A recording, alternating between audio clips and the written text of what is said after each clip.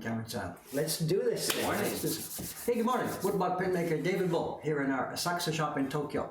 This is going to be a very special stream this morning. For those of you who are new here, what we're going to do, instead of a little bit of carving or a little bit of printing, the way we normally do on a stream, we're going to today make a woodblock print start to finish over the course of the next, how long do you think it's going to take, Cameron? Last time we guessed 90 minutes and it took 3 hours. Today, how long is it going to take? Only one way to find out. Japanese print coming up. Made to order.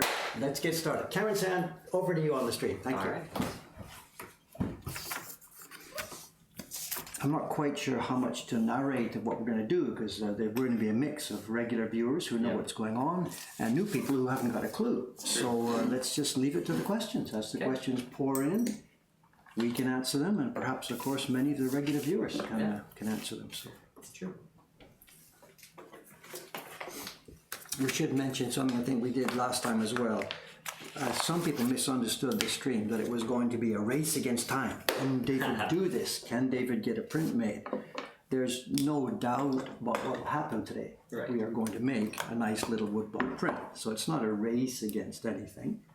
So I should try and remember not to work frantically here. Let's just keep this peaceful and pleasant and give people a chance to see how it's done step by step.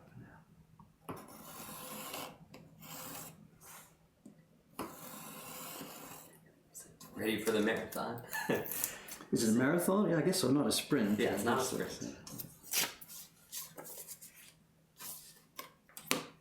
The print in question today, this is going to be the print that we are going to use for our workshop's New Year card. I shouldn't call it a New Year card because we don't do that here in this workshop. We do New Year prints. We send a print to our fans and subscribers, but it's not in the form of an actual postcard going out like it's traditional as you know.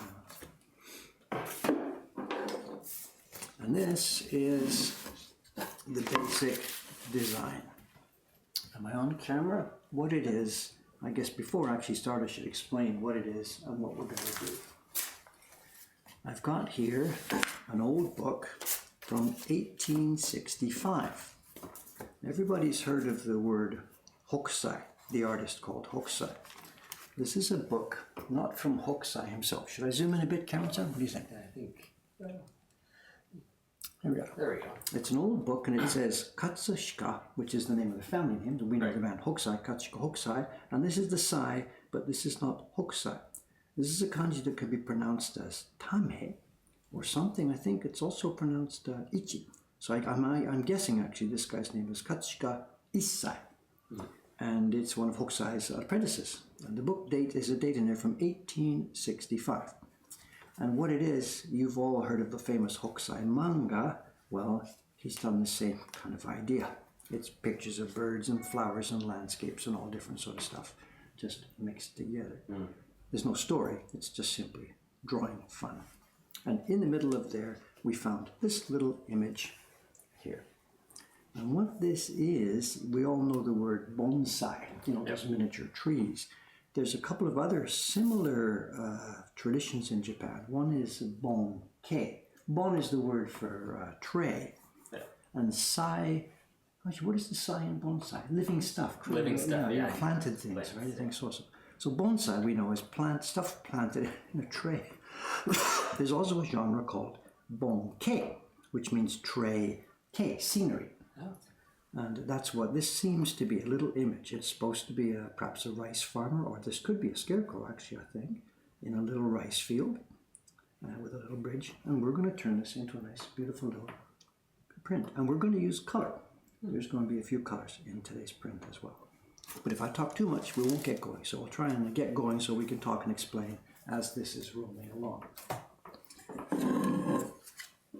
I scanned that thing yesterday, put it into Photoshop, and I've printed it out at the correct size for what I need to make this print. Our postcards are all the same size, 11 by 15, and the image is going to fit 10 by 14.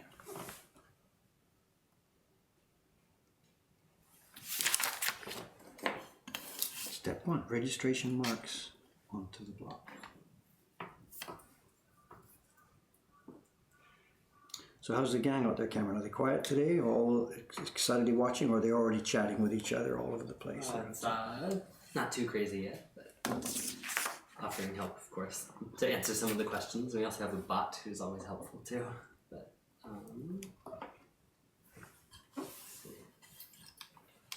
Oh, we've got our first warning of the day, right? We're getting to this point where I have to make a noise here.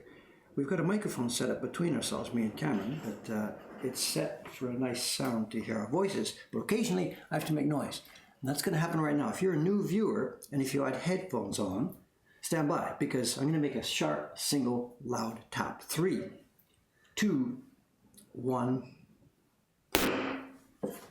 There goes the ASMR crowd, Cameron.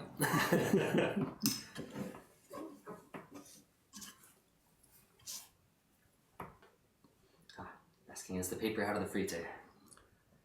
Should I head up?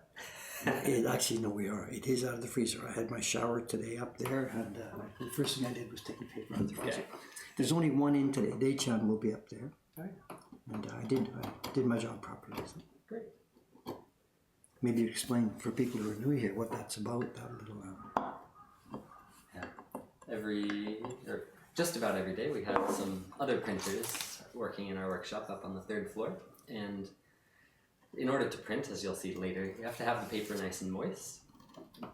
It's basically wet to be printed on. And they work on the same print sometimes for weeks as they are busy with other things, so we can't come in and work on a print start to finish all in the same day like we're going to do. So we freeze it overnight to keep it from drying out, but also to keep it from revolting.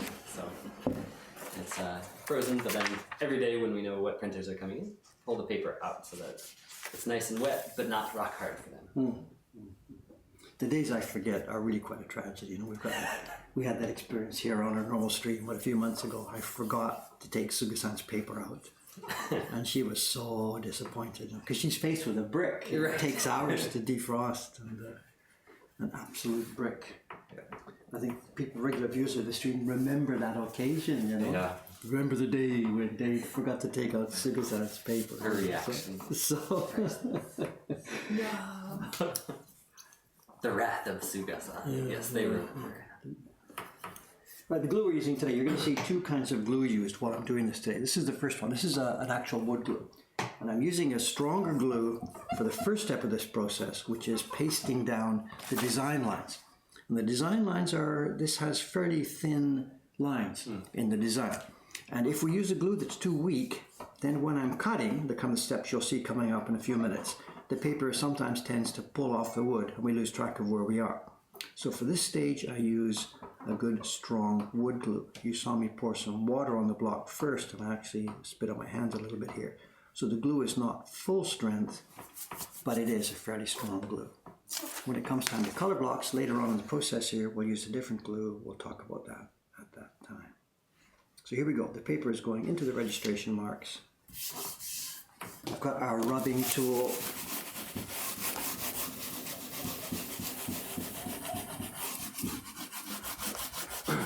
And I guess before I pasted it down, I should have showed you what was going on. This is our laminated paper.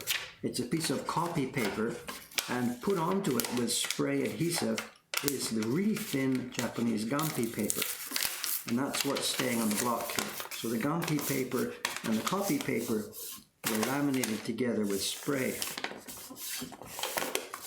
And they're asking, is the image there, does it matter if it's printed on a laser printer or inkjet? Does it make a difference?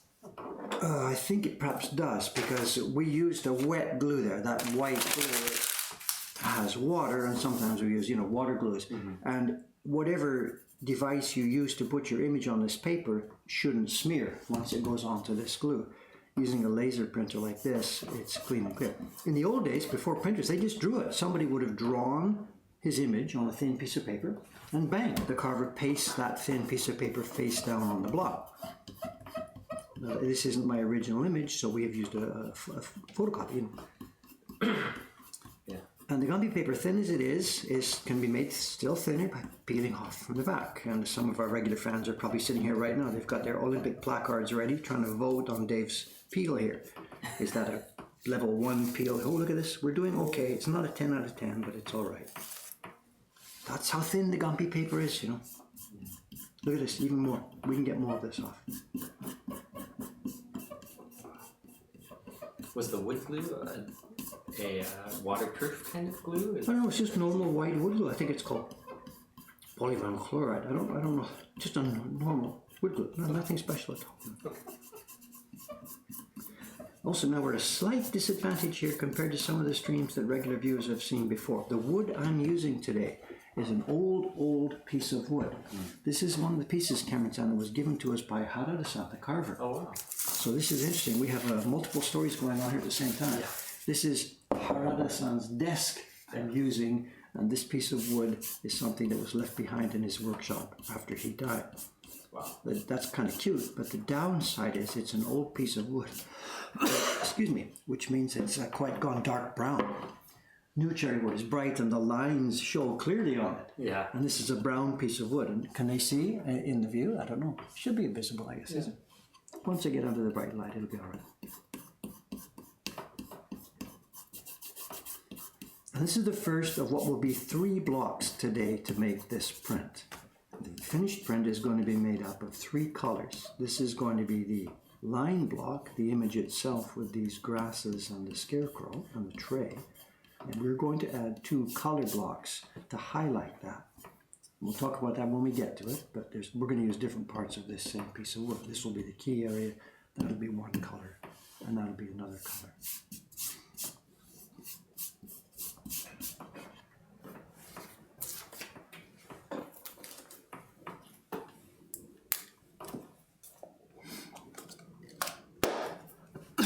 Okay, time to settle down a bit. I think I've had a bit too much of a frantic mood here, Cameron. I'm trying to get this going. I'd like to really get a bit more peaceful, settle down, and do this nice and quietly.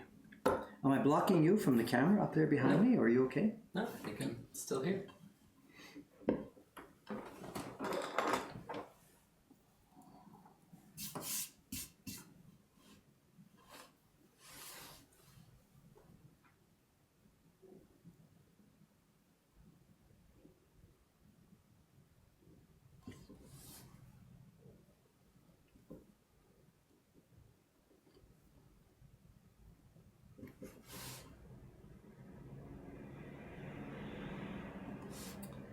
The other day when we were preparing for this, I went back and looked a little bit at the stream we did.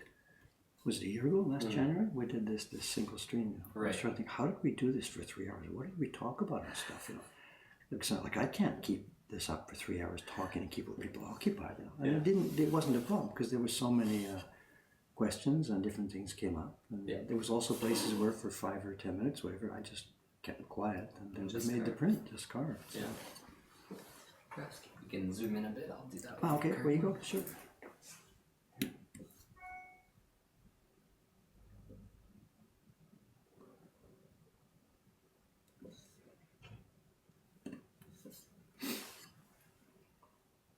All set? Maybe a bit more, but I don't want to. Because I've got the lens position here, it won't be moving. So. Yeah.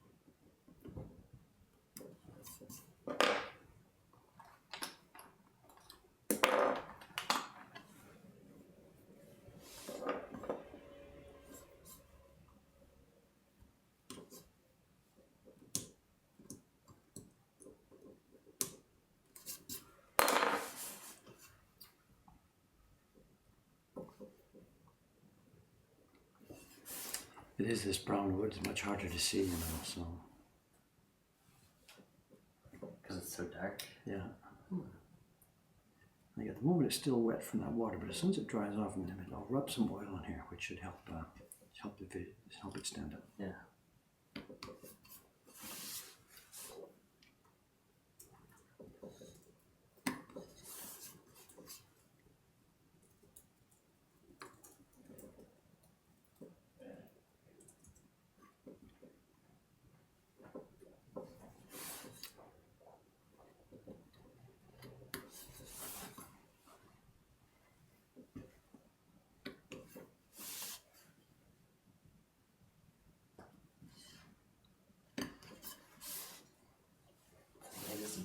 piece of wood, though. It's nice. It's cutting nicely and cleanly, and boy, is it ever nicely aged and seasoned.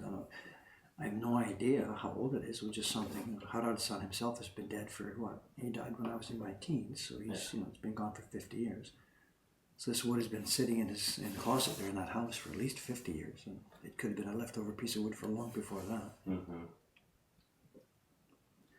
So do you feel a difference compared to the regular cherry on plywood that you use most of the time? It's a plus and minus here. It's a nice smooth piece. It's well prepared, so it doesn't have a lot of difference between the summer and the winter wood. So it's not. It's not going hard, soft, hard, soft, hard, soft. It's a well smooth piece. But the downside is it's pretty brittle. It's pretty dry. It's dried out because it's just been sitting in the closet for all these years, and that's not so good. It's not just water. It's probably lost a lot of the what's inside the cells, the rosins and stuff that's inside a piece of wood. So in Japanese, the phrase you'd say is it's nebari ga nai. I don't know how do you translate that. It's just a bit too brittle and dried out. Easy to brittle. It would pop and chip easily if I'm not too careful on this. But it's okay. Compared to the stuff we're able to get now, it's just so nice.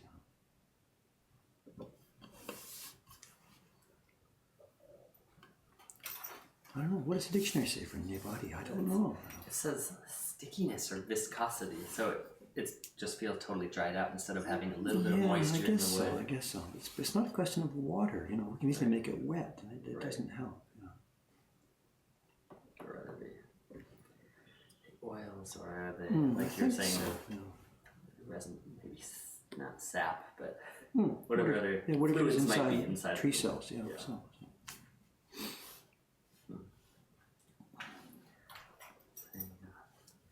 Isn't carving easier if you just make the picture bigger? Someone asked. It makes everything else harder. If you make the image larger, then printing becomes harder too, and it uses more paper, more pigment. It cascades, causes a lot. So larger prints are exponentially more difficult than smaller ones, from a printing point of view. Mm-hmm.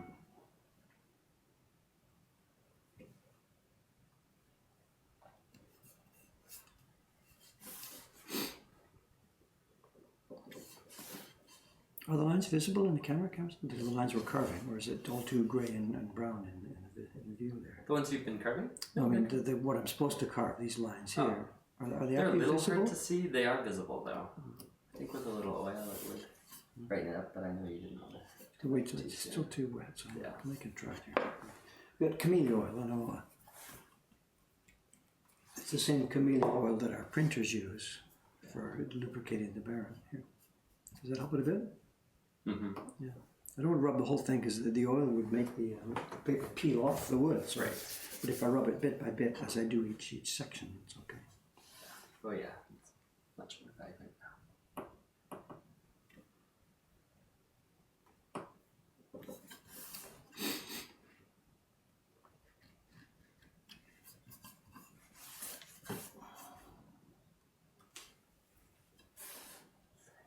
Will there be an abridged version of this stream on YouTube?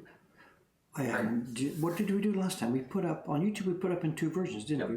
We put the whole 3-hour stream up, and then we made a short version. I guess so. I haven't planned anything. Yeah. It's funny now on YouTube. I had originally thought last year that the long stream would get basically no views because it's too long, and the abridged version would get most of the attention. But it's been the other way around. Yeah. Clearly, in the YouTube ecosystem now, long videos are not negative. They are a positive. YouTube likes to see long videos, at least long videos with content that people will stay with. So. Yeah. But I don't know. I don't want to think about that too much, Cameron. If we start trying to game the system and think about what kind of videos should we put up to try and get the algorithm and stuff, I really don't want to go that way. No. I just want to just do our stuff. Mm-hmm. And so far, so good. YouTube seems to be enjoying. What do you make?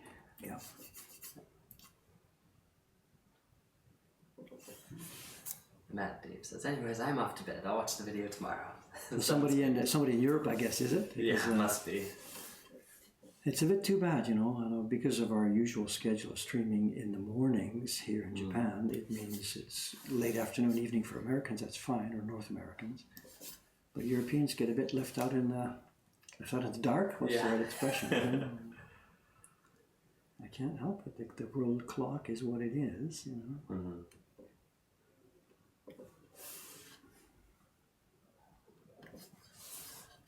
This is brutal. I got to be careful on these thin lines, you know. I chose a design here with lots of thin lines. And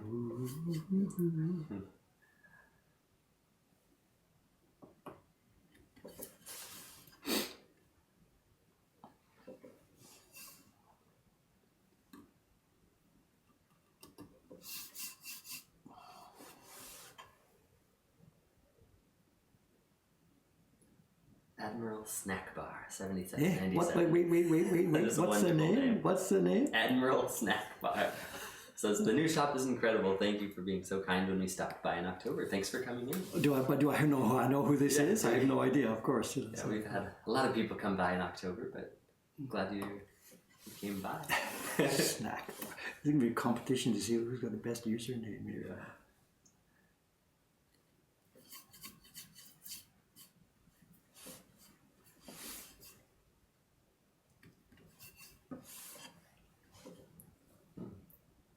I think last time we did this stream, somebody commented, I still remember the name, it was Magic Carp Salesman. Yes. That was fun. Good name.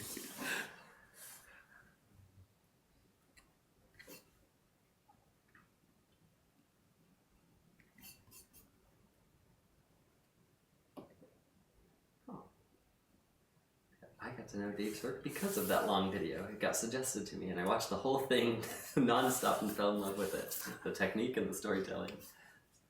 Well, it's funny now, according to the analytics I see in the back on YouTube, I know for a long time, over a year, a couple of years, our most suggested video, the one that YouTube is pushing in front of people, is the old Remembering a Carver video. But every now and then I keep checking the analytics because I see a bunch of strange emails and people seeing one of these long streams. And YouTube has been recommending that one very, very heavily recently. A 3-hour video. Yeah. I'm still a bit amazed by this, you know. I guess YouTube really is serious. They want to keep people on their platform. Yeah. They don't want you to go off to, to Facebook or somewhere else. I guess they've found that when they have captivating long format videos, that's it. People are on YouTube for 3 hours and not on Facebook. So for YouTube, that's a benefit. Yeah. Oh, thank you. Thank you for the commentary. Part of the surprising thing for us, of course, is this is a 3-hour session or whatever it will be. For us, it's nothing. It's a normal day's work. I mean, a normal part of a day's work. This isn't anything in any way special at this end here. This is just, I'm going to sit down and do some carving and printing work. This is what I do, you know. So this is not, oh my God, we are going to ratchet it up and do something really special today. Yeah. This is a normal part of a normal day's work. And if it turns out to be 3 hours, it's only 3 hours instead of 8 hours. So, yeah.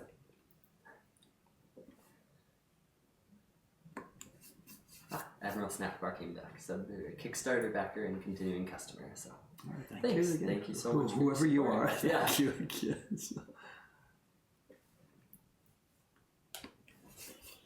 We had that a couple of times in the past few weeks during our busy autumn season here. People have come in and talked and they said, I backed your first Kickstarter campaign. And the problem with the Kickstarter thing is I don't know the names. So the Kickstarter campaign, the first one was run by Jed. Yeah. And the fulfillment was done from America. And I have no idea who joined the campaign.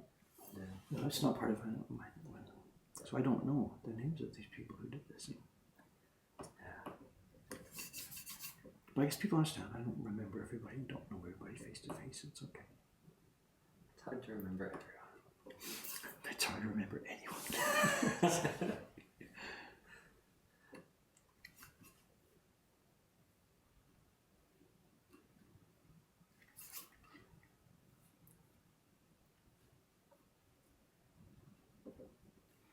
Yeah, this is a nice block. It's going to be nice. I'm going to be really careful with the brittleness, not to pop some of these lines, but it should be okay.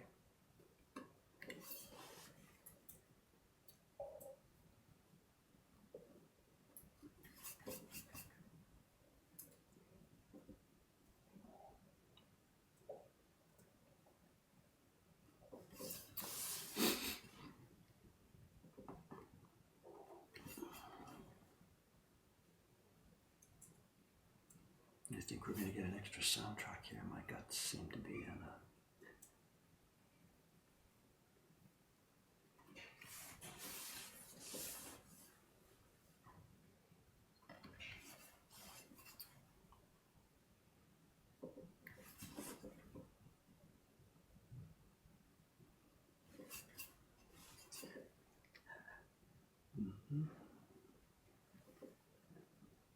I managed to catch one of these shows live. You should change the schedule for British time.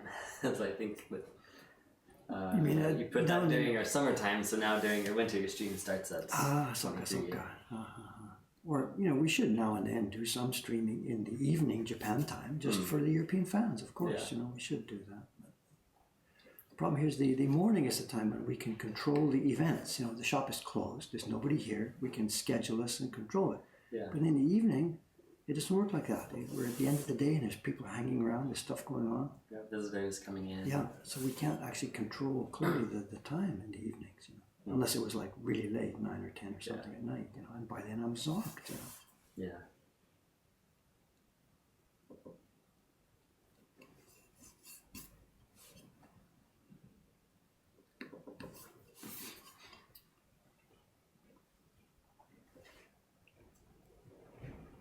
We should maybe outline the process, what's going to happen here. This is the first step for me, carving the dark lines. This is the outlines of what's on the key block.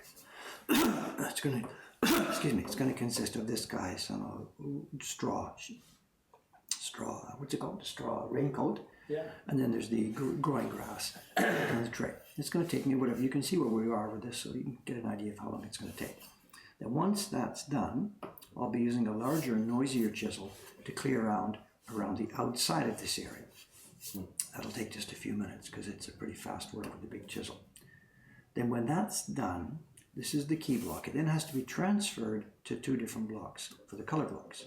So I will be taking a quick impression of this print on special paper, the thin paper that you saw, and I will transfer it to color blocks. And we will then carve 2 very quick color blocks here, just 2, one for some water in the tray and one for some green on the grasses. And then with those carved, we'll get some paper ready and bang. And I made the paper ready last night. It's all prepared over there on the shelf waiting for us. So as soon as the 3 blocks are chop, chop, chop carved, out come the printing tools and we will make some prints. And somebody asked in an email somewhere something this morning, Dave, are you going to do all 500 copies of your New Year's card on the stream this morning? And no, I'm going to do test printing here this morning, and then it's over to the staff. They're standing by. Kawai-san's going to start perhaps tonight on this thing. We are going to need hundreds and hundreds of copies of this little design. It goes to all our regular subscribers. It goes to the Patreon subscribers and supporters. It goes to Dave's, whatever business associates here in Japan. Yeah. This little block is going to be really, really rubbed hundreds and hundreds and hundreds of times over the next few days, coming couple of weeks. When you're a traditional woodblock printmaking workshop, you can't send out an offset printed New Year's card. No, you cannot. And it's quite a burden for us financially. I have to pay the printers, I'm just carving it myself, but the printers aren't going to work for free. They're going to get maybe 300 yen or something per copy for this, and we're going to do, I don't even know, 500, 600, 700 copies. So yeah. It is a big bill for us. Mm-hmm.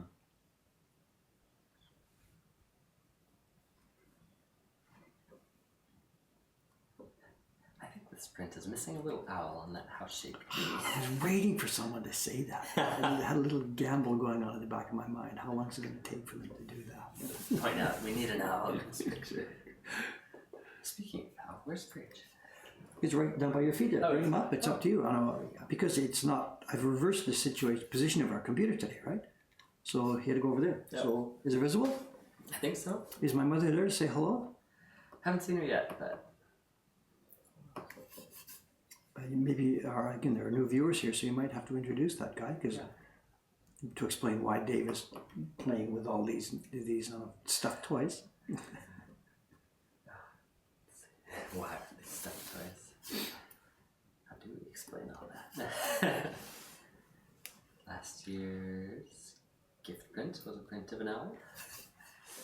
and it became so popular because it's an adorable picture. And your mother sent to you. Very cute. Yeah, the very concept soft, of an owl but somehow yellow. became the mascot of the stream. I don't Yeah. really know, just because we made so many pictures of an owl. Cameron, that reminds me. The other day, I don't know, remember somebody phoned here and they were over there at Kaminari and they didn't know how to find the shop. Yes, so I went yeah. running out to help them bring them back. Right. Now, I normally myself don't get out there usually during the day. I'm stuck Yeah. here in the shop during the day. Mm-hmm. When I go out in the evening for dinner, lots of the shops and stuff are closed. Right. So anyways, long story short, I went out there to help this guy. I went running down the street, Dempo and Dori. And you know when you leave here, there's on the area on the left, there's a bunch of little sort of stalls. They're all selling clothing and stuff like that on the left-hand side. Whatever, I just ran along the edge there. And one of them, I stopped short. It's changed. Oh. The old clothing store has, whatever, the guy must have retired or shut down or whatever. And now it's a little souvenir / knick-knack shop, looking for stuff for foreigners. Cameron, it's an owl shop. I kid you not. Get out there today and have a look at this. All owl goods? You go down to the left-hand side, just past the gate where you go into that little small temple, the Tanuki temple. Okay. And about the second or third one past that, and it's all owl goods. And I stopped and I said, wait, what is going on here? And I kid you not, it's an owl shop within 10 seconds walk of our front door. Oh, that's great. And we're going to have to put, on our party page, the page where people make reservations for the parties, we have an introduction to some of the shops and hotels and restaurants around here. Yeah. It needs updating. I'm not kidding you. I couldn't believe what I was seeing. Mokuhankan is also surrounded by 3 different owl cafes. Indeed it is. It is. I know. What is going on here? Owls by the Tanuki temple. Now we need a Tanuki Mokuhankan print. Well, this area full of that stuff. I know there's 2 streets behind us where the Daimas bar is. That's Tanuki Street, Tanuki Dori. Yep. It's got all those sculptures. That's their theme, their shtick. They're trying to make their street popular. Yeah. By calling it Tanuki Street. And,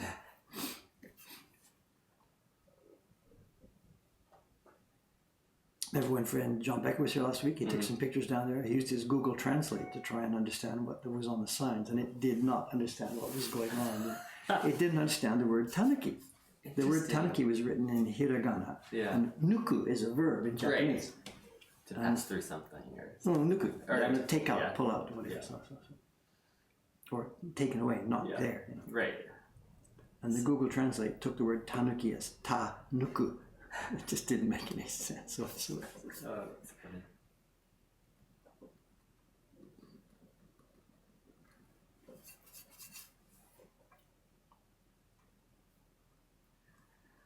Your mother is here. They asked, is Ma Bull around? And she said, yes I am, but Bet is fine for my name. Doesn't want to go with Ma Bull. Ma Bull sounds a little old, doesn't it? So it sounds like some old TV show or something. Yeah. The little old lady tottering around. It's Ma Bull. Ma It Bull. sounds like an old western or something. So.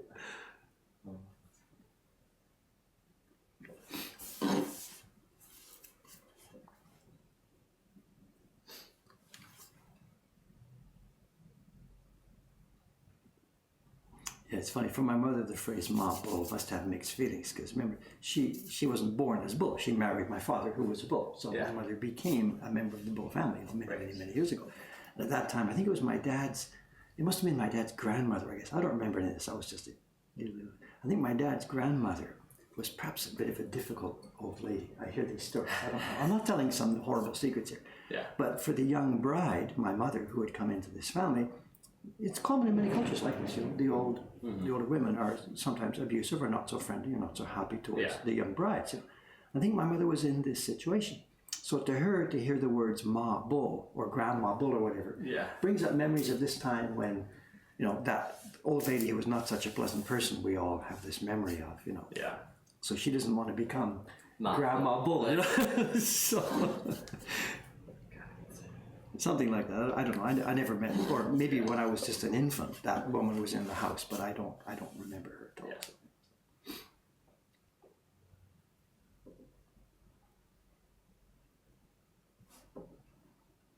But there is actually, the story has a bit of a legacy too, and I can say this without embarrassing my mother, I think. When I myself in turn had children, and when another woman came into our house, the woman I married and stuff, my own mother, remembering that experience, was extremely careful to be never abusive, never unfriendly, never, kept right out of the way. So she really didn't become the old, terrible old lady that was in the house. So the experience she was driven to, she never passed that on to somebody else. So. She's just sitting there now saying, Dave, stop talking about me. Okay, I'll stop talking about you. Haven't seen it yet.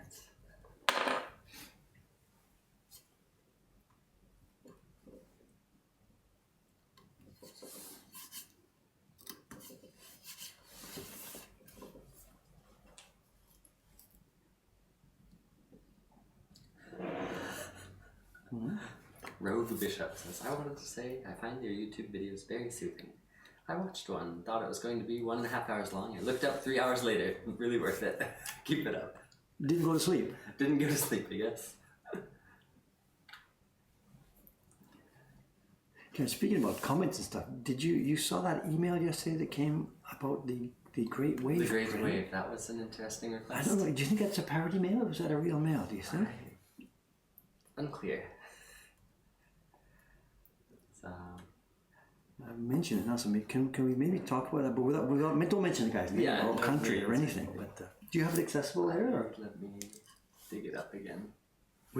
For those of you who know what our work is like and how we do things, I should mention every now and then we get mails from people, or people in the shop here, who actually sort of don't understand what we're doing. And this is okay. I'm not upset or angry about this at all. Typical example: yesterday, a young man came. And he must have just wandered down the street and saw the sign, woodblock prints. And he came in and looked at the shelves here. And it's important for me to have experiences like this now and then, because I tend to forget stuff that we know and we understand, other people don't know. What I'm trying to say is he went to the shelf here, picked up some of the prints, and he said, I forget the exact words, he said, this doesn't look like wood. I know, do I get the wood? What am I buying? Yeah, what is it? So, and the concept of a wood block print, if you don't know what it is, can be actually confusing to somebody. Yeah. And he had thought that it was a shop that sold pieces of wood that were sort of carved in the shape of pictures and stuff like that. And I don't say this to sort of razz him and to be sarcastic about it, and please don't laugh at the guy. My point is, if you don't know what it is, you don't know what it is, so it's fair enough. So that's fine. We chatted about it, I showed him a block, and they said, oh, I see. So he walked out with a bit more knowledge than when he came in. So this email we got yesterday, it perhaps is from a person like that who doesn't really have a good, clear image of what we're doing. Have you gotten the mail there? Or? Yeah. What do you think? Without names and stuff? Yeah, without names. It says, recently I had an idea, and I'd be glad if you could help me out. I really like the woodblock print, The Great Wave. And of course, it's one of the most popular things around it.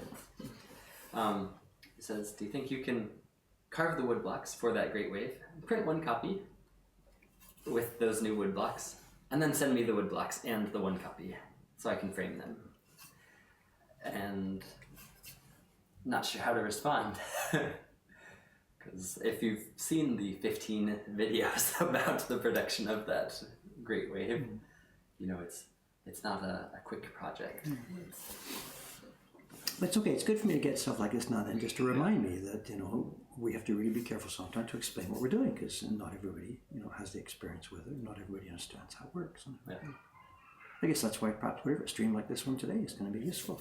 There it is. It's actually, you can see the whole thing if you're willing to spend the time. A raw piece of wood, and you can see at the end of the day, we're going to be, not the end of the day, but at the end of the stream here, we will have a piece of paper with a nice, beautiful little image on it.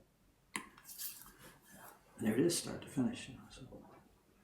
But when I saw the email yesterday, can you carve a set of wood blocks for the Great Wave and send them to me?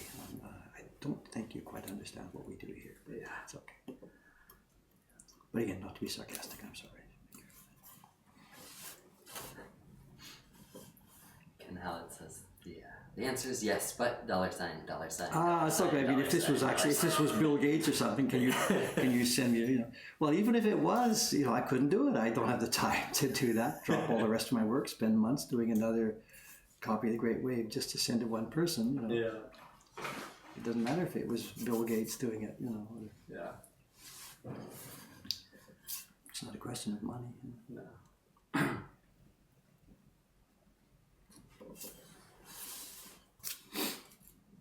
Another jumped in. just took a moment to talk to David's sister, and I'm not telling any tales about David, though. As for the tattoo, I would like to know about that one. Oh my God, we're going to go there again today, are we? Mom, I'll be seeing you in February, and if this is important to you, when I'm in your apartment there, I will strip off and rotate my body, and you can see exactly the situation, okay? I'm not going to do that on the stream here, but for my mother to finally put her fears to rest, I will strip off and show her. Busted. You're in trouble. I'll be over there in February sometime. I'm not sure the dates yet. I haven't booked it. But, she's got a new walk-in shower. My mother got rid of her bathtub a while ago and got a walk-in shower. And nice. I'll take a shower one morning and she can inspect my lack of tattoos.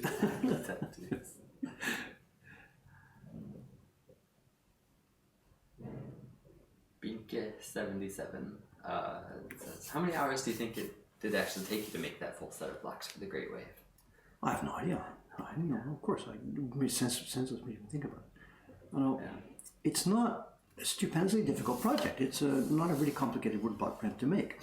And if I was just a carver, excuse me, if I was just a carver coming to work every day, sitting at my carving bench, good morning everybody, how you doing? Sit at the bench and get to work, and had a free day's work or something, it would be maybe 3 or 4 weeks. Yeah, certainly within a month I could do the whole thing and print up a bunch of copies. It's not that complicated to print. The key block, because of all the waves and waves and waves, is full of detail, would take some time. And one of the color blocks also is blue, which has all waves, waves, waves. But it's not a stupendously complicated project.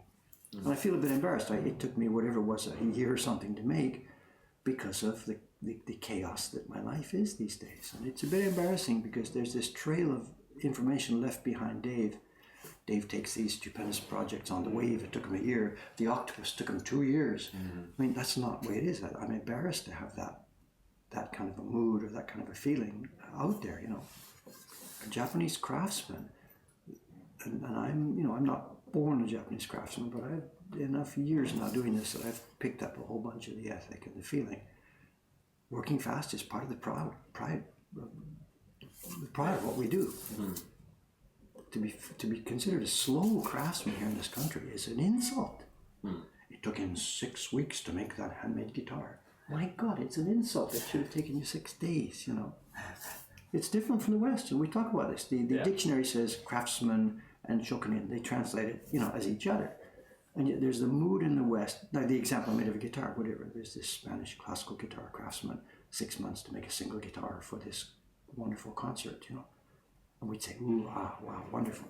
And the Japanese guy's going to shake his head and say, Jesus, I could have done that just as well in 6 days, you know. Really, speed is part of the ethic. Yeah. Absolutely. I think we may have talked about the same thing in the last time we did one of these long streams. There's a classical sort of thing that works in English when you're talking about when you're hiring someone to do a job. There's 3 different factors. There can be the quality, how well the job is done. There is the price, is this expensive or is it cheap? Yeah. And there's the question of speed, is it done quickly or is it slowly? And the classic thing is you can pick 2, that you can't have all 3. Pick 2. You can have it cheap, you know, or whatever. You can have it inexpensive, but in that case, you know, it's going to be a lower quality or, you know, blah, blah, blah. And when you tell this story to a Japanese craftsman, he just scratches his head. What are you talking about? It's my job to make it as fast as I can, to make it as high quality as I can, and to make it as inexpensive and usable as people. Yeah. To do all 3 is the normal way of doing things for a shokunin.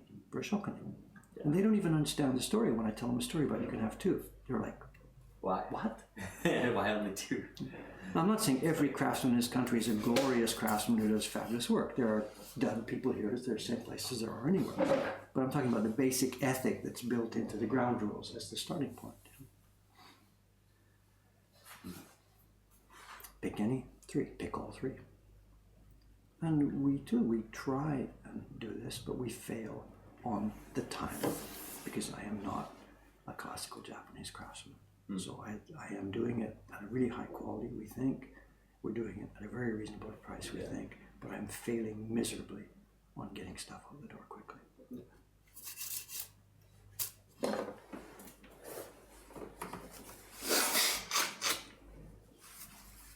for something completely different. People are asking about tattoos in Japan since we brought it up, but I'm the wrong guy to ask. Yeah. I don't know much about it. so it's becoming less taboo for non-Japanese people to have tattoos. Most hot springs or bathhouses, they still won't let you in, but there are some that will. When you're talking about, do you say Japanese or non-Japanese? Yeah, Well, non-Japanese. well, it's never taboo for non-Japanese. The people here understand that foreigners have different sets of rules. So Right. to see foreigners with tattoos is sort of a normal thing here now. Mm-hmm. But you mean taboo? Are they allowed in bathhouses? Yeah. For the most part, For still the no. most part, still no. But otherwise, I don't think it would cause any sort of trouble. Depends who you're talking to, yeah, of course. Did you see the story though about the Rugby World Cup? I was really ashamed of that. No, I didn't see. Japan's the Olympics are coming in 2020. Right. Everybody knows that. But also the rugby. I mean, there's different kinds of rugby in the world. I don't know the details, but one of the rugbies, the Rugby World Cup, is coming here in 2019, Yep. in September, October, and we're already getting bookings for print parties for that period because people are booking in advance. Yeah. And there's a question about the hospitality. Japan is, same as with the Olympics, they're trying to offer a fabulous level of what they call omotenashi, hospitality towards visitors. Yeah. And omotenashi, the concept is you bend over backwards. You just give these people the best experience they could possibly have. Whether you're a restaurant, whether you're a woodblock print party, whatever you are, omotenashi. Yeah. Kill them with pleasure, kill them with happiness, kill them with good service. Yeah. Okay, so that background is in place. And the government is thinking the rugby thing, there's a slight problem because all these rugby teams are coming from Fiji, Tonga, New Zealand, whatever. Yeah. And those rugby guys are, do you think they have tattoos? I think we know the situation, right? These guys are head to toe covered in aggressive, I am about to destroy you kind of tattoos. Big tribal. Okay, now Japan encouraged this Rugby World Cup. They invited it, they lobbied hard to get this. They knew from the beginning what they were doing. Yeah. Okay, they won the right to host the World Cup, and all of a sudden now they have this situation where they're about to be inundated with all these teams of whatever they are, 20, 30, 40 people who are massively covered with tattoos. Yeah. So what would you do if you're the king of the country, the boss of all this or whatever? Okay, I would, if it was me, I would start a PR campaign right now to say, we've got some special visitors coming next year. We asked them to come. We're the hosts. Let's, for the time that these guys are here, let's forget this little rule about baths and let's welcome these guys in and show them omotenashi and teach them how to use public baths and let's all get clean together. That's sort of what I would do. Yeah. The government policy, they've already done this. They've sent out messages to all the rugby unions around the world. Tell your guys, get the patches and cover them up while they're here in Japan. And this is serious. This is what they're going to do. And I'm like, oh my God, give me a break, Wow. And if you're a guy in the New Zealand rugby team, you get this message from the Japanese government, please, while you're here, maybe think about covering up your tattoos. Yeah. What would you do? I'd say, bend over, guy. Anything you want to say. Come on. Yeah. It's a measure of just sometimes how conservative and old-fashioned a lot of the Japanese establishment is. I mean, I love Japan. I like living here, but there is still a part of an aspect of it,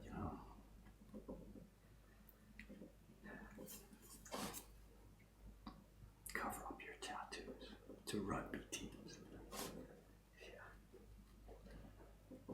So I shouldn't complain about stuff. Don't get crabby, Dave.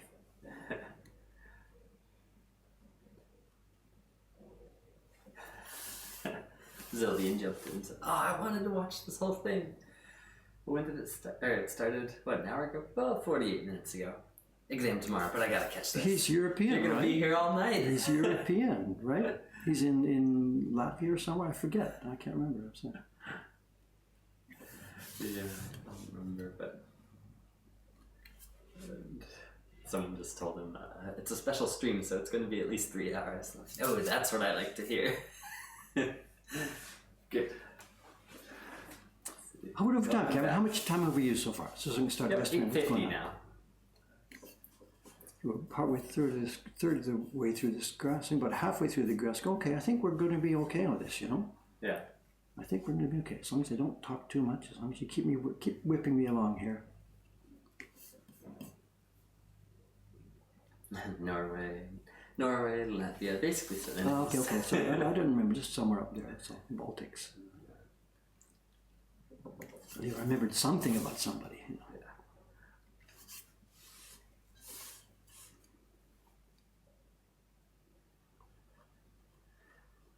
I'll be there for the Olympics. I guess I need to get my print party booking in already.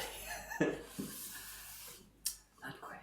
Well, we don't work out quite that far in advance, but we do have bookings now, like I said, for the rugby time. You know, on the Olympics, I don't even know what to think about this. You know, it's going from. I think from our point of view, it's just going to be chaos. I'm sorry, chaos. People are saying to us, you know, we must be happy all the visitors coming to the Olympics, and I don't think so. I think we will see fewer visitors here. Yeah. During that time. There will be, of course, people coming for the Olympics, but there's going to be whatever, just as many who say, I'm not going anywhere near that place during that time. And they've already planned. There's going to be road closures. There's closures of this, closures of that. It's already worked out and stuff. And everything's going to be expensive. The hotel prices, and air flights, and whatever. It's going to be insane. I'm not a fan. I'm sorry. And then the debt, the infrastructure debt, you know, build new stadiums.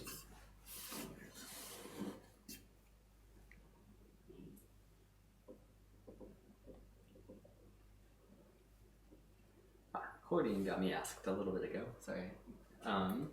What made you choose this design over the previous candidate? Yeah. This came down to last night, you know.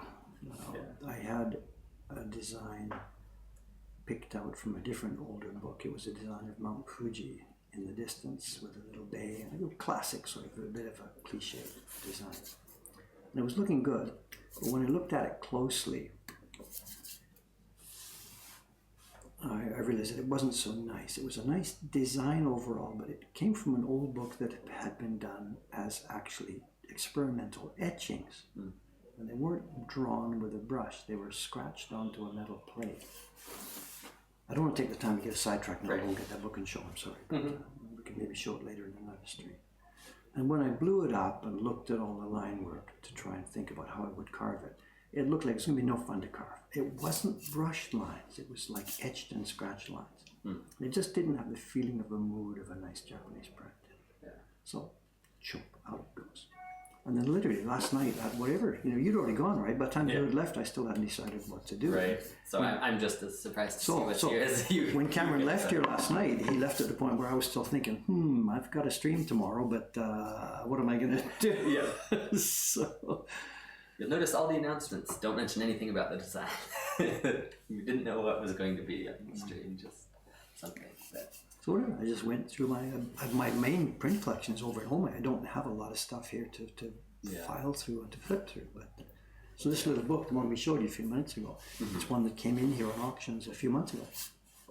Yeah. So that's all. I just flipped through looking for something that might be a... This has nothing to do with New Year and myself. My own policy on the New Year cards is I never do the zodiac animals. Now, I agree, if we talk about this too much, I'm being totally hypocritical. All the years I've been in Japan, I haven't made zodiac-based cards, you know, the rat, dog, horse, whatever, whatever.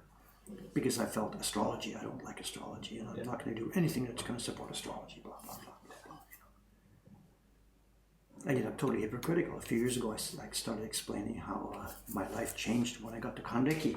The 60-year cycle of your life, you know, which is exactly the same cycle of 12 times 5, you know, so I'm being as hypocritical as anybody, whatever. You know. Contar says, the zodiac animals are overdone anyway, so. Yeah, I feel it's just a bit cliched, and also I don't like the astrology aspect of it, you know. It probably goes back to when I was 16 or something, and I was really a bit of a prick, you know, anything that wasn't morally right, indefensible, I would stand up and rail against it, whatever, you know. Now I'm a bit more mellow, and, you know, other people have different feelings, that's okay. But when I was a kid, I was a monster. You know. It's a monster. I was unbearable. I thought I was so smart, and that I knew right, and that everybody else was wrong, you know. I got in trouble for that once. When I went to England, after I dropped out of college, you know, I ended up in England for a year, trying to study flute and play flute, you know. And there was a concert put on. It was nothing to do with flute. Stan Kenton, the jazz orchestra, he was still alive back then. And they did a concert, and I went to see it. My dad had always been a fan of Stan Kenton, and I'd known a bit about it growing up in the house. So here's a chance to go and see this Stan Kenton concert. And I'm like, I figure I'm 21 years old or something. Get the ticket, go to the Stan Kenton concert. And anybody who knows about Kenton knows that he did an album many, many years ago on anthems of the world, like national anthems. It's a bit of a bizarre situation. He took national anthems and super, not jazzed them up. He harmonized them in really difficult ways that make your teeth stand and grind. And so to open this concert in London, he did God Save the Queen, harmonized in his super deep, rich, super harmony. But anyway, same with any concert in England. I think you go to a symphony concert, whatever, the first thing you do is they play God Save the Queen. Yeah. And Dave here, little Dave from Canada, who's in England for a year, whatever, says monarchy. I don't like monarchy. I'm not going to support this. Nobody should get birthright and all this blah, blah, blah, blah, blah. So I didn't stand up. And the English audience, who was normal, polite people, whether they were monarchists or not, they were polite human beings, unlike Dave at the time. They stood up. And the guy behind me was incensed. Absolutely How dare incensed. you not And stand he up? started, first he talked to me, stand up please. Then Wallace going, then he leveled up. And finally he punched me in the back of the head. And that's when people around pulled him back, and because they didn't want this to happen. But idiot me, I just sat there. I will not move. I'm an anti-monarchist. I don't believe that we should have a queen, blah, blah, blah. So I didn't stand up. And probably in my own mind, I was thinking, look, it's a quiet protest. You guys do what you want. I'm not going to yell, down with the Queen. I didn't do that. I just sat quietly in my chair, which I think should have been a level of protest that should have been allowed. But it incensed this guy. Anyway, nowadays I would not do that. I would stand up peacefully and just sit there quietly and wait till it was all over and then sit down. You don't screw around with people's deep feelings, of course. But I was a little boy, whatever.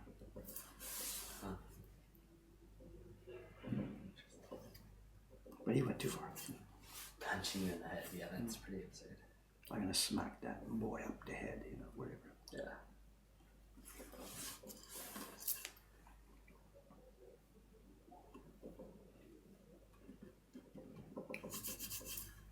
It's coming well. I haven't broken any of these grasses.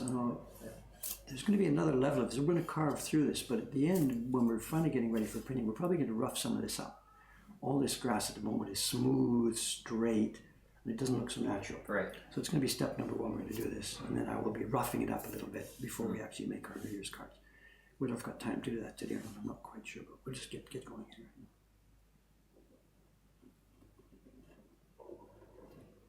It's too neat and clean at this point.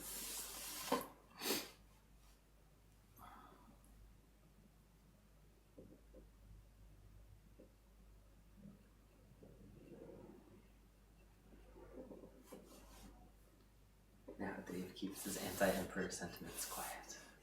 My what, sorry? Your anti-emperor sentiments quiet. Yeah, so I was a hypocrite, I said, whatever, we all change opinions and stuff. I'm still, if I was going to sort of vote on this, should a country have a monarchy or not, I think I would probably step on the non-monarchy side.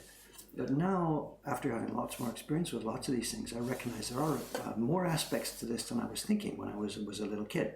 At that time I was just thinking, these people have inherited privilege, they shouldn't have inherited privilege, ergo, no monarchy. The thoughts in my mind were pretty simple. Now, of course, I understand a little bit different things about the ways of workings of different governmental systems and the benefits of having some kind of authority figure that is separate from the ones that we elect. And that this is not entirely a negative thing. And that woman who's in that job over there, she may have a bunch of status and money that we gave her that she didn't deserve, but she also clearly plays a very important part in the actual workings of the stability of our democratic system. So if I were having such a discussion now with somebody about this, there's lots more factors that go into this. But at the time, all I could think of was the one thing, who are these stupid rich people taking our money? Where you think about different things as you go up. And then there's a level of hypocrisy. When the Emperor's team asked me to visit, I accepted the invitation. So there I am, whatever.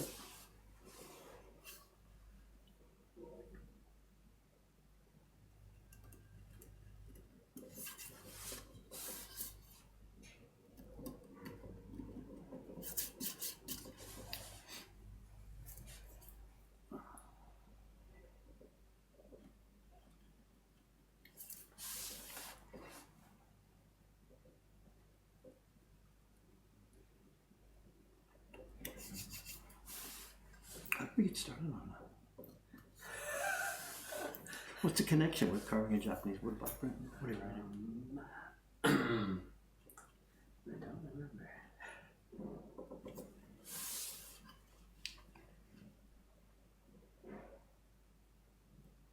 Astrology. So. Yeah. Hypocrisy. Yep.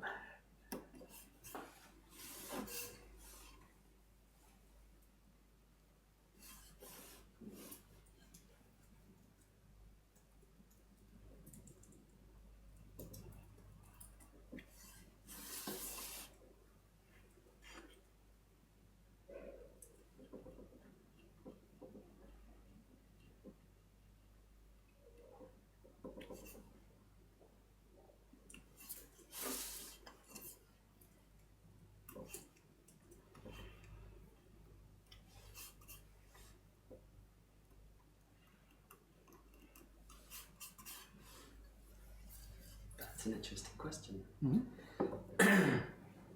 Gordon Gummy asks, was old Japanese paper money printed with woodblocks, if they had paper money back then?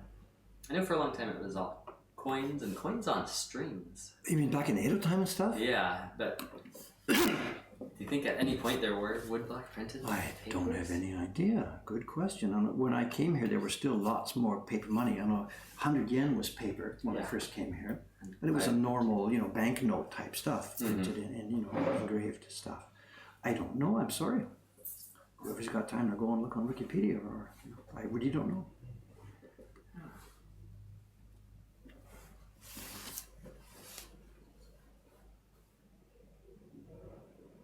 Did paper money come to Japan when the Westerners came and the modern banking system, Meiji time? I would assume that's the beginning of it, but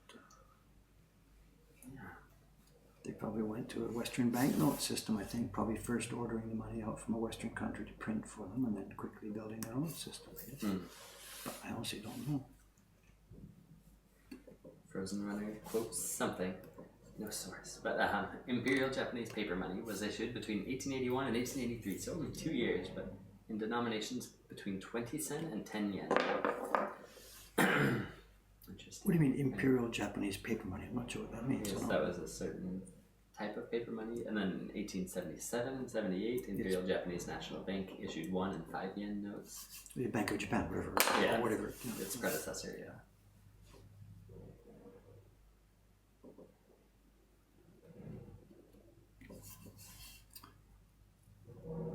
I would doubt washi because of the immense quantities required for that sort of stuff. I don't know. The fun story about using washi for stuff is the wartime story. In the 1942 or 43 or 44, somewhere around there. Iwano-san remembers this. The government conscripted all the washi makers in the country, all of them. Period.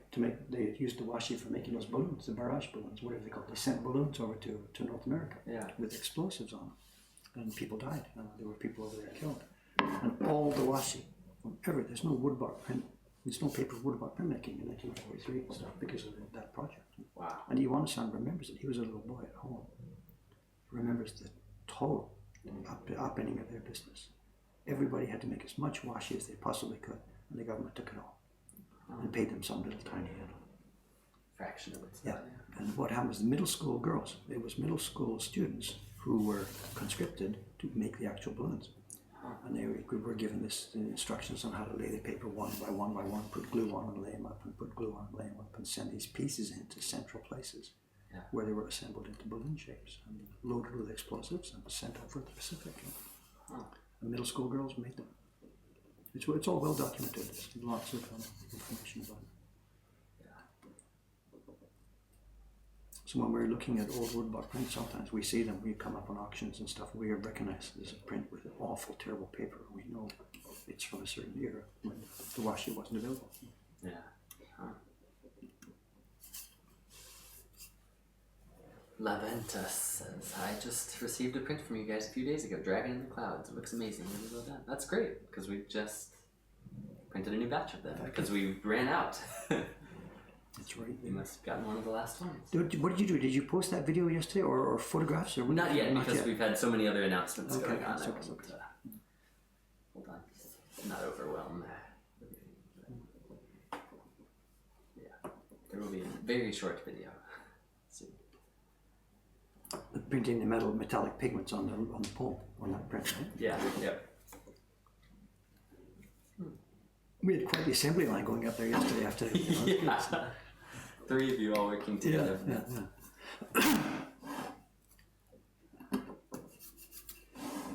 The issuance of yen banknotes began in 1872, 2 years after the currency was introduced. So it was all metal stuff. It was coins only in the Edo period. yeah, Interesting. Okay.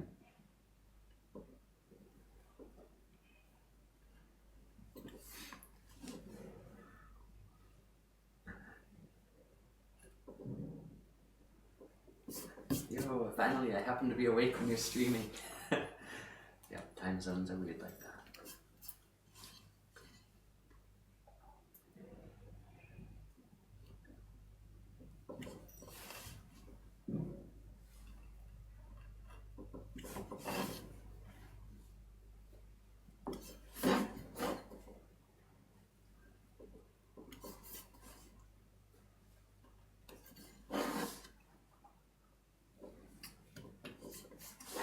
Hungry, Cameron.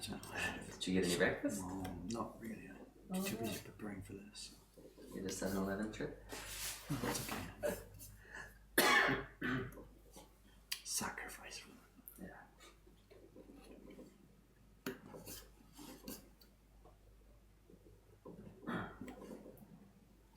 Just I can hear the noises starting down here.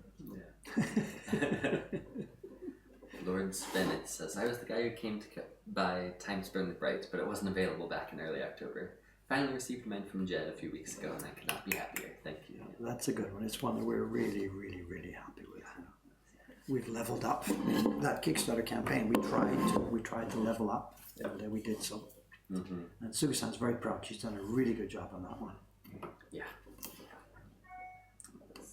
Also, for me, it's a question of pride. For me, if you look at that print, I didn't carve it, and I didn't do the test printing of it, and I didn't print the edition. I had nothing to do with touching that one, and yet it's my publishing, whatever. Yeah.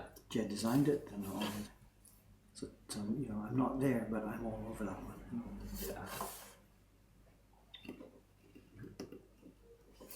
This was the goal, the original Kickstarter campaign, back in 2012 was it that we started? We were trying to have fun, but also one of the stated goals. Let's try and see if we can revive woodblock printmaking, get more young people back into this, blah, blah, blah, blah, blah. And a little bit X%, we were just sort of making noise. Let's see if we can do this, Yeah. I don't know how serious Jed and I really were. Can we actually do this? I mean, come on, give me a break. I don't know. I don't remember the mood, what we were doing, Yeah.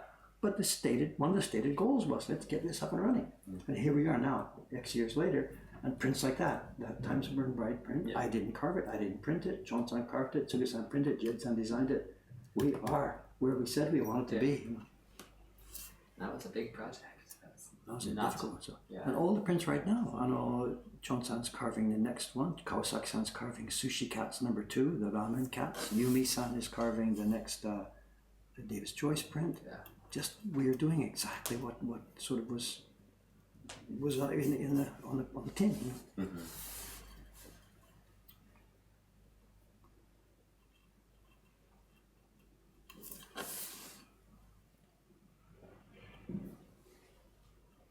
I don't know how to pronounce that, but asked, are card transactions popular in Japan? I guess we're jumping back to currency. Do most people not use cash anymore? For trains and subways and other public transit, people use cards for a lot of that, but there are many restaurants and things. Cards, not many credit cards, meaning at all. Transit card, I guess, I don't know. You load it up with some cash and then just beep it as you go through the gates or hop on the bus or other things. But a lot of restaurants won't take credit cards at all. Although that's changing. Yeah.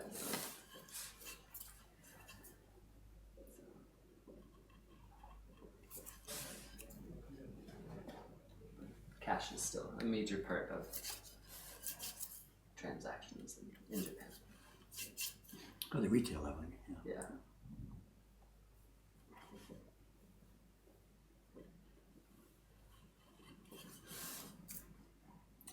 of it too, it's just on a misunderstanding, you know. There was a couple came in, would have been last night after the shop was closed, actually, we were getting ready to close down.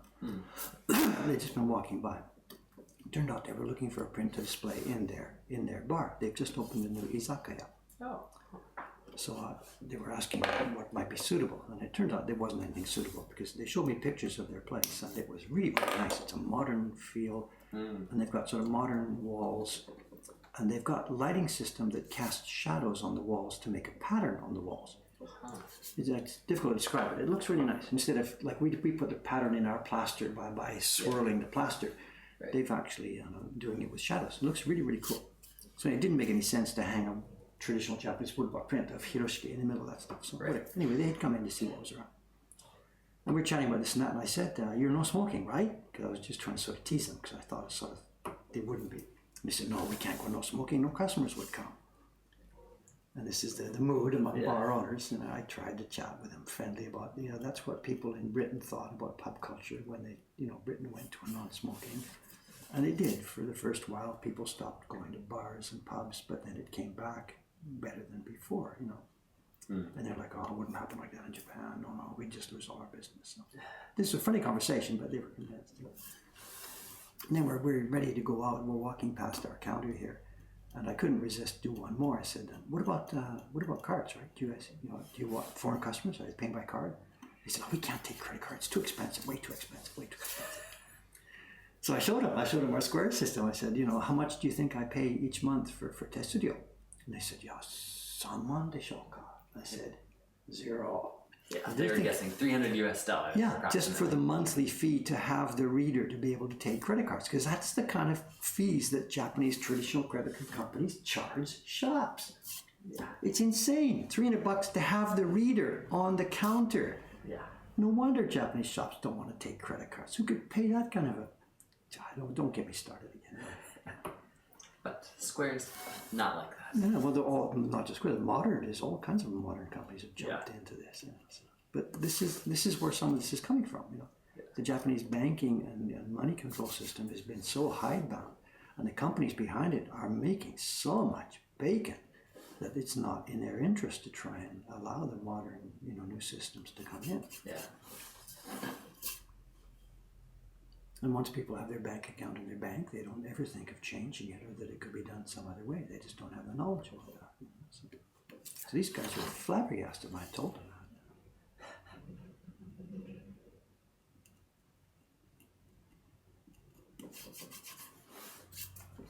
Okay, we're coming along. The grass here's almost done, right? Not almost done, but we're getting there bit by bit by bit. Can you see on the screen what I've got left?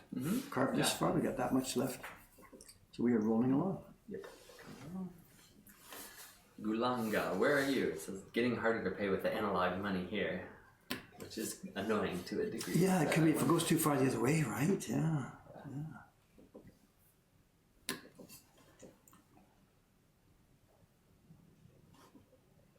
Sweden, okay. Interesting.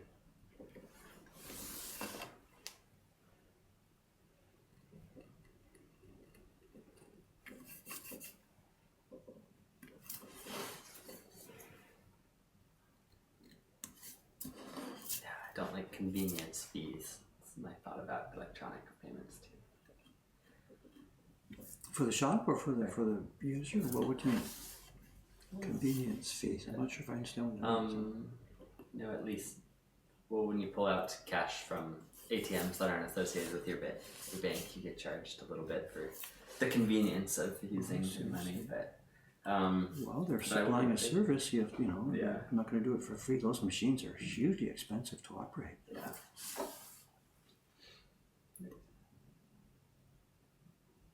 Oh, the figure in Japan here. There was an article about it just a while ago because Lawson is now coming up. They're going to attack 7-Eleven and open their own bank.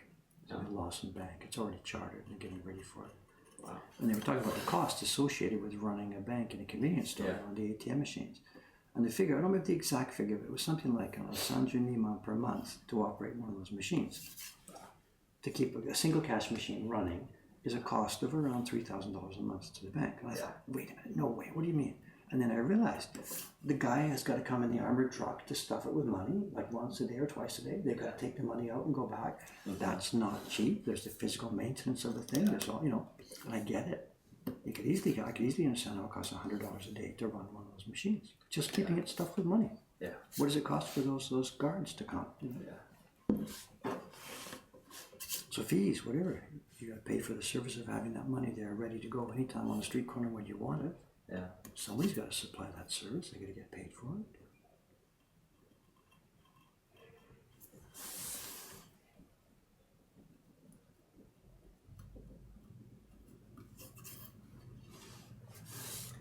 Quoting Gami asks, will there be color on this print? Yes, that's what I said. We're going to do, today we're going to do 2 color blocks. There's going to be a green on the grassy area here, area of greens and grasses, and there's a little area of water here. This is water with a little bridge over it, and that's going to be blue. So we're going to have 2 small color blocks on this thing. For the future, when we put this thing, quite often we do our New Year's prints as a New Year print, and then later on in following years, we put it into our catalog as an actual item that goes into the catalog. Mm-hmm. At that time, I think I might do another color block for the background or something, because it's a bit too sparse. Kind of like, that's what I remember you saying. When you did it as a New Year's card, it was just black and white, right? Yeah. And then later on, I don't know if anyone can see that, probably not. Later on, it added nice gradation of brown on the man's clothing, and this blue gradation at the bottom. So, starts out one way and gets changed over time.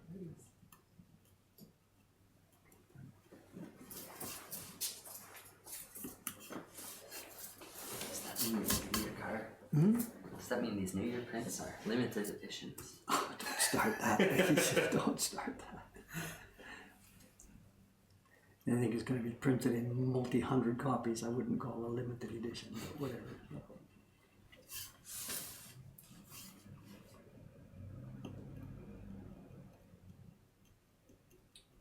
Hearing that truck outside makes me realize I forgot to put the garbage out today.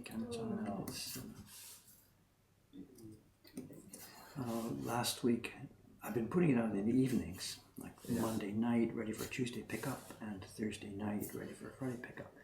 Right. But the one day, it was a couple of weeks ago, the Friday pickup, when I came down in the morning, we'd put the garbage out Thursday night. When I came down in the morning, the bag had been nibbled at by, it could have been rats, it could have been cats, I don't know, whatever. The bag had been, food was inside it. I had to clean it up and pick up all the stuff before the pickup guys came. So what I've been trying to do is put it out in the morning. And the problem there, of course, is remembering to do this. So I left myself a note on the door. Put the garbage out, Dave. And this morning I ran right past the note. Hurry to get this thing set up. So we're going to have a ton of garbage.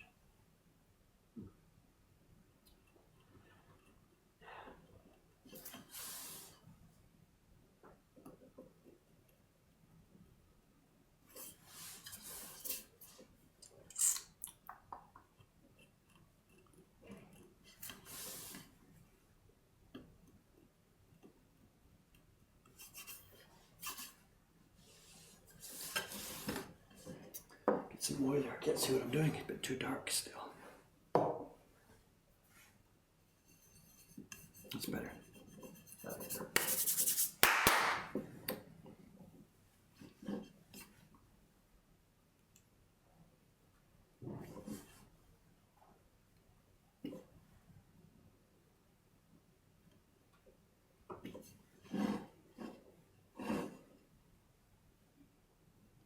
Can't even see what. Oh, it's the back of the tray. I see.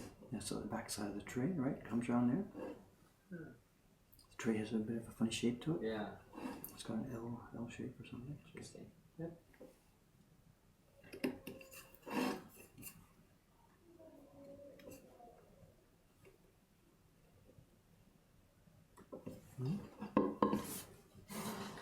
They're still chatting about credit cards and cash.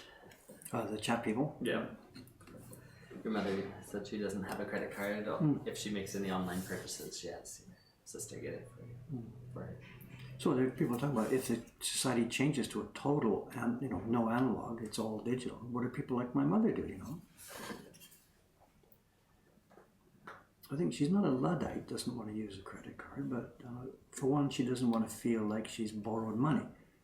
My mother's always been a person like they had mortgages or something when they were young, but they don't want to borrow money. And having a credit card to her feels like she's in debt to somebody. And she doesn't want to feel that, you know. She just wants to, I'll pay for cash what I want, you know. I'll choose what to buy, I'll pay for it. I don't want to go into debt, kind of a feeling, which I get, I understand. You know? So that's not actually quite how a credit card is all about. It's not just about borrowing money, but it's about convenience as well. But I get her feeling, you know. And then there's the risk of the scams and the losses. And when you're an elderly person, it's not easy to keep track of all that stuff. And easy to get scammed. Here in Japan, there's a huge business in scamming senior citizens of all kinds of things. You know, of course, it's a huge social problem. Yeah, it's always at banks and post offices there. The warning signs. And, Warning signs. Like, anyone asking you to send them money, it's fraud. It's a scam.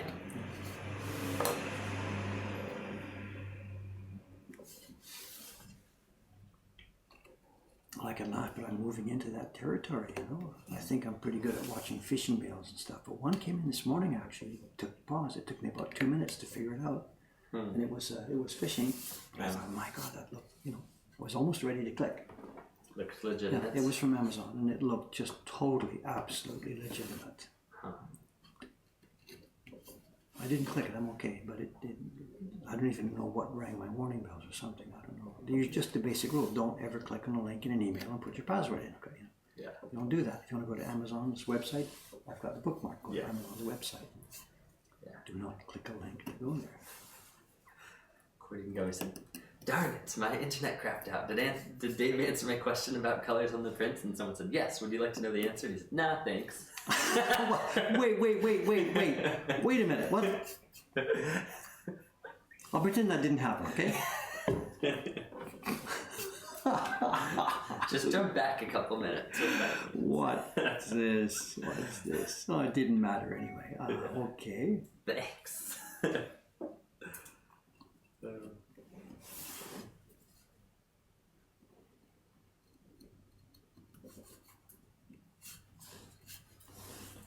I guess our things are working okay. I don't hear any complaints about stuff. I don't touch the computer here. Connection's all right? Yeah, it seems like it's been holding up just fine. I did a stream test before, a speed test before the stream this morning. Came out kind of nice. Yeah, I believe it.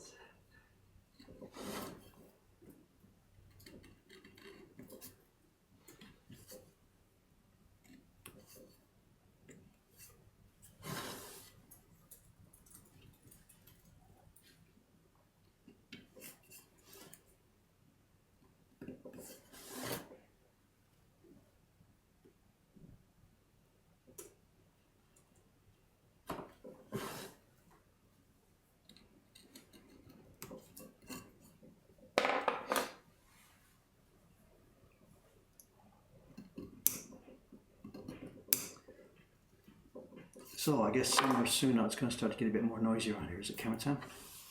Yeah. Who's coming today? It's Koizumi-san and... I think that's it. It was going to be Rui-chan, but she's out of town or something, right? So we're stuck with just one. So anyway, no parties or anything today. Yeah. But Koizumi-san, he's a noisy guy. I can tell a story about him, whatever. Yeah. He's going to come in, and he's the kind of guy that whenever the boss is in the room, Koizumi-san really wants to look busy. Gotta look busy, gotta look busy, gotta look busy. I've talked to him about this, you don't have to jump up and start running around the minute I come into the room, If you were sitting and doing something quietly, you can continue to sit and do something quietly. But he's got this feeling that the boss is in the room, so he's gotta look busy, We chatted about this. It's a common thing in Japanese work culture, though. I don't know why that is. What do you mean? You gotta look busy all the time? Yep, looking busy. It's not like he's sitting there watching live stream YouTube videos all day long. Right? He's, Yeah, as long as they're yours, it's okay. No.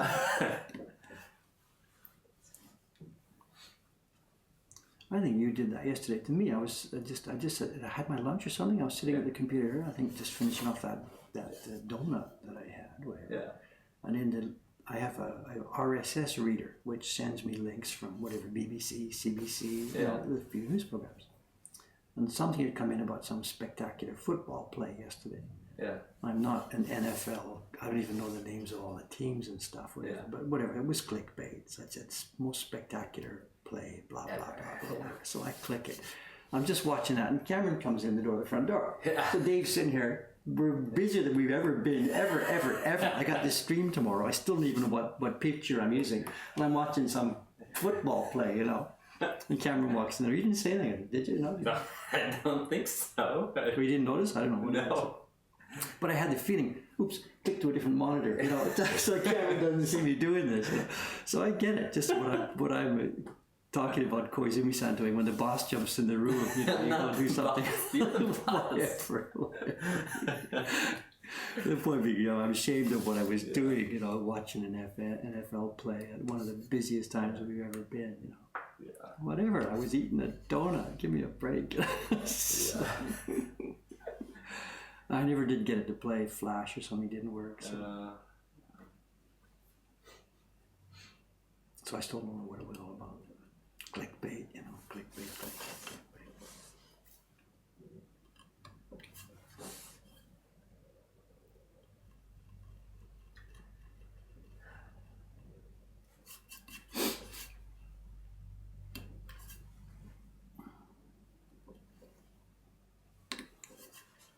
So everybody spent the last hour watching Dave cut grass. Yep. Almost done with this here. A couple more minutes on this corner.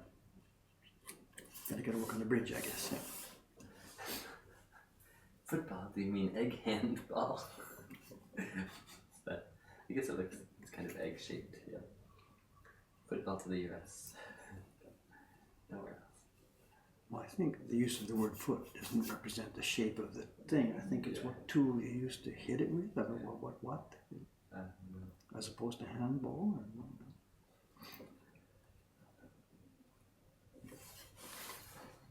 yeah, it was a U.S. thing or something like that.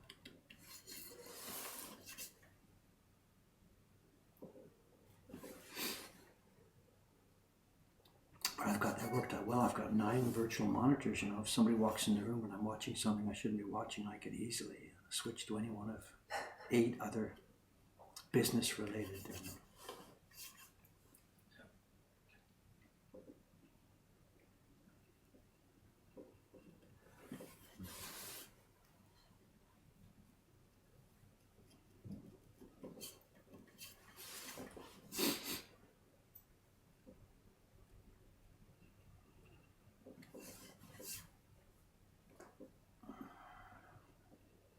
This patch of bamboo, question mark, is taking ages.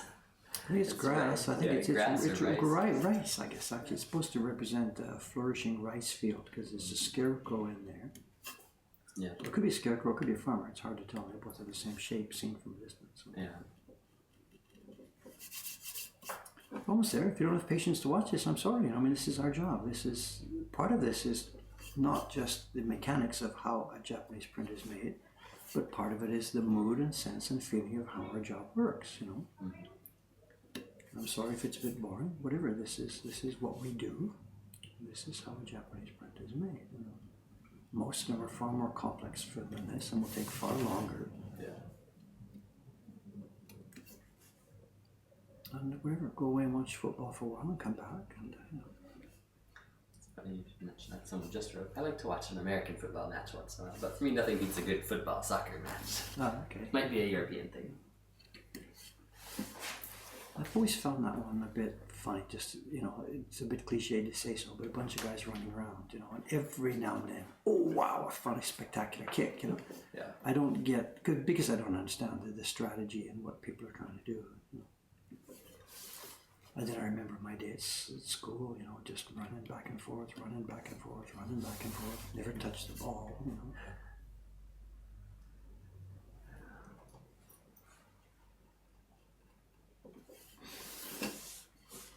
But same thing. Somebody doesn't see anything interesting in cutting this grass, but someone who knows what it's about, this is interesting to me, you know. So. Competitive woodblock carving?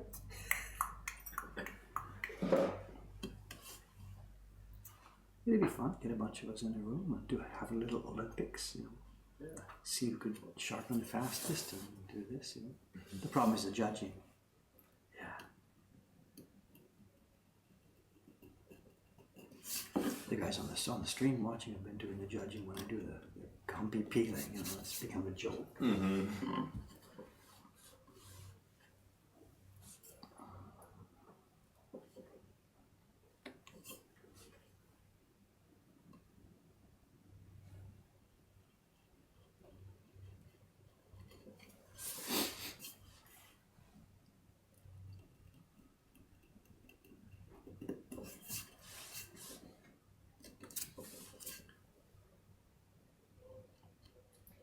When they get a splinter or need to do repairs, they get minus 20.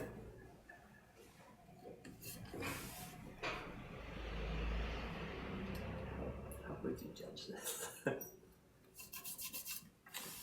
Well, actually, me and some of the other people in the Craftsmen's Association were talking about, so I brought this up a few years ago, quite a number of years ago, 10, 15 years ago.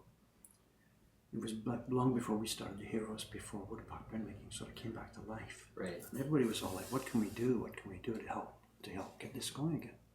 Yeah. And one suggestion I made at the time to the meeting was, let's try and encourage a woodblock Olympics. Each workshop in town would send a couple of the workers to the event. What we would have is we'd have they'd all line up and just basic stuff that's part of your job. For example, when you're a printer getting ready to start a job, you've got to count the sheets of paper. The publishers call for, say, 100 copies to print. Yeah. So you've got to stack a wash sheet, you've got to count 100 sheets. I mean, like you've seen girls in the banks, I think they have competitions in the banks, the girls, how quickly they can count, paper money and stuff. Yeah. And we have a similar situation here in our business. How quickly can a printer accurately and carefully and without damaging the paper, how quickly can you count those sheets? And then for our Baron tool, the thing we're going to use later on, how to tie the cover of our Baron, stuff like that. There's lots of basic fundamental skills that could be turned into a good, fun competition. Yeah. And I thought this was such a cool idea. If we got this set up and then called NHK, they'd get in there, we'd be on the evening news, and away we'd go, and no problem. And the idea fell over like a boom. No. The big problem was, of course, it meant that there would be winners and losers. So workshop A, workshop B, workshop C all sends their stuff. Someone's going to get the little gold medal. And the other workshop is going to look like an idiot because they couldn't count fast enough. And nobody wanted to lose because these are professionals, remember? Yeah. Nobody wants to lose. When you're an athlete, it's a different situation. You're playing a football team. You know that someone's going to lose today and maybe you'll win tomorrow and whatever. But to be a measurement of your professional skills, to lose means you're no good at your job. So the whole thing just went boom. They're like, you've got to be kidding, Interesting. And I get it.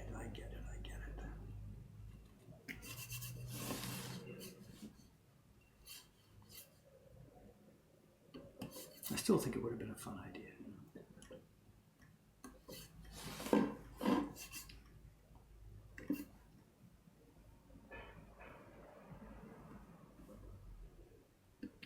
Woodblock Olympics.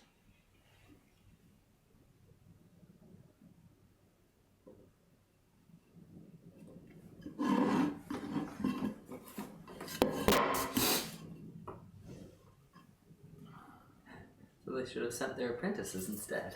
The same thing, but if your apprentices get beaten by the apprentices at the shop down the street, my God, that's a disaster for you. In social terms. Right. For me, I'm just thinking of the good part. It's competition. Let's challenge. Next year we'll try and do better. Let's go for it. Yeah. But the fear of losing and being shown up and embarrassed. フルデビットさんですね。はい、どうも。はい、こちらで。はい、サイン。お願いします。いつも。はい。どうもね。はい、はい、どうも。ありがとうございます。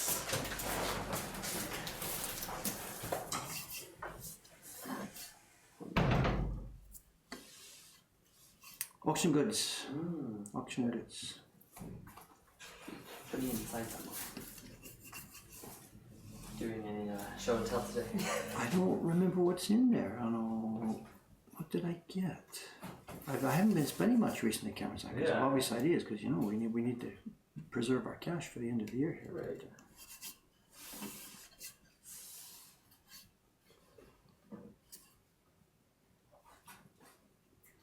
It just says hon.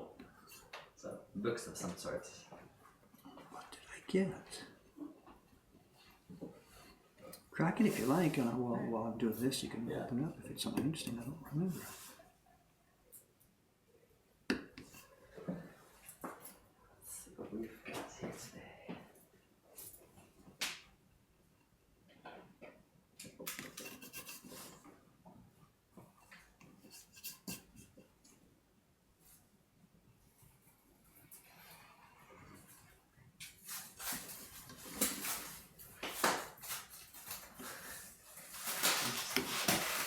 Just wrapped in saran wrap, freaking plastic wrap.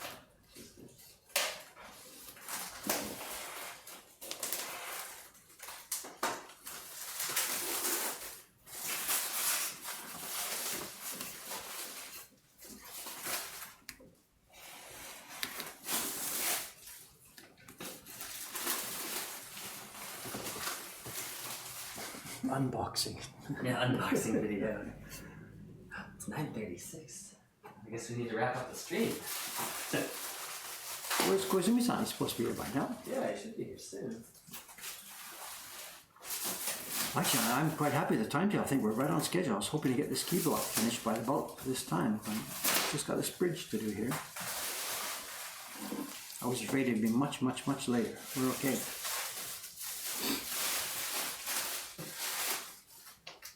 We're actually going to make it here.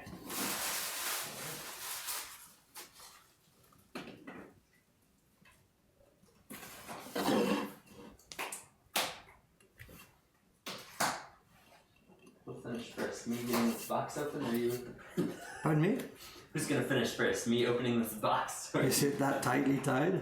it's taped in many places.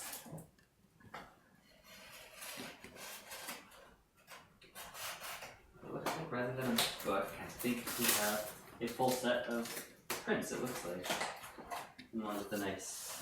Oh, yeah. I know what that is. That's a nice little set. Yeah. It's from Oedo Mokuhankan. It's a set of 25 prints. It's a mix of landscapes, bijinga, kachoga. Oh, okay. I got lucky the other day. As usual, I had to pay a bit more than I wanted to for it, because that's the way things go these days, but it's okay. What I'm most worried, are they in good condition or do they have foxing? That's the, Find out. Let's see. There we go.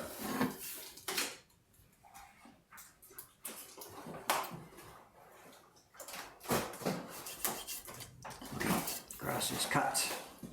Let's move on. Let's do the outside of this tray. Good. Fourth layer of wrapping. At least they were thorough.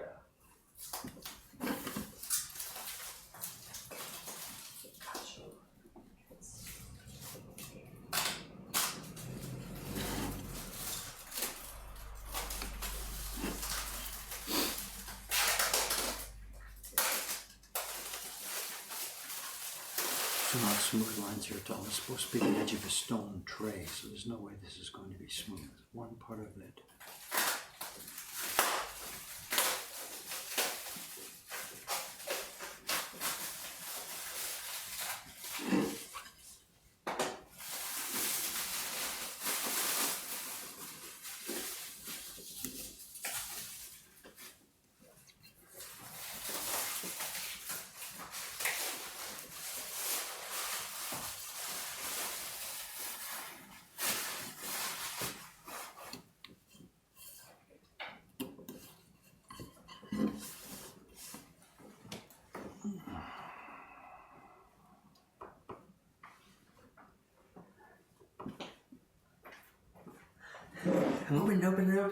Open it. They can't see. It's too far away. I mean, what, can you get? I haven't opened it yet. I'll get. There we go. Okay. I think it's a set of 25 prints. It'd be made in about the 1970s, I think, and it's a mix. There's nature prints, landscape prints, speaking up. Yeah, that's what's sitting here on the top. It's the kacho and fugetsu, or.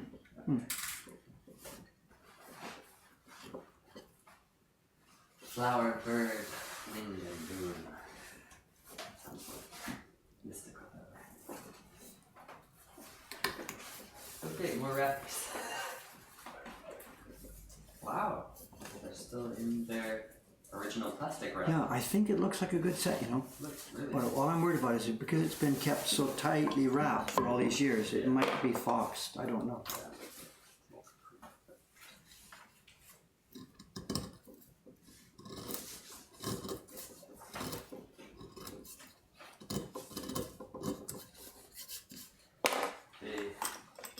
The auction listing didn't show many close-up pictures of the prints. No, they never do. They can't take pictures of all 25 prints for a cheap, quick auction, you know. Yeah, that's true.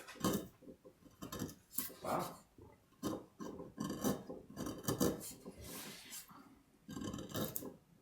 That's a little bit, but not on the edge, just on the edges. Could you can show these people what we got? I don't know. Yeah, I think so.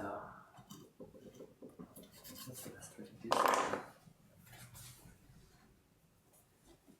Here's the package. It's still glued Is it into- visible or not? He's too far away, isn't he? So, Yeah.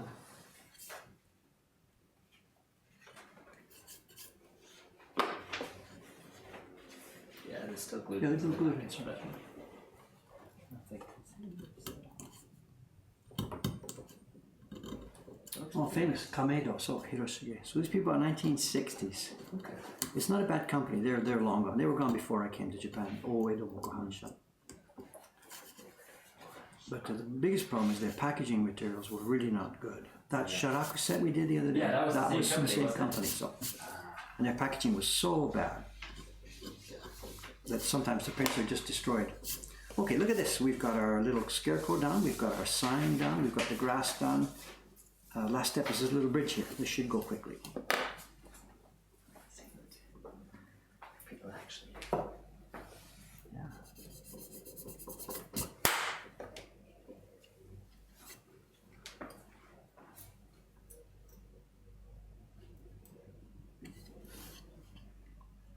They're saying it looks colorful. It looks colorful.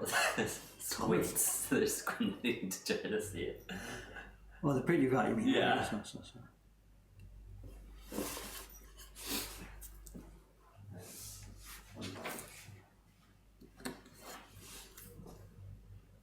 Maybe Koizumi-san didn't realize broken today. Ooh. Can't see any boxing on this one. Oh. Very small on the edge of the paper. Nice one too. Oh, yeah. It's a bit gloomy, I think, the way they printed that one. Yeah.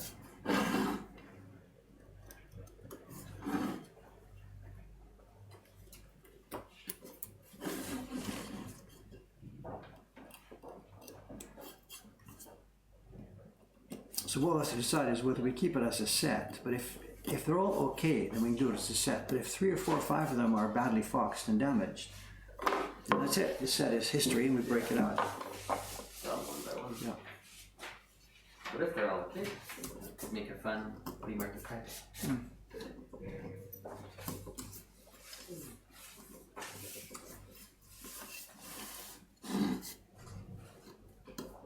We'll refrain from going through all 50. No, that's good. Yeah.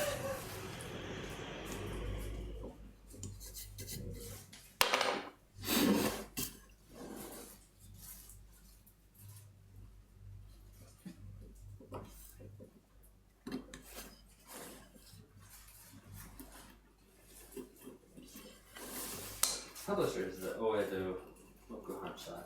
They offer something called a Ukiyo-e Hozonkai. What's that? The Ukiyo-e Preservation Society? or Yeah, something? that still exists. It's a, you get money from the government to try and do research and preserve this and that. It's just pointless.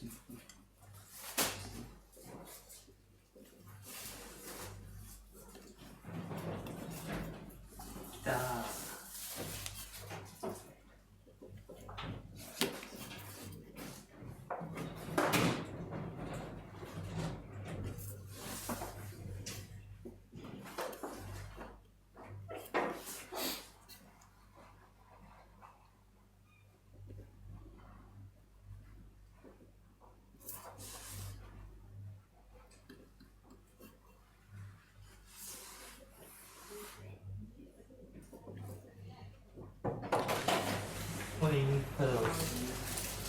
recording.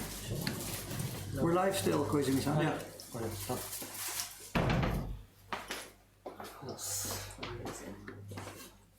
Gonna come say hello? Or Yeah. Say hi to the stream.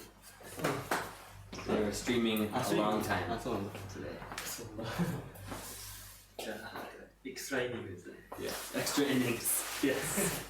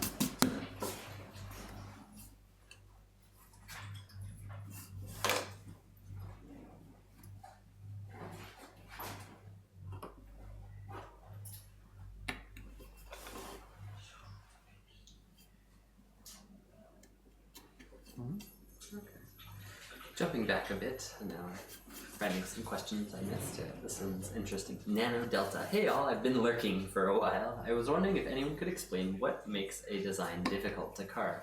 Obviously the amount of detail, but what are some other factors? And some other people suggested wood quality can make it difficult. Fine hair carving is one of the most difficult points.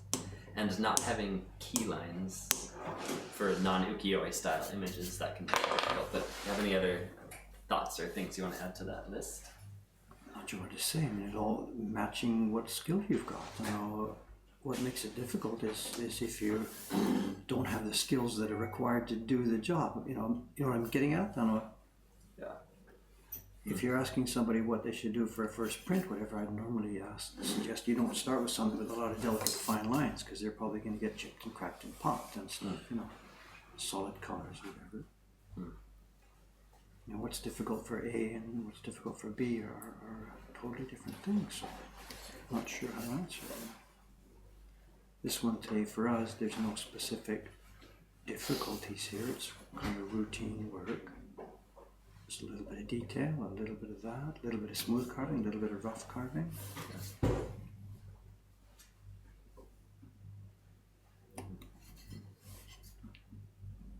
It's sort of not a question with an absolute answer. Yeah.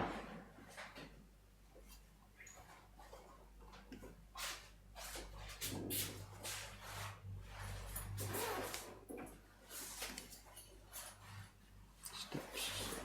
When was the last time you were in Canada? Was it January, February, or something?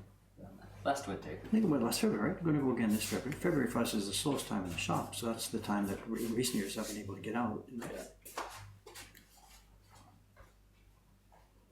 But I gotta get it booked soon. We're in December now, so if I want to get over there in February, I better get this booked, right? So Pretty soon. I keep forgetting about it. There was that request in yesterday's email. They want a presentation or something, and that's in February. I think I'm just gonna Sorry.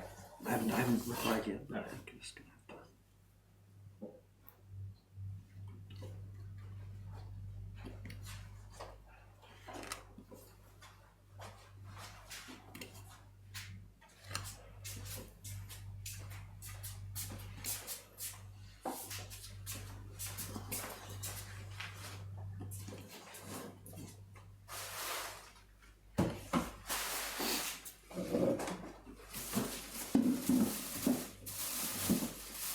I guess what I could mean by difficult would be a design that would make you go, oh, this could be quite tricky.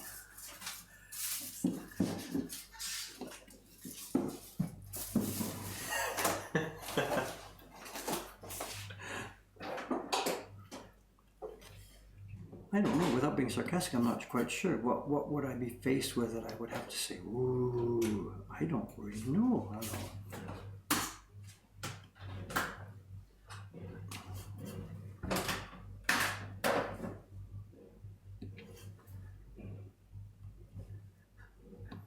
Silence here. I'm not sure what I can say. What do I do? kind of good at what we do, and I take on jobs that match my skill set. In other words, the job we're doing today, I picked one that I thought, okay, do this, I'll carve that. You know, in other words, I picked one that is within the skill set.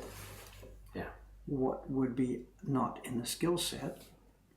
I'm not really sure. Yeah.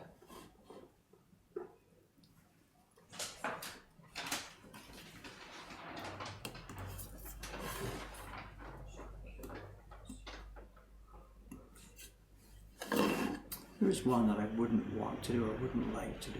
I like ukiyo-e type prints in general, ones with strong outlines and clearly defined color areas. Yeah. But there's another genre of making woodblock prints where you're imitating paintings, like the Kyoto people make. So then you do a batch of carving of blobs and shapes that are actually painted shapes. I don't like doing that stuff. I don't normally take on any jobs of that type, you know. And maybe that falls into that category. What I think would be difficult and not fun to do. You know. Give me clean, sharp lines every time. I can handle it. Yeah. But formless, vague blobs, whatever. You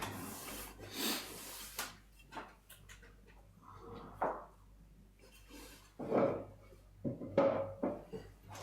Smallest Ant says, I know, the January print with snowflakes that intercept several other blocks. Yeah, okay, that's a good example. And yeah, if Jed had done that way, yes. But that's not so much a trouble for the carver as it is it's going to be trouble for the printer, because it makes the registration much more critical. Yeah. We can, quote, line them up and carve them, but whether it's going to be printable at the end of the day is a different story. You know?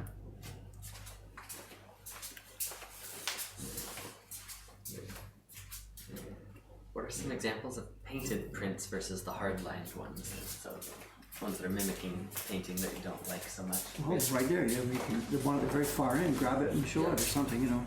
Yeah.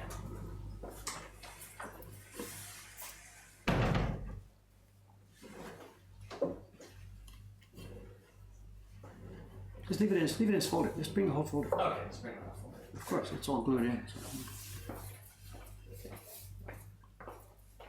I'm gonna sneak around this way. Just make sure I don't hit any cords. Just show what this looks like up closer. Don't bang that cable. Yeah. There you can see. This really looks like a painting. The original was a painting. What you're seeing is a woodblock print reproduction of a painting. And they've cut blocks for all the little blurry, blotchy bits of painted color. You know? Such as on the branch especially, you can see it looks very painting-like. Undefined lines, but then for hardline lines, look at anything else in our catalog. Not anything else, but...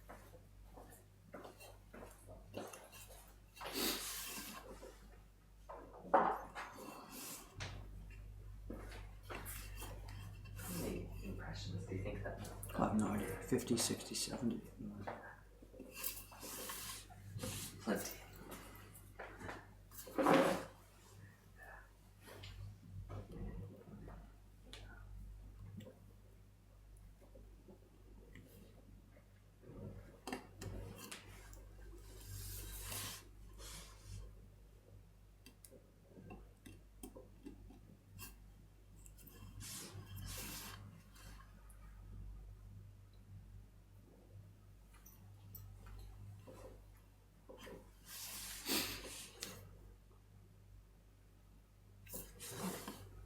Another carving difficulty is when is sharply turning lines, which may easily break the knife and make you have to resharpen. Small circles, yeah, it's a classic problem. One of the other designs you're considering doing was lots of dots. Would that have been a similar issue? Dots are easy, they're just time consuming, you know, so.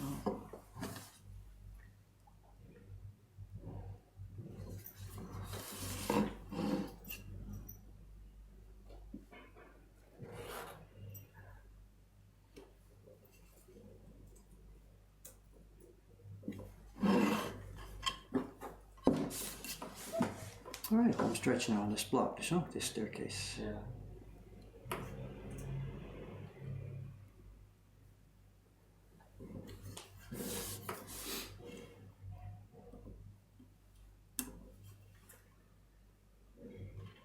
when he makes a mistake 80% in, that must be something horrible. That we've brought up to the bots command for repair. We can repair make stains and cuts. So check out that blog post, you can see the process. Clearing out a spot in the wood, putting in new wood, and recarving. The less known god says, I don't even remember adding that command. 3 or 4 of the people tried to get it to do it. So there are quite a few commands in there.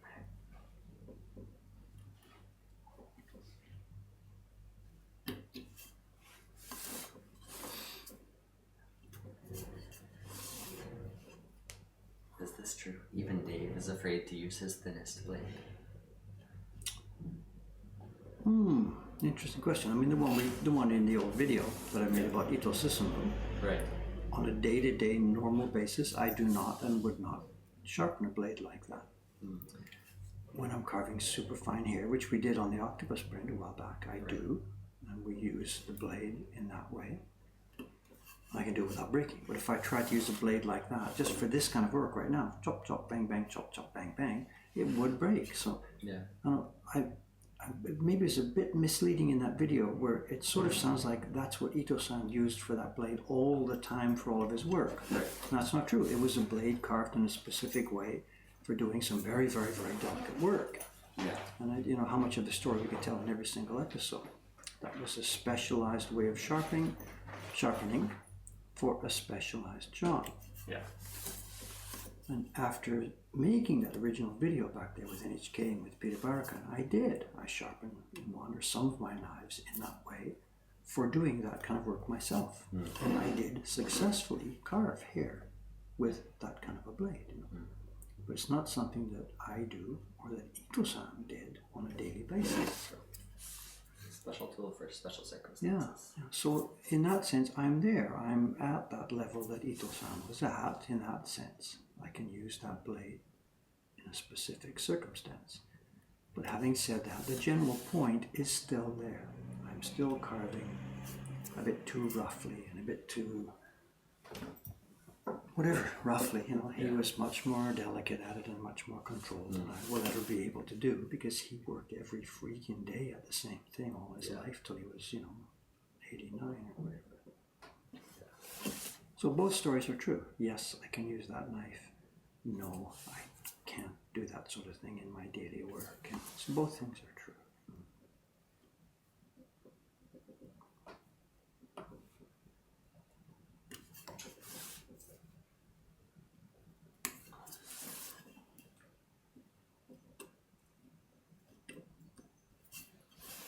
It's Koizumi-san. It's finished. He's getting stuff ready upstairs. I think so. Part of the early morning routine, they check the packing materials. If there was lots of stuff sold in the store yesterday, then we're short of cardboard boxes and wrapping and packing. So that's one of the first morning routines now for these kids, is they check the stock of the packing materials and then go upstairs and get some more if they need some more. Okay. That may be what it's doing, or just go in the bathroom. No idea. I take pictures of your art work. We'll also have to put some more lights on here, Cameron-san. At the moment the shop lights are still off. True.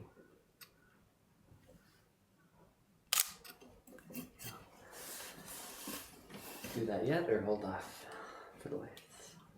I'm not sure. They need to go on here, but what's going to do to the background here? Is that going to flood the camera with light? I don't know. This camera should be okay, but what about the camera where you are? Is it? I think it still looks okay. I'm still dark, but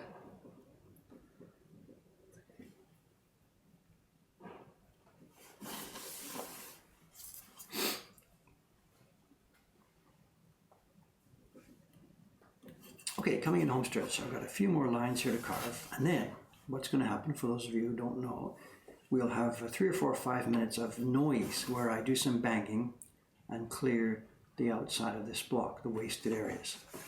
And then we'll do some printing. We'll get the brush out and do a quick test print and make some color blocks. At that point, we'll be pretty much halfway through our process, I think. So I think I'm quite pleased with this. I was afraid it was going to take a much longer time to do this, and we're all right, I think. Because the color blocks are a lot less Minimal, intricate. minimal, They'll be quick. minutes each. Minutes each.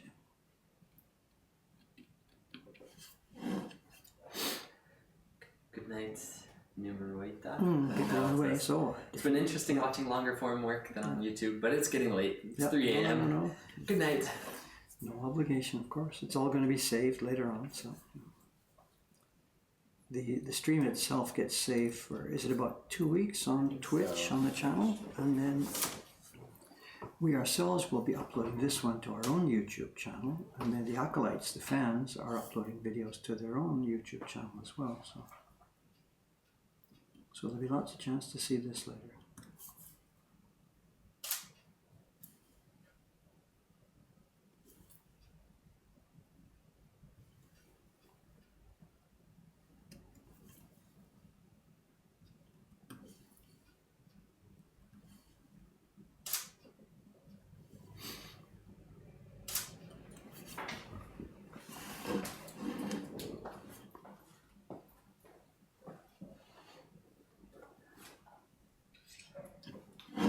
Is there a reason for the different colored lights over the print bins?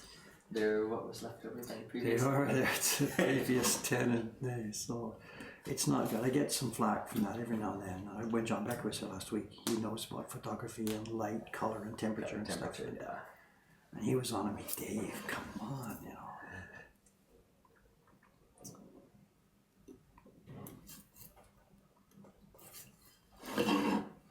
Guys, don't forget to smile for Cameron's photos. Thanks. For another stream. I noticed you HB thingy, you weren't smiling big enough.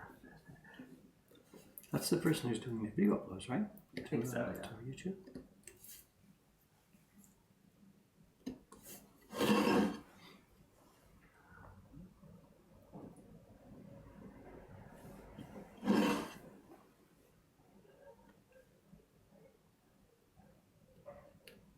All right, get ready for our persuader, Cameron. Alright. Coming up in a couple of minutes here.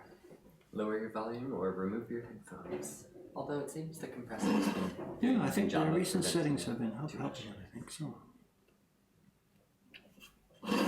In other videos, you've mentioned you did programming. What kind of programming? You name it, whatever. I mean, so we can start bragging about stuff. The first programming I did was back in the late 1970s, 78, and I rented time on a PDP-11 in Toronto from a time-sharing service in Toronto. Yeah. I had a dumb terminal on my desk in our music shop, and I was trying to build systems to learn, well, for me to learn how to do programming, and second is, could we possibly build systems for to run our music business, our rental inventory and stuff like that. Mm. And the problem number one was the machine, it had no high-level languages. So I was playing in assembler trying to learn how to write business software in assembler. Whatever, good introduction, it's fine. We actually got some stuff up and running. We didn't run our business on it at all. We couldn't afford it at that time. But it was a great introduction for me. Really. And these days our stuff is running, we've got custom software I wrote for our Mac, which is not so common actually for people to have Mac software running. And bit by bit we're moving and transferring everything to a normal, very common static, on running through a browser. So most of our management software here is PHP backend, Yeah. PHP backend. We've got some legacy software running on Mac which we're going to get rid of. Because we can't leave it all in one person's hand. I wrote it, I understand it, I know how it works, but that's not a stable system for a business to operate for the future. So we need to switch to a software platform that somebody else can maintain.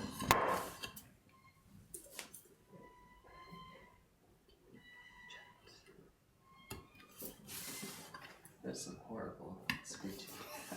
It was the lady across the street opening her shutter. It's a motorized shutter.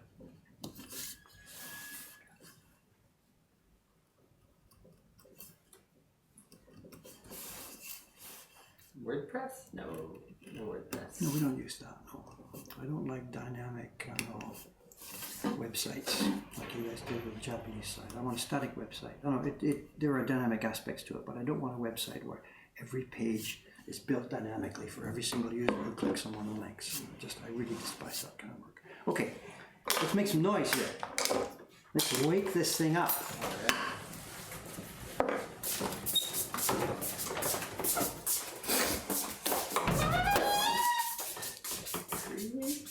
That was me. I wasn't the lady across the street. Okay, I'm going to have to move the camera here. Let's zoom out. We're going to get persuading. And again, people who have headphones on, this might not be so pleasant. So it might be a good idea to switch your headphones off. I don't know. It's up to you. You have been warned. You have been warned.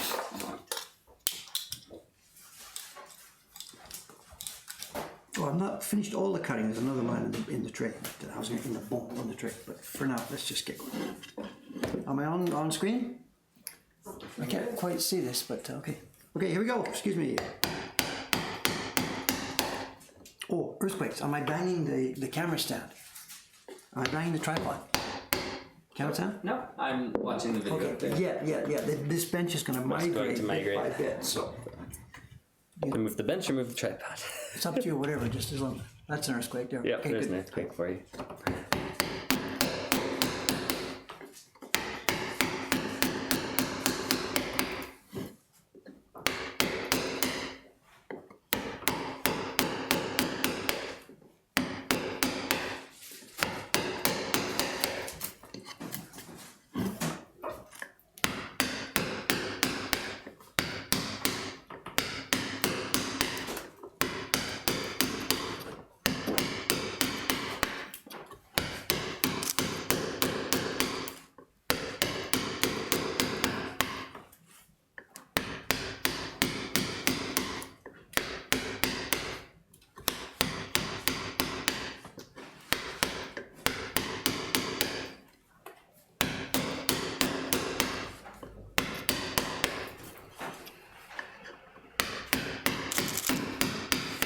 What was that? Sports Finder? Yeah. Huh? Rapid fire. Hoping I can get it in motion a little bit.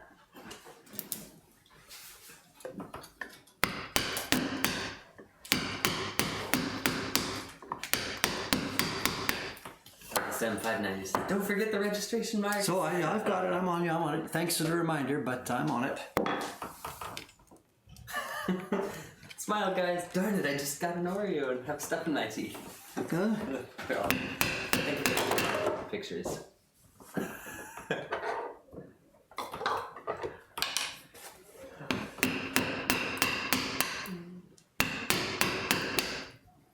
What about that tripod and those connections, you know? Yeah. Wiggle us back a little bit more. Carefully. Now we're off the... Yeah.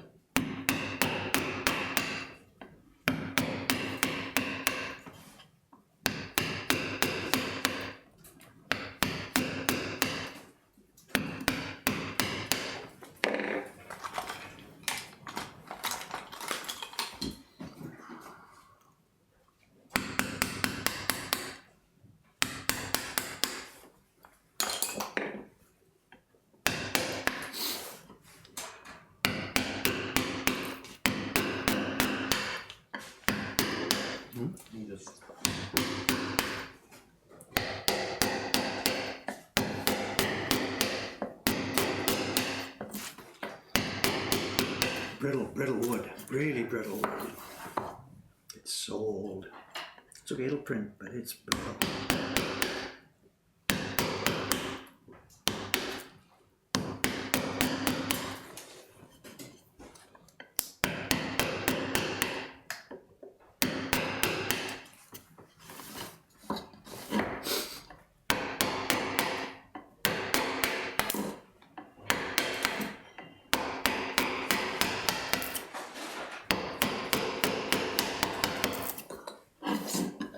Are you going to use the rest of this wood block face for a color block? Yes, over there, yeah. So the whole print will all be on one piece of wood.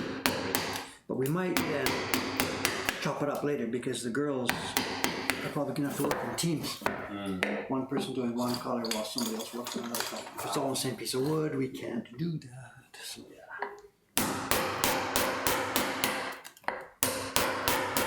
how's the sound? Is the compressor working or keep it? So No complaints. They're all deaf. they're on deck. Oh, I wouldn't mind a cup of coffee too. But tell you what. Because what I got to do is after I finish clearing this, I got to make a quick trip to the bathroom. So I'll grab a cup of coffee. So. Okay.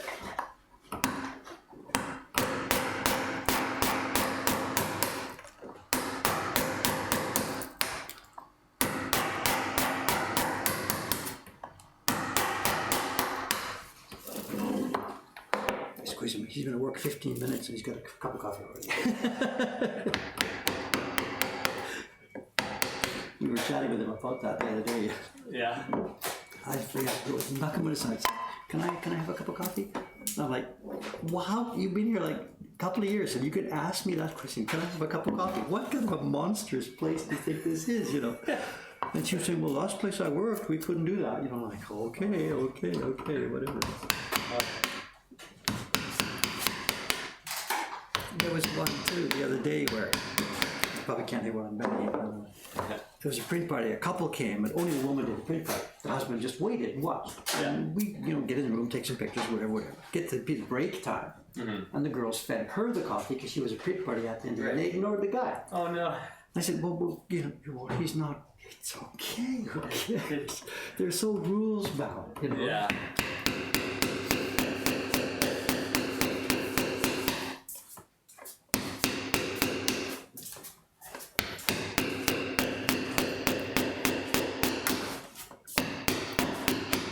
I forgot to take the garbage out, Koizumi-san. Hi. I'm sorry.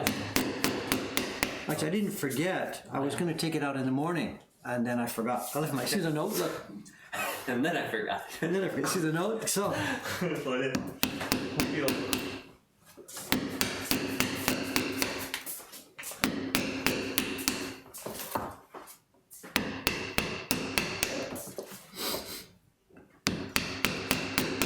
My own screen, you have to keep track of that because I can't see you moving this around too much. It's kind of disorienting hearing the taps here, but having the video 2 or 3 seconds behind on my computer screen. Is it this? Oh, you mean? Yeah, just the screen, so but the stream itself is okay, right? We did that it's adjustment. lined up. Yep. I mean, when people are hearing taps, does it match with the audio that they're hearing? I think so. Or is their audio off? Because we tried to make this adjustment some months ago. I thought we had that figured out. You're in trouble because you're watching the stream and you're hearing watching it. the stream, but I can see you in reality. It's funny. Just turn off stream audio. It's okay. Yeah, I've turned off the stream audio. But the stream itself is the audio in. Yep, they're all safe. We're all safe. Our audio's fine. Yeah, That's good. so Good. Great.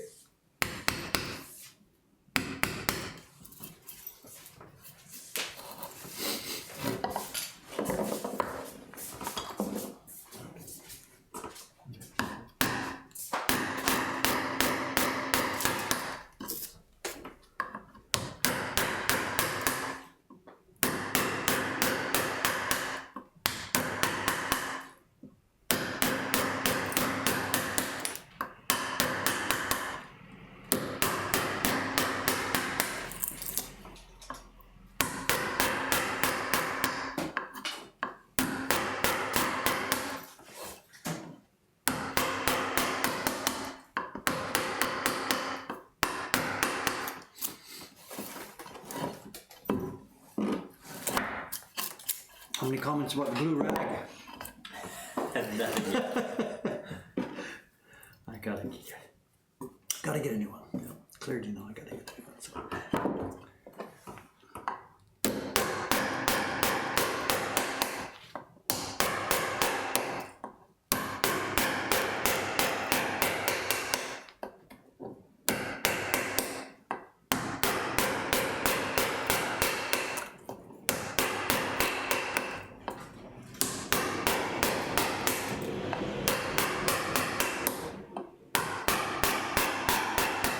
This part of it was quite hard. Sounds like it.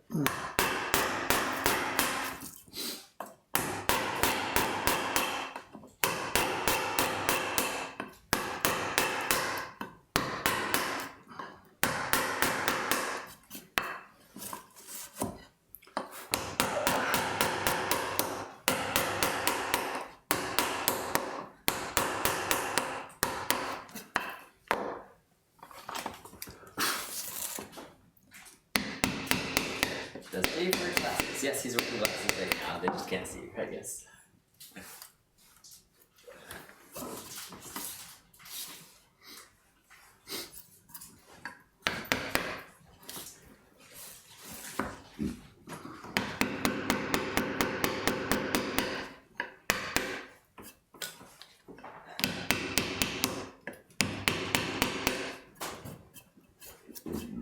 Is there a minimum distance that you would like between the two areas of printing, like on the block you're currently 2 fingers. 2 fingers. Yubi Nihon.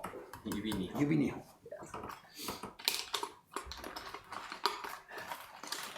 How far do those wood chips fly? Some beyond the camera. Over here. What's the new record? We were playing in the last stream. We were Almost playing at that. the Remember? door. We had an empty can or something. We were trying to shoot them into the can. Actually, I don't know if these are new or not, but there are some under the door. So that's a pretty good distance. 3 meters. 4.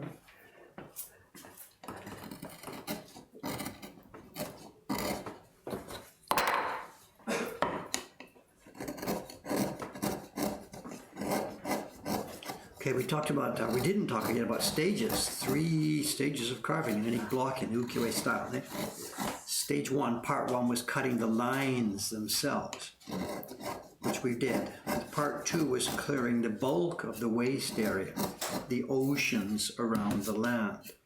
And then part 3 is getting up to the edge, finishing it off, getting the thing cleaned up. And the bottom of these oceans in the ukiyo-e tradition, or those of us who are making lots and lots of copies of prints, we've got to clean the bottom of these oceans. Modern printmakers generally don't spend too much time with this. They leave their grooves or their cuts or whatever. Yeah. And as long as it's below the surface of the paper, you're okay. But for us, when we're going to be making many, and I'm talking about, 500, 600, 700 copies of this print, we've got to smooth out these oceans, because as you're rubbing your brush over, when you're rubbing your brush over, it picks, a rough spot here will start to pick up pigment, and it'll build up and up and up and up, and it's like an island coming up in the below the surface of the ocean, whatever. And when it gets to the high enough point, it blots on the print, and it's really easy to miss them when you're a printer. Yeah. So for the traditional printers like us, it's worth spending a few minutes to generally smooth off the surface, the bottom surface of these oceans.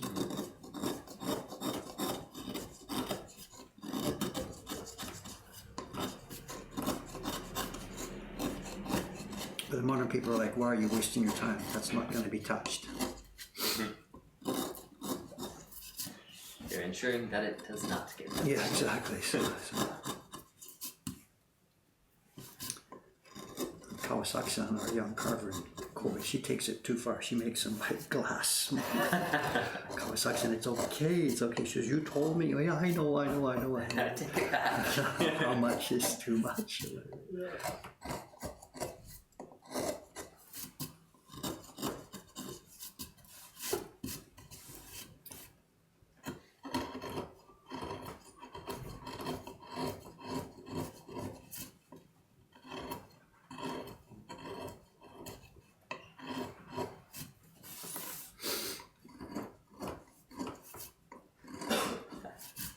On Instagram about this stream. Will it be posted on YouTube later? Yes, it will. So I'll get back to that. Yeah, probably 2 versions. We're probably going to do the thing itself, and then we're probably going to cut highlight, whatever. I don't know what to call it.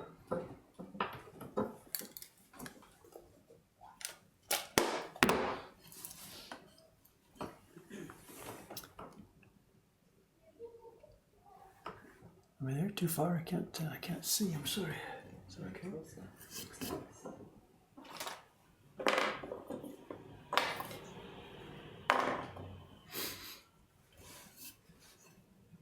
And then the final stage of getting up that last part between, you can't bring your hammer and chisel right to the line. Yeah. That's where we are now.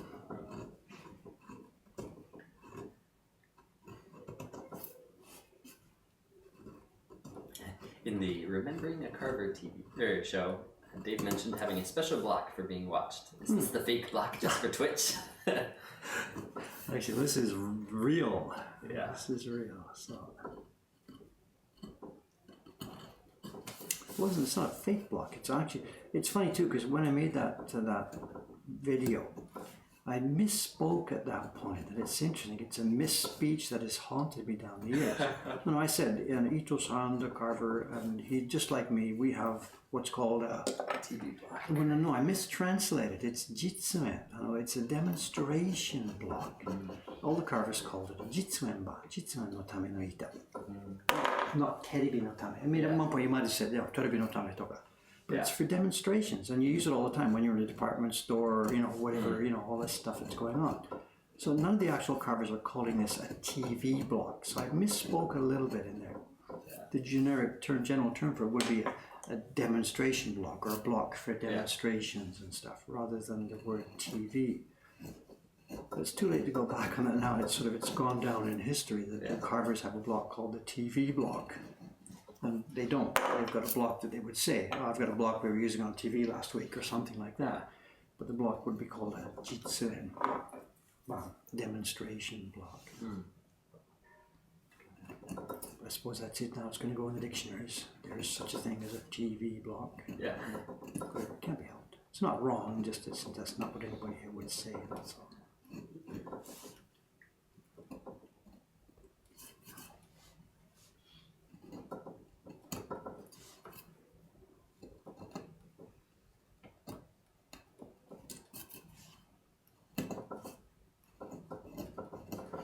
I'd love to have some ribs smoked in these wood chips. It's Yamazakura flavored wood chips. Well, there are people who want these things. It's more, rather not so much cooks, it's potters. It's interesting. I've been asked a couple of times. People doing pottery, they've got not an oven, what's the word they call it? Kiln. Yeah. And it turns out there's a certain type of pottery, I know nothing about the detail here, a certain type of pottery, which if you throw ash over the stuff while it's in the middle of baking or whatever the verb is. And cherry wood ash apparently is one of the kinds of ash that's in demand for this. Huh. Interesting. I guess it gives a certain kind of brown color or something to the pottery as it's being done. Interesting. I remember you also mentioning it's used in gardening or as compost, or what was it used for? Yeah, she asked me. It was when I was in homemade living and building up lots of them. I shipped her boxes and boxes of it, and she burned it in her garden and spread the ash on the garden. And it was some feeling of specifically cherry had whatever the right phosphorus or something. I don't know any other detail about what it was. The right mix of compounds to be healthy. Okay. But I don't know, it's just wood, at the end of the day. Whatever.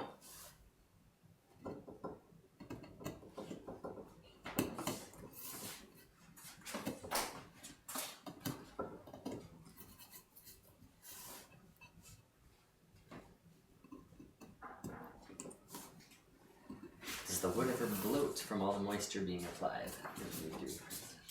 While we're printing it? Yeah. No, it gets wet. It's just a piece of wood. I mean, we use a hard wood. This is one of the points about cherry wood, is that it's got the right characteristics that allows us to carve. It'll hold detail. It doesn't break. It survives over repeated rubbings. And it's got the right cell structures, whatever, that allow us to do it. And the moisture goes into the wood and then comes back. I mean, this is why Japanese mountain cherry is the wood of choice for this ukiyo-e style printmaking. Yeah. Does expand a little bit, but it's not. Well, it's wood, it's alive. Not alive, but I mean, it's organic. It's organic, yeah. So you would never use something like balsa, aloha. No. It's physical strength, isn't there? Of course. You can see we're going to brutalize this block in a few minutes when we start printing it. Of course, there's got to be a level of physical strength that's there. But if the wood is too hard, the moisture absorbency isn't there. So this is the balance between those things.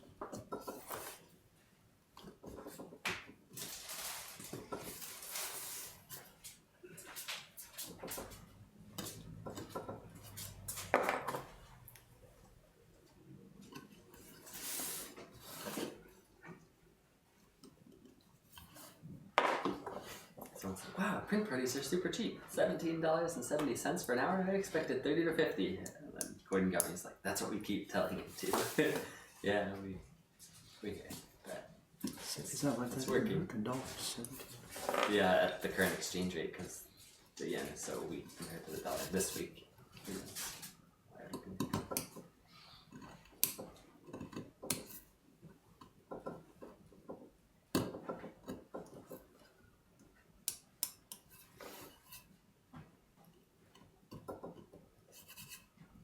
I don't know, I'd rather be running a business where the people have a good time and they'll walk out saying, wow, you know, I didn't even have to pay that much, it's great. Yeah. Rather than, oh my God, you know, but I guess it was worth it. But it worked out. Yeah. Okay, we're profitable, it's all right.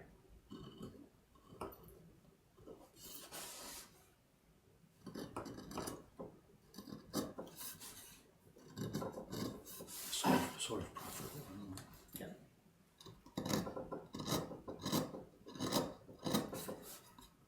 Who's this question for? Tyler1 is a dirty That's the whole name. Says, what's your favorite ukiyo-e heroes piece? Whatever, long-time viewers of this stream know my answer to any of these questions that say, what's your favorite such and such, you know. It's a craftsman's job not to have favorites, not to play favorites. Speaking sort of pretentiously, you try and do your best work all the time. And you don't think, I like this one, I'm going to do a especially good job, or oh, this is not so interesting, just whatever, get it out the door. You know? It's part of a craftsman's pride not to play favorites. Yeah. And of course I'm human when it's all done. Wow, that one turned out really cool. You know, the easy answer, and actually at the moment it's probably true, is the newest one. You know, the one we've done right now, it's the one we're most proud of. At the moment that's true, that Times Burn Bright is a spectacular production. That's going to go down in history, that one. You know. But then having said that, what happens next month? You know, I don't know. I like them all. They're my babies. Yeah. You know, we're very proud of the work we've done. I'm most proud myself of the fact that these prints are going to be around for a long, long, long time. Yeah. This is not flash in the pan stuff. Mm-hmm. It's a bit of a joke on the people who are doing the limited edition art. They think their work is art. It's going to survive forever. And then we're just making sausages and, you know. But actually it's the other way around.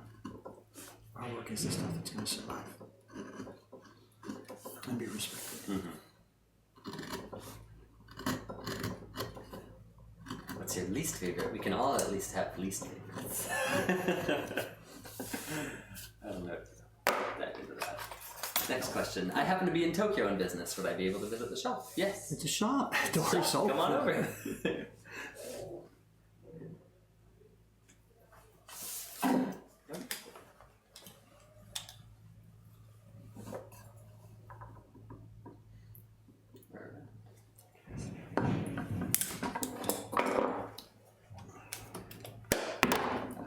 Is that registration mark only controlling vertical movement, or am I missing something? There are two marks. You may not be able to see it. The current position.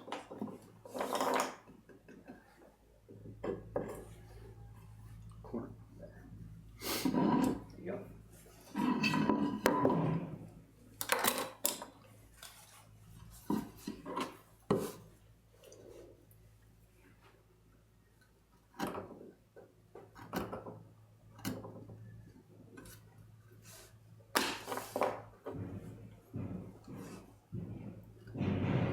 Is that the deconstruction over there, I guess? They're taking that building apart. They're at the very end of it now, cleaning up to I hear diggers, so I think they're going down. The plan for the construction is to have a basement floor in the new building. Oh, wow. So they're going to have to go down. Yeah.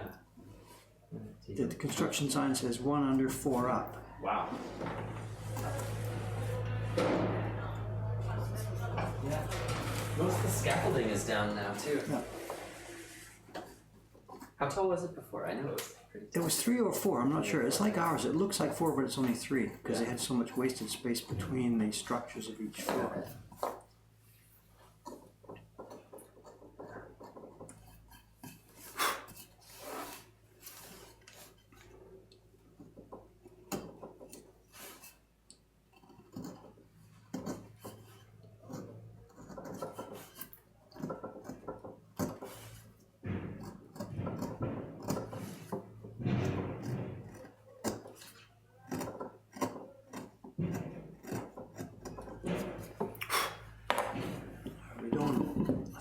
little places inside. I forgot. Right here, look at this. Thin line along. And then the thin line around the tray. Yeah.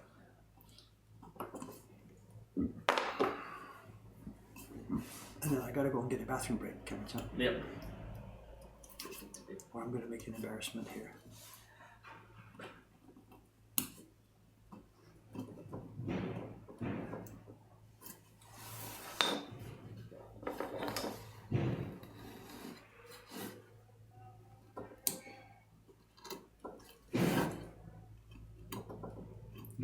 Actually, I'm not sure if I can get out of my workstation without banging that cable. I'm not about to unplug that thing right now. No. Step over, come out. Yeah, this way. I think I might try that. So I'm going to try that.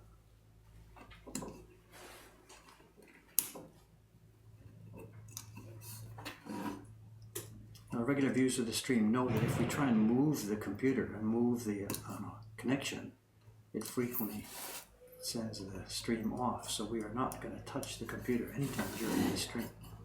Cameron's not typing on my computer; he's using his own machine. So, but my computer is blocking my access to getting in here, so I do not want to touch. You're trapped. I'm trapped. Did it bring me a diaper? I think we're carved, are we? Oh no, that little line. Okay, right. Yeah. That line along the edge of the. It's just going to define the lip of this tray. It's going to be a real rough line. This is supposed to be rough stone. So wiggle. Someone just asked, will you roughen up the surface of the stone tray? Yep, I think so, because there's lots of white speckles in it. So the first run through this print here today, this morning, no. I'm just going to carve this thing, get a quick color block done, and get a print to see first level of print. And before we go into production, tomorrow I guess it is, we'll have a look at this. And it'll need trimming, it'll need fixing. Some of these stairs have to be bashed up. I said before, some of the grass, I've got to rough it up. It's too neat and clean right now. So there will be some small adjustments made, but there's a limit to how much fooling around I can do today with this right now before everybody gets bored and goes home. So we're going to get this to level 1 here today.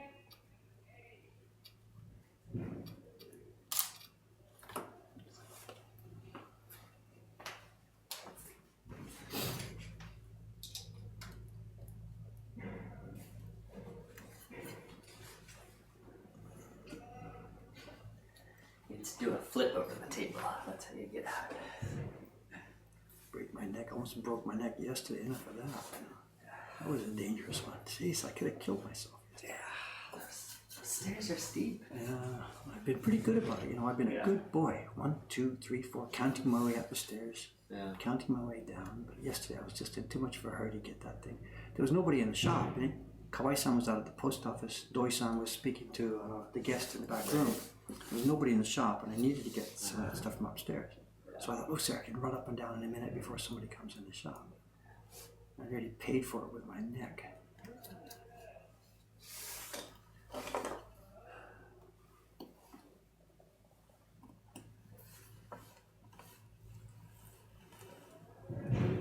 What do you think, Doctor? I think we're there, right? I think key block, stage 1. It'll take us 2 hours, I think, did it? I guess. Let's zoom out a little bit. 2.5. 2.5 hours already? What? Oh my God, this is gonna. Oh well, okay, whatever. Really? Yeah, I'm 10:30. that slow. It's 10:30. Is anybody still left out there? They are. Okay, all right, here we are. We're gonna do a quick proof now and do some transfer to color blocks, but first I have got to go to the bathroom. Can we get out of here? You keep busy for a few minutes? Yeah. This is safe, no problem. Over we go. Good. Safe, no danger. Back in a minute, sir. Okay.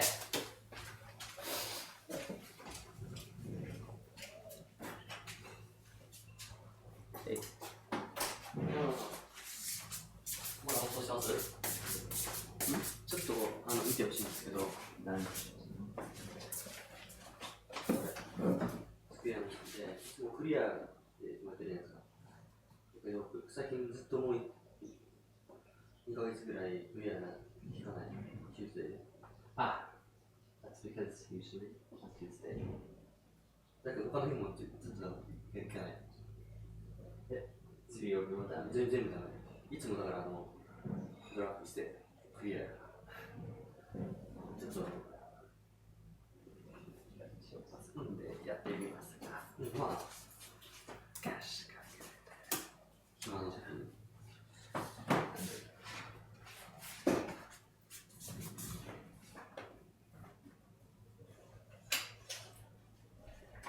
Oh yeah!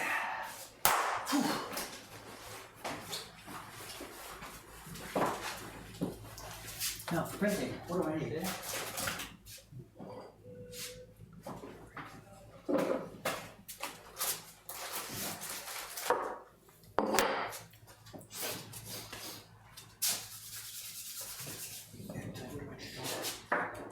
Don't need that, yeah, that's color printing. What do I need for printing? Just for doing transfer sheets. Transfer sheets are there. I need a couple of sheets of test paper.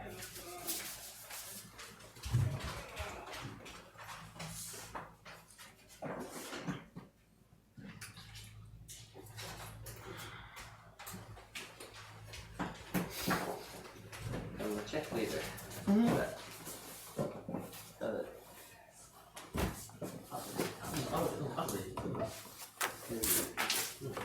Yoisho!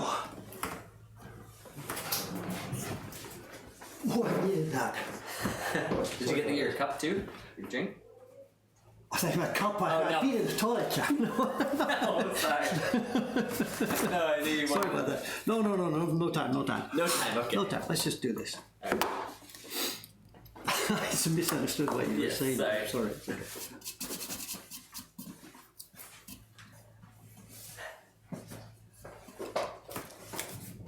So Dave showed the design at the start, yes. It's there, you can pop it up. Oh, no, you can't. It's over here, right? Soka. Should we do it? No, I'm going to print it. You can Yeah, see it. you'll You can see it in just a minute. You can see it.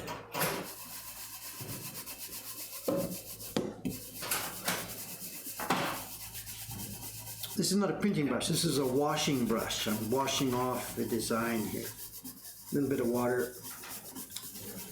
Because I thinned out that glue when we put it on when we started. It's not so stuck.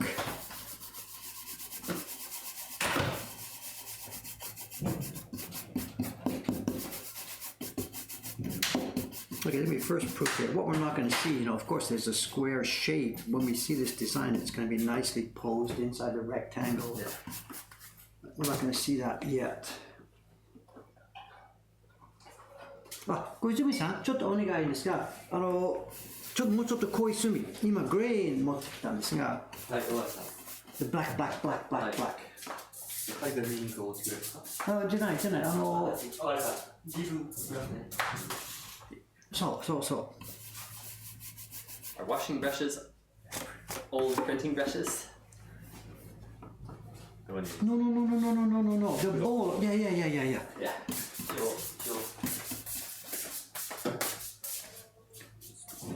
Thank you. Thank you. Farmer in a tiny field, maybe? What does it depict? Yes, it's a small. It's a what do you call it? Bonsai. Actually, that's bon. I don't know. On a bonsai is tray and sai is planted stuff. Then there's bonseki, which is something with stones and stuff arranged on a tray. And then there's bonkei, which is not living stuff. It's things arranged, sand and stones and whatever and bits to make it look like a thing, but it's not actually living. And yet, when you look at the original picture of this looks like it's living stuff. Grass that's planted in there. So I don't know what category that is. Living stuff planted in a tray. Yeah. But not trees. So But not trees. So. Interesting. So I don't know. Okay, first rough proof here on rough, hard, thick paper. It would help to have a bear, and I've got one. Let's have a look at this. So there's a miniature. Yes, it's a miniature scene. Yes, a miniature scene desktop. And there we have our little idea. Let's check and see. Places look really rough. We've got to really roughen up some of this grass so it looks more natural. A couple of stairs that's way too thick at the end of the stairs, so I've got to clean that up. That looks all right. I think we're basically okay. Any disasters, Cameron? I don't see And then for color, we're going to do a green splodge behind the grassy area, and then a blue underneath the bridge here. I think we're good to go. Let's just do this. Moving on. Where's my transfer sheet paper? It worked! Yes, it worked. Like there was doubt? I mean, what? That's what I tried to emphasize at the beginning. You know, this is not, I had some transfer paper, all carefully prepared. Here. 1, 2, 3 sheets. They're saying there's a smudge below the wall, but that's because I think it just hit the registration mark because you didn't use the registration I mark. mean, how picky are you guys going to get? You're talking about this thing, right? I mean, give me a break. That's the registration mark.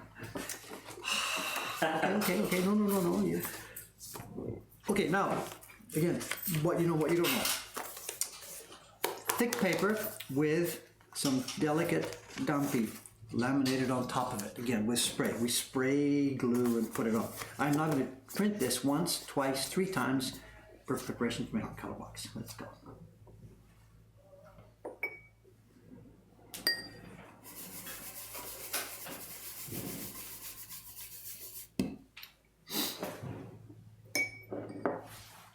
This block is dry. This is like 60 years. It's never seen water, and the block is saying, "Oh my God! At last, I've been in, dry for how many years? All these decades, and it's finally getting water on top. It's just going to go drink right inside." So the first printing on a block like this is always difficult. The water just goes shoop, gone. Give me more, please. And the printers too, when they start printing, they have to warm it up. Maybe 10 minutes before they start or whatever, they just soak it, put a cloth on it.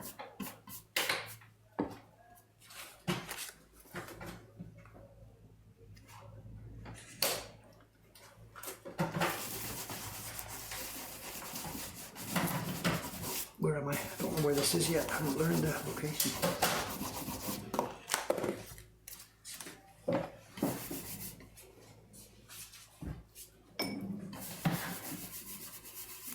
Drink.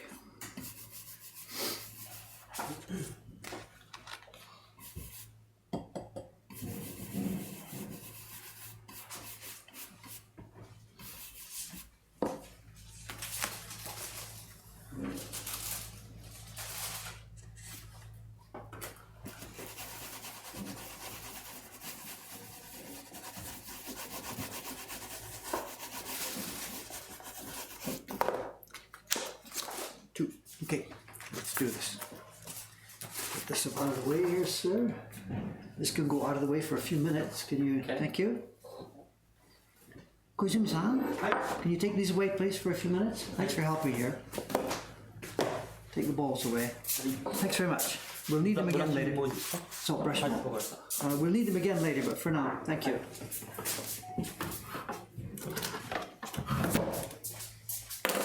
Am I on camera still? Okay. What we're going to do is define the areas for the color blocks. And one color block, we're going to have blue water underneath here.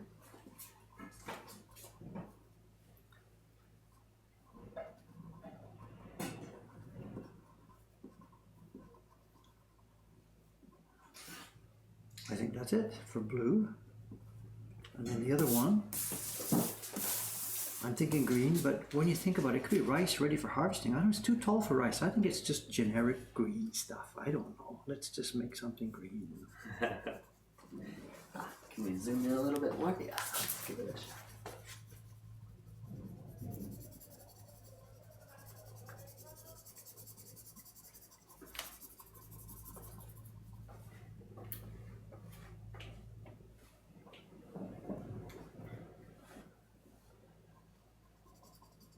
Right?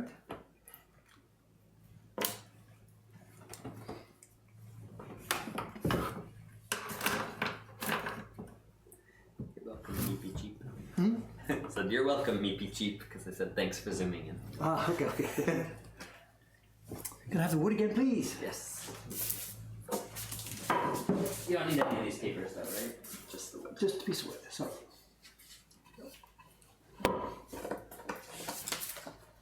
Oh, I see. We should have So I should have cleaned up the back a bit more carefully. Let's see. I was under the impression the color blocks were not lined up with registration marks.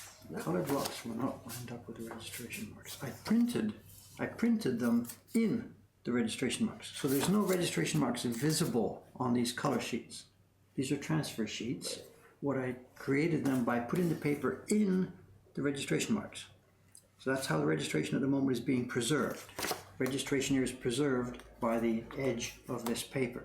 I'm now going to, well, I don't talk, Dave, just do. This one's going to go here. Persuader coming out soon. But actually, I should have thought a bit more carefully about this. Put that on the back side, I guess. Okay, whatever. Let's put the blue in here.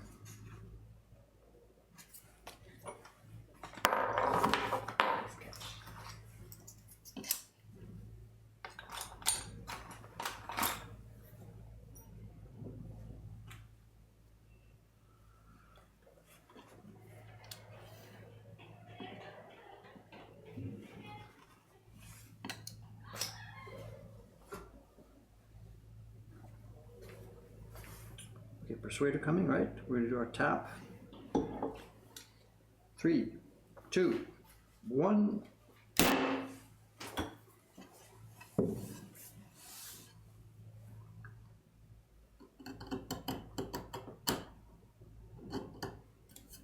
So the registration mark, doesn't matter where it goes, it can be created anywhere. There's enough wood. As long as there's wood, yeah, as long as there's enough wood to work with.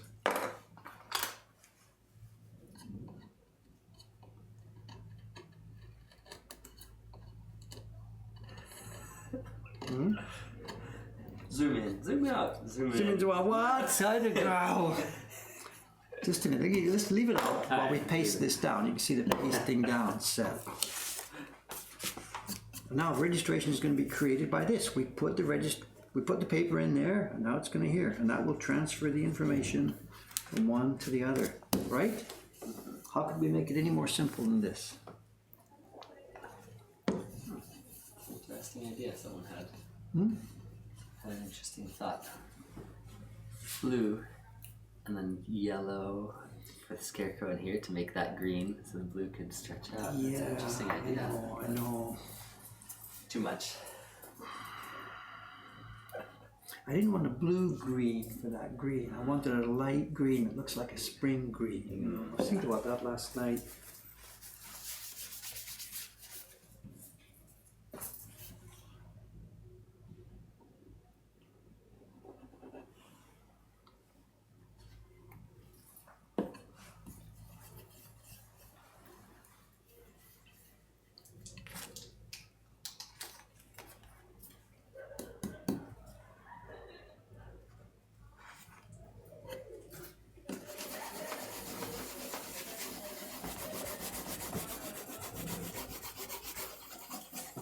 Sounds like lucha. I did a bit.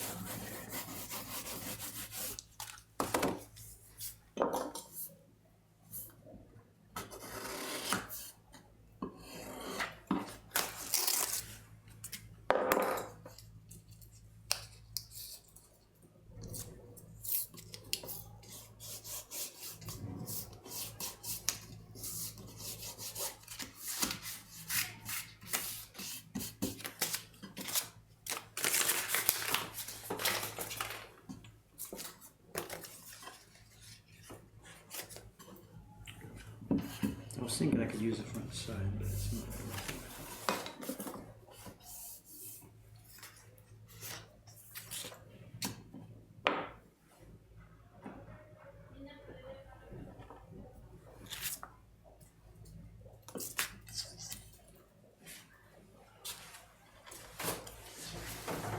Another bang. Bang coming. There we go. 3, 2, 1.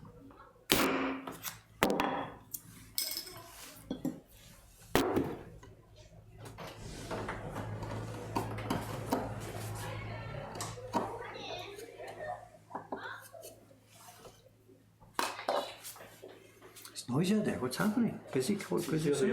Huh? 修学旅行かな高校生 Ah, そうかそうか。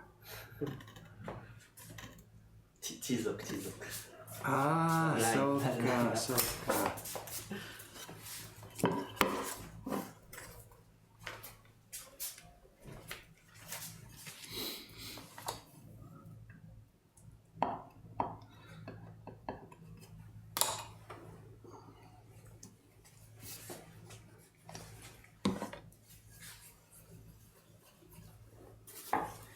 Is this a different glue than before? Yes, this is the Arabic. mucilage glue. It's very light, sticky.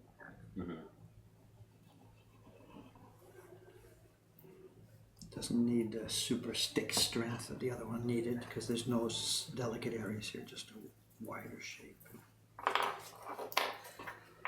Good night, many people. Europeans and whatever, or anybody else. Finally crashing. Yeah. Can't be helped. Sorry, this is what it takes. Thanks for being with us for as long as you could. Tinnitus is no laughing matter, Dave. What's that? Is that how you say that?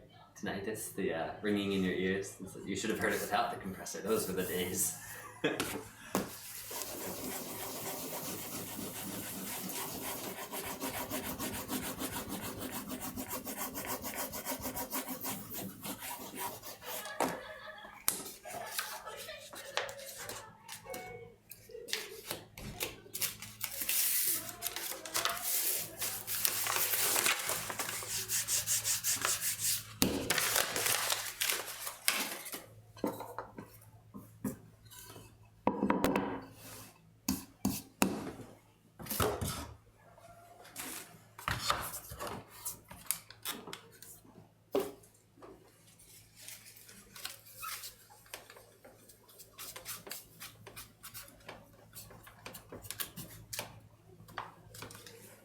Peel judges, are you ready? The peel judges. Oh, I wasn't even going to peel. Actually, I was just going to cut here. I don't know. On this one, I'm just going to cut. It's so black here, we can see everything we're doing here. I'm still here holding the European torch, quoting Gami. Where's Italy? Congratulations. Italy? I forget. Where is it? I'm not sure where right now.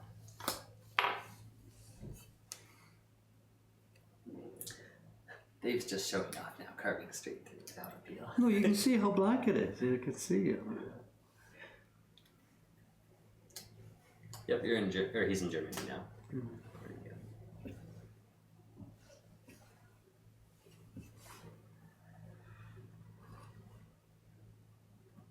You're yawning, Cameron? What's up? Yeah, they're making me tired.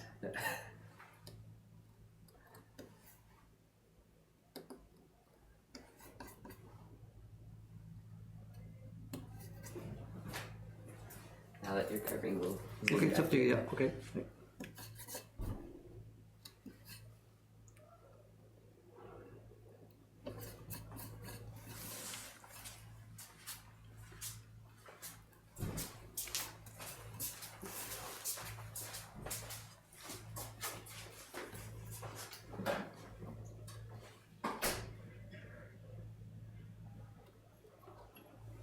I'm currently getting an ad. What's happening? I have no idea. We're still connected.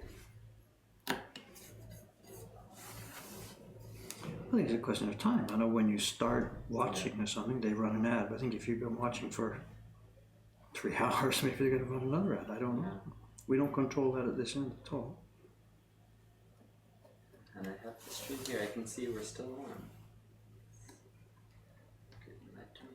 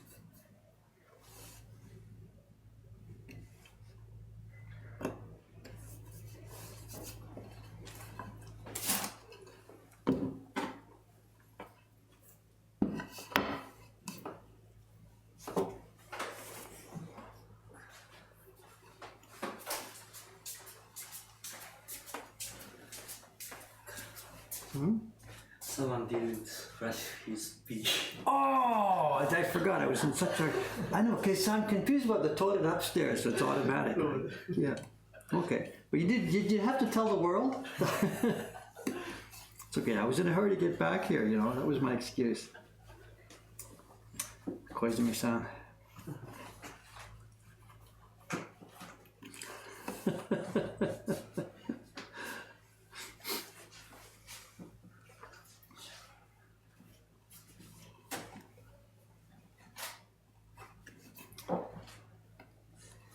At least it was only a stand-up job.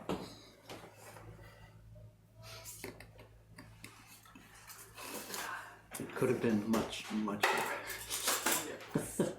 They're saying they're getting ads and someone else is recommending getting an ad block thing and saying, I'm not sure how people even use the internet on their phones with all the ads they see because you can't have an ad block here. So it's funny, so people are seeing it at the same time. Yeah, no, it doesn't sound like they saw it all at the same time, so I think they're okay with that. But is it the same ad, or it's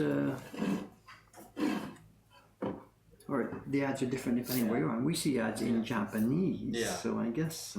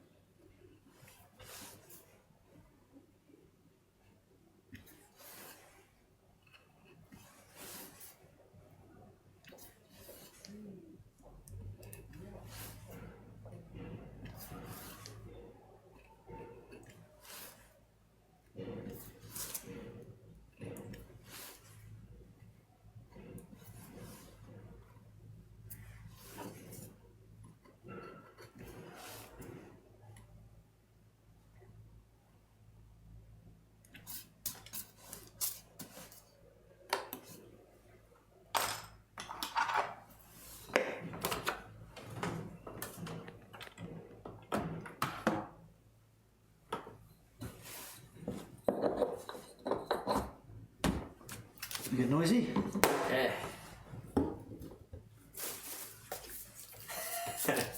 They're asking if you had a secret stash of orange Gina around.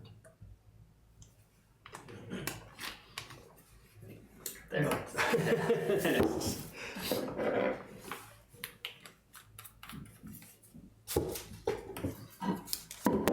I don't, we're zooming, right? Zooming in, zooming out. Yeah.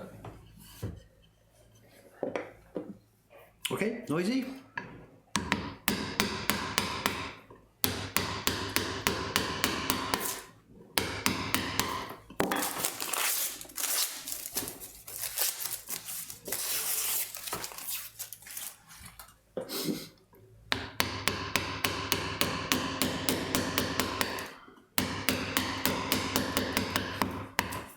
I think it's been not so much conversation on the stream, Ken. Yeah, Last time, quiet. when we did 1 year ago, you know, there was lots of people inciting us and asking questions, and we talked about all kinds of stuff. This one, I think, has gone a different way, you know, this stream today.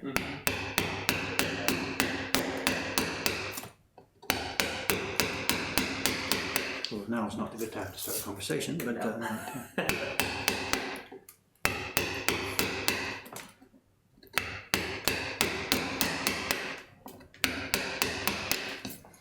Harsh.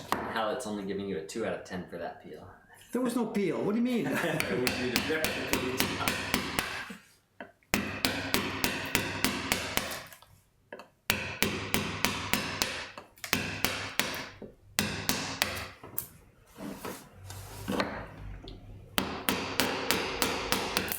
Ken's still there, is he? Yep, looks like it. He's not here. East Anyway, Coast, I think.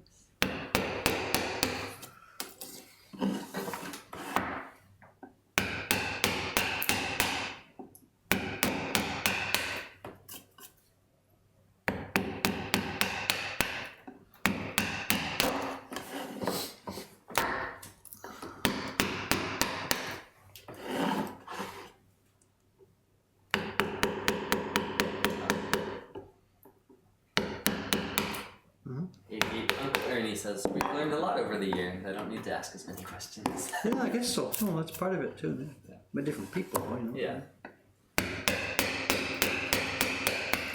Well, it wasn't just questions. It was general stuff. We had good conversations, I Yeah. think. I don't remember. This one seems to be. It's been a bit quieter. I don't know.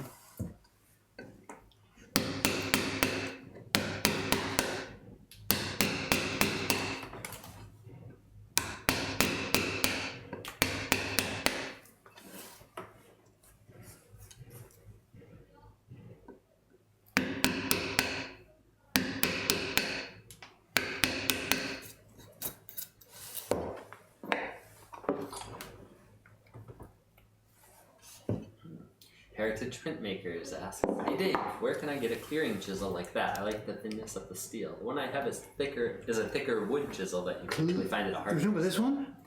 Or the one I just used? I don't know. This is on a 15mm shallow U gouge. It's not even specifically Japanese. I think this should be available to woodworkers anywhere in the world, I think. I don't know. Yeah. And this is a carpenter's chisel. It's not specifically made for wood makers at all. It's rounded. Hmm?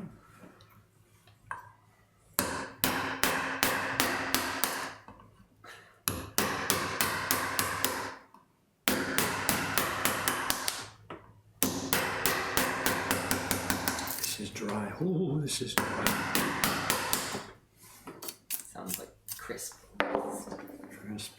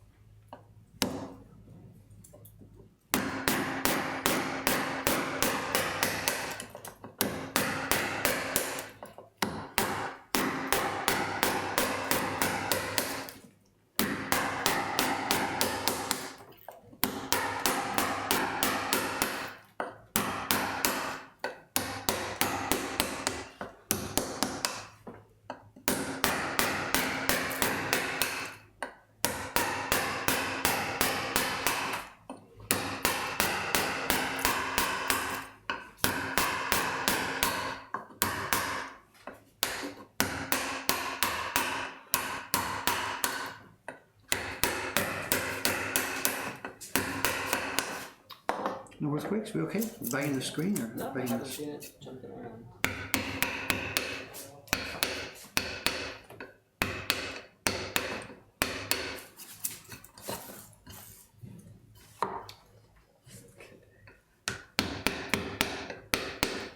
Will you refine the upper edge of the blades of the grass like hair? Yes, that's what I'm going to do. Just hang on a minute. Yep.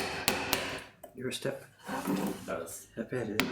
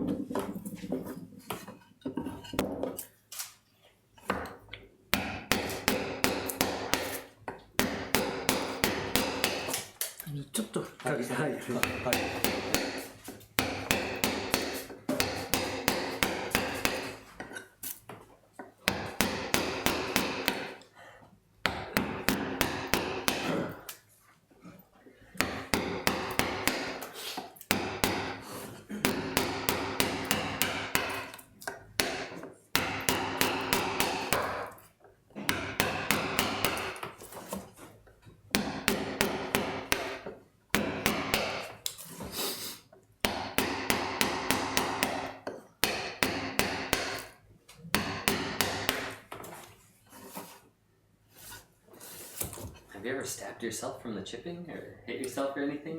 This gets stabbed. Sometimes even then a wood chip sticks up and I bang my hand into it and it sticks in a little bit. There's no, I wouldn't say stabbing is that. Out again? Yeah, here.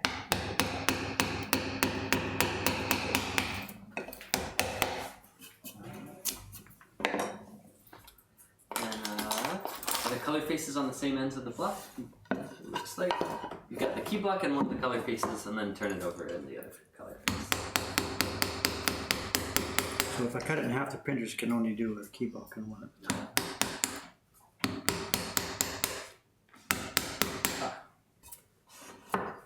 Thank you. Good question. Meepy cheap.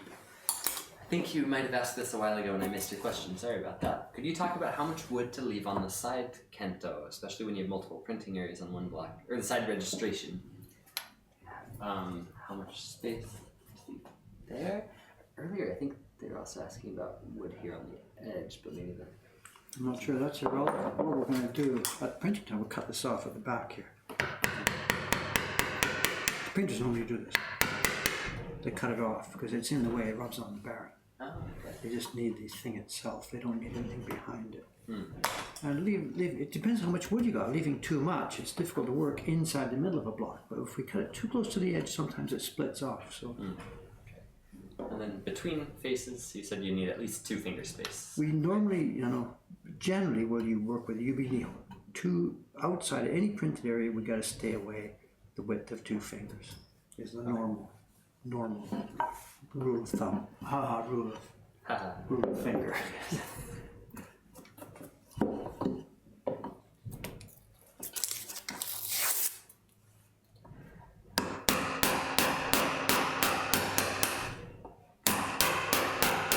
Here's where I smashed my lamp.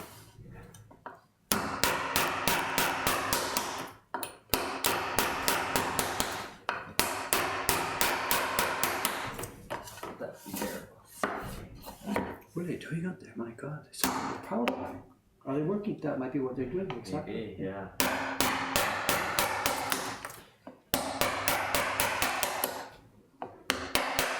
Do you think lino cut printing is a good introduction to woodblock printing? I don't know. I've never done it, so I'm not sure. I don't think they're related, and we're using transparent pigments overlaid for the most part, and they are using, I believe, for the most part, opaque pigments, which stack up on top of each other. So I don't really know. I'm sorry. Not directly comparable.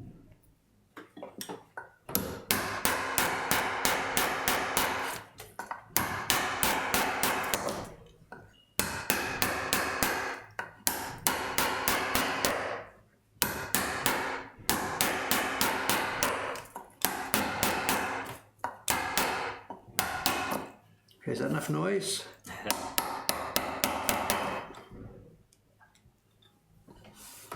Let's switch.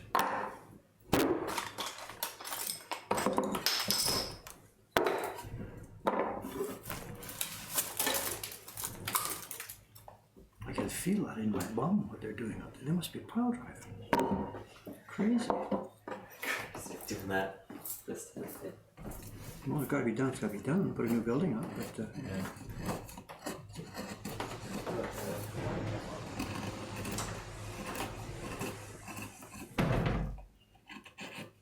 I don't know how much that's coming out in the stream, but there's a massive thumping coming up through the ground below me here.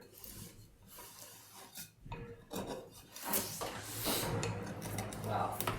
Every time there's a thud, the scaffolding around the structure shakes. It's like boom, and then it all rattles. Whatever they're doing, it's heavy and noisy.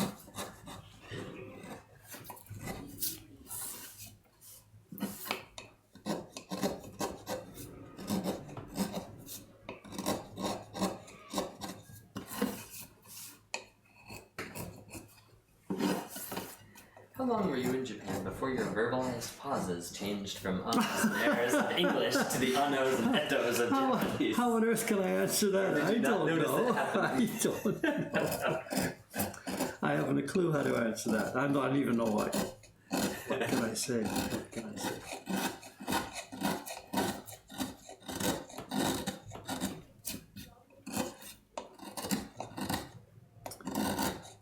I mean, the related question is, do I think in Japanese yet? So no. I know. Most I still think in English, of course. I mean, we have all those years of it's my mother tongue, it's my basic language, it's how my brain functions inside. When I'm speaking to the staff here, I can handle talking to them in Japanese, but my brain functions are clearly happening in English, of course, But I'd find myself walking down the street thinking about something, and I can be thinking, having, the internal in your head conversations that you have. I will have them in Japanese. It's funny, last Tuesday actually, so exactly a week ago, you called me from Ome. And on the phone? On the phone, because you had a question from the Ome staff. And since you're with them, you've been using Japanese the whole time. Yeah. So you call from a Canadian to an American, and the whole time you spoke Japanese. Really? Well, there you and are. I just played along. I was like, we can do this, that's fine. Okay, so because you and I normally, when we're speaking to each other, we speak English. Right. I look at your face, English comes out to mind, and I speak English too. Yeah. Because we're mostly comfortable with that. Yeah. But then with the staff here in the shop, the staff is all hired. We've hired people who can handle English at some level because they need to be able to speak to the customers. So a lot of the conversation in the shop here, when it involves you and me, runs in English. Yeah. The kids here talk to themselves in Japanese usually, which I sort of don't like, but in the interest of increasing their English skills. Yeah. That's all good. So I spoke to you in Japanese. Yep. It was really funny. But you started with hello, and then immediately just all so Japanese. I think I can guess why. What she done? She'd asked me something that I didn't know. When I say, "We'll have to ask Cameron," so it was her question that I was asking you. Really, right? It wasn't a conversation I was having with you. It was me. Where is something? So I turned to her and said, "Okay, so let me ask Cameron about that." So it was a continuation of a Japanese conversation, I think. That's what I figured. It was,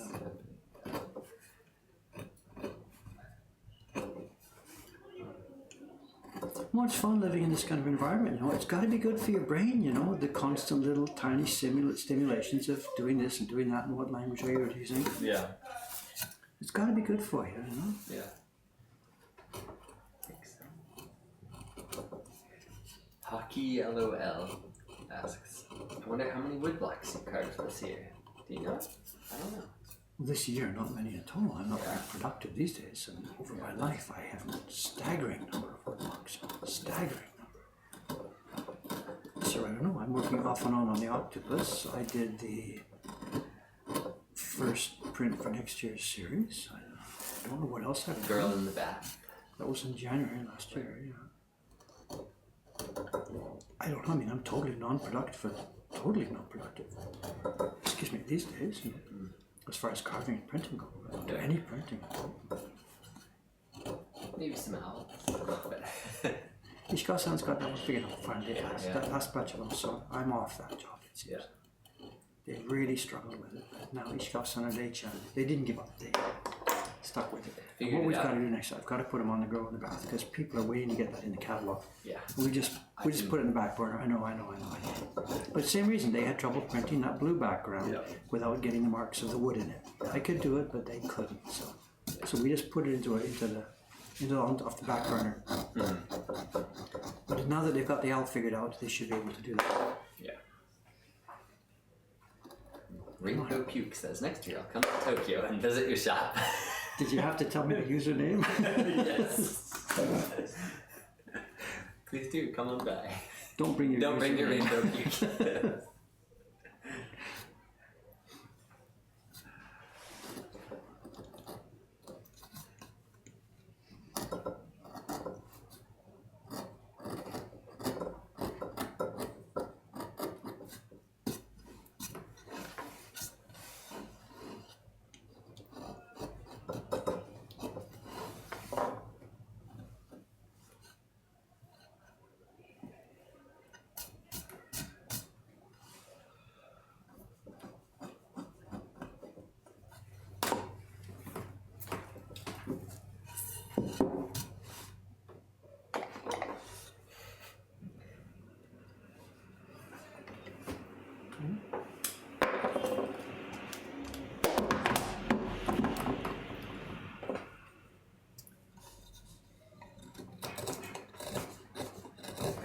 That is the name of this person's cat.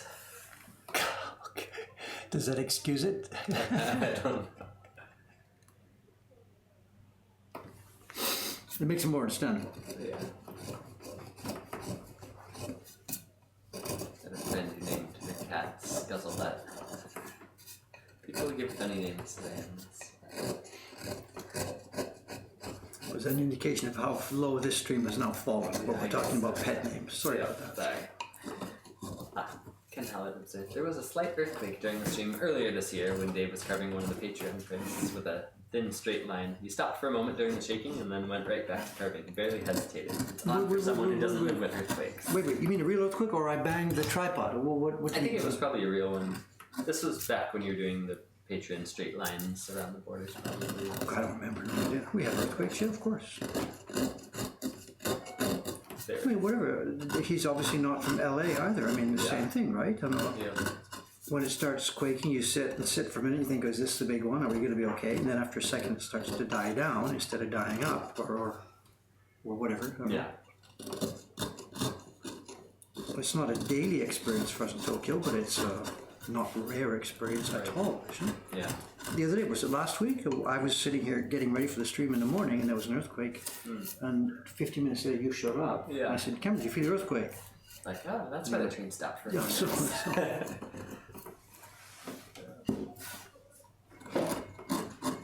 So the trains felt it, the automatic systems felt it, shut the train down. Yeah. And once they got the all clear, they continued, right? So.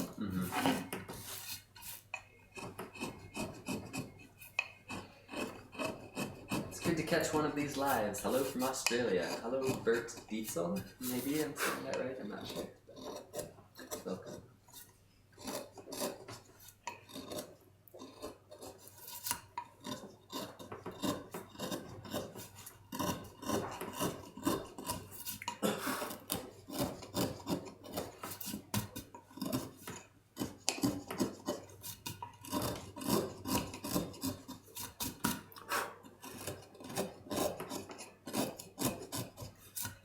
We're back at ASMR territory now, I think, are we? Yeah, I was scratching.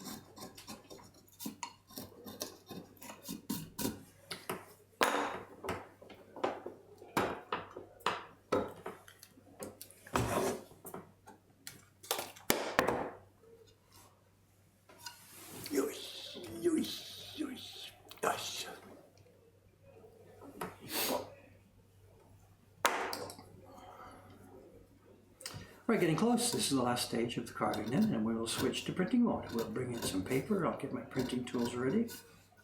And we'll run up a few copies of this simple little print.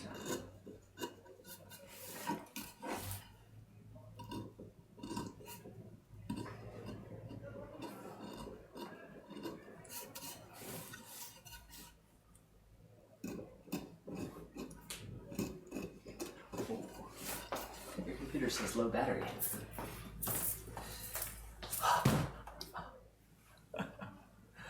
That would have been tragic. Right as you pull off the print, boom, shuts down. So did you see it over my shoulder then? So Yeah, I saw a notification. it's been streaming all this time on battery power. Oh. Or when I went out to the toilet or something, I knocked Yeah. it out or something. How about you? You're not even Mine's plugged pretty in. low, but Let's plug right it's doing there. fine. You have another plug? No, I just have mine upstairs. It's I don't okay have though. another adapter, no. But I've got a, there's a It's not dire, so it's fine.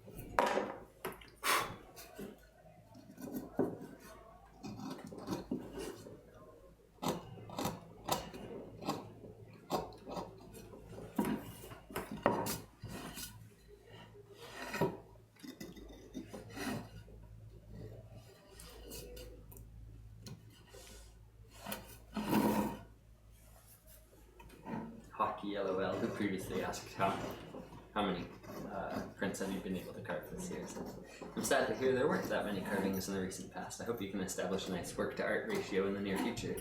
Well, it's not all bad news. I mean, the reason I haven't been doing much carving myself is because the structure we're building here at Mokuhankan, we now have 4 carvers on staff. So it's simply my job has transformed. You know, 6, 7, 8 years ago, I was the only carver here. Yeah. It was important that I sit at the bench and carve because that was my function in the company. But over the years, my function here is morphing, changing. Yeah. It's more important that I train other people, build the structure, get the business built up, make YouTube videos, rather than just myself sit at the bench all the time. So Yeah. rather than being a quiet craftsman, my job is now more of a, you know, the kind of thing we're doing now. Yeah. That's the way I can best use my time rather than just making, you know, being the carver.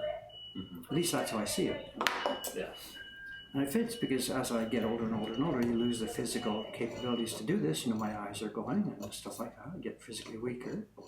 And yet I'm, whatever, smart, you know what I mean? And you don't lose that stuff and the power of being able to run this business and have a vision and get things organized. So that's the skill set I should be using moving forward rather than the carving skill set. Yeah.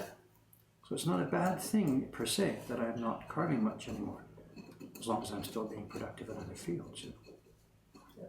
Different stages of life, different skill sets.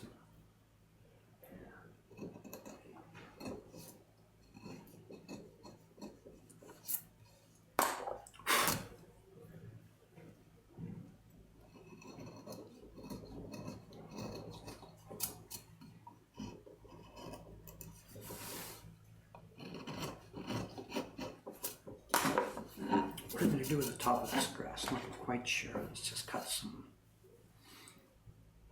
We're not going to try and match each blade. We're just going to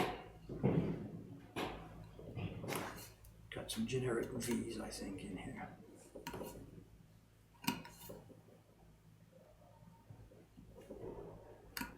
Trying to make them all look the same.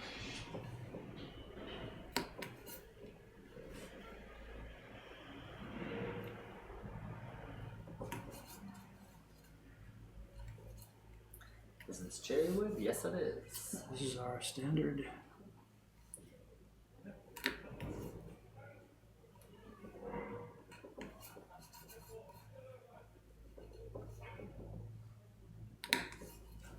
Very old piece. This is a piece of wood we got from Harada-san, who was a friend of ours, whose father was a traditional carver back in the old days. And when his father died, he left behind all kinds of stuff, bits of junk and bits of this and bits of that. And this piece of wood is one that was among that stash. You know. And it wasn't even a complete piece. When I picked it up last night, one corner was missing, so I went upstairs with the saw and chopped that out. Straightened it out.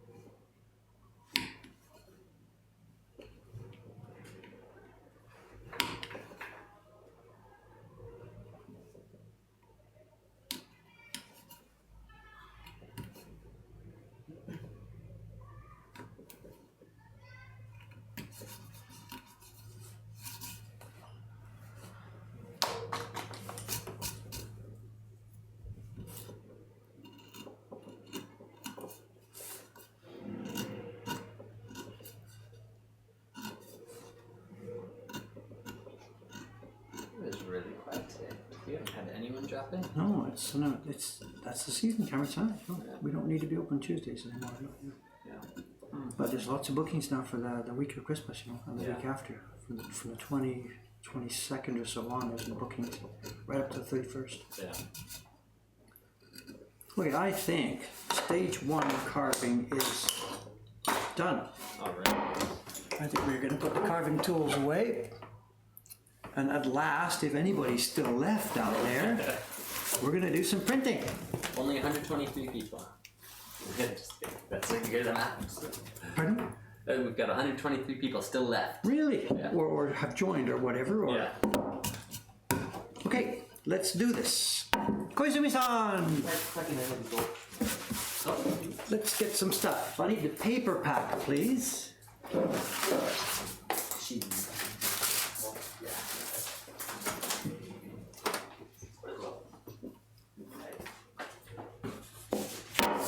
pigments. Some paste, too. Yep. Paper pack, please, in the middle here. Thank you. I'm zoomed out enough to show what's going on.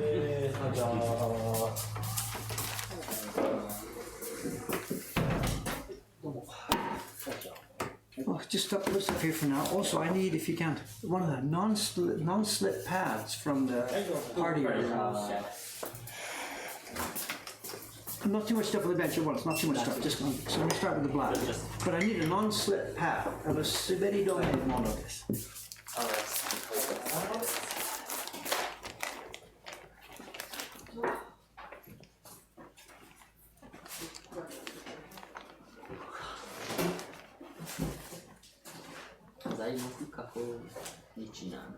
I think they sliced up some wood for you.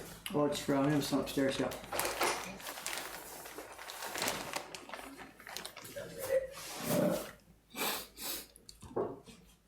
Is there no non-stick pad? He's having trouble finding it? I don't know.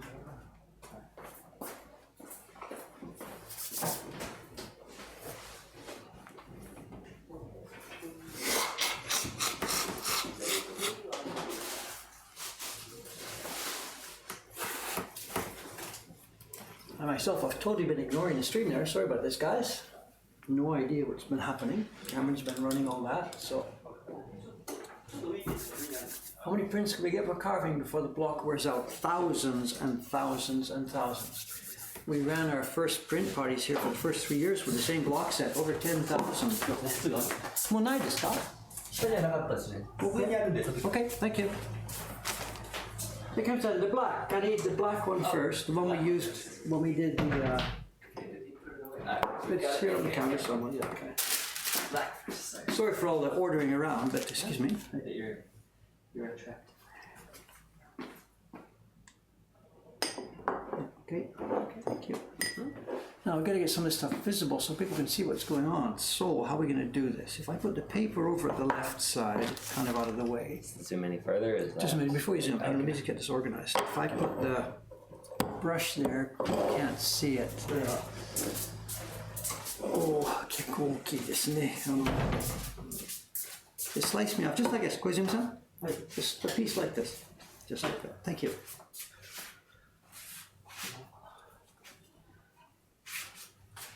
Don't worry, just a piece out of the block. That's all. Just a piece of the corner of the block.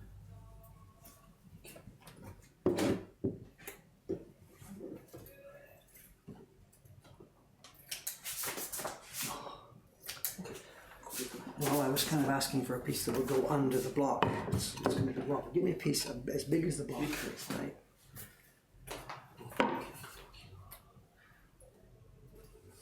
Now, how should we organize this? Let's see. Not sure the best camera. We don't need to have the camera back there.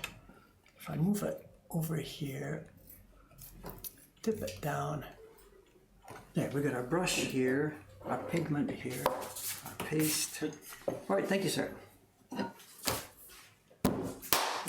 Okay.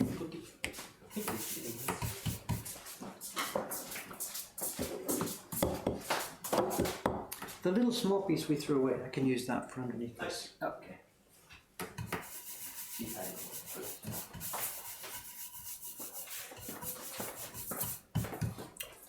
Perfect.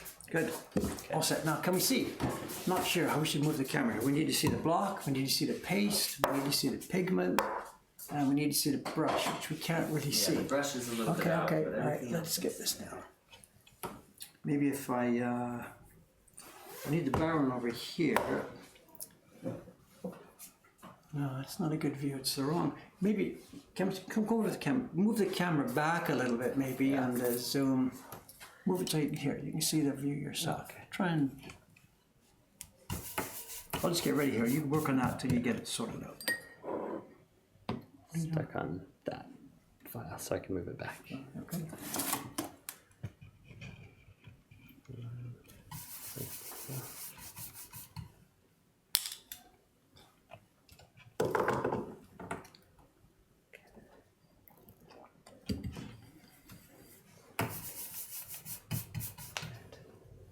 See, glowing orb of light. Brought in. Well, if I turn actually, if the light out, is that better? No, I can't see. Yeah. No. No. Huh? The way it works. How did we do this last time? Oh, I had the camera on the other side last time. Yeah, so.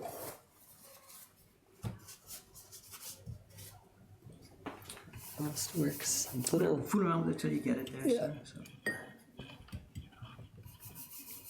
There we go. I think we've got everything in the frame.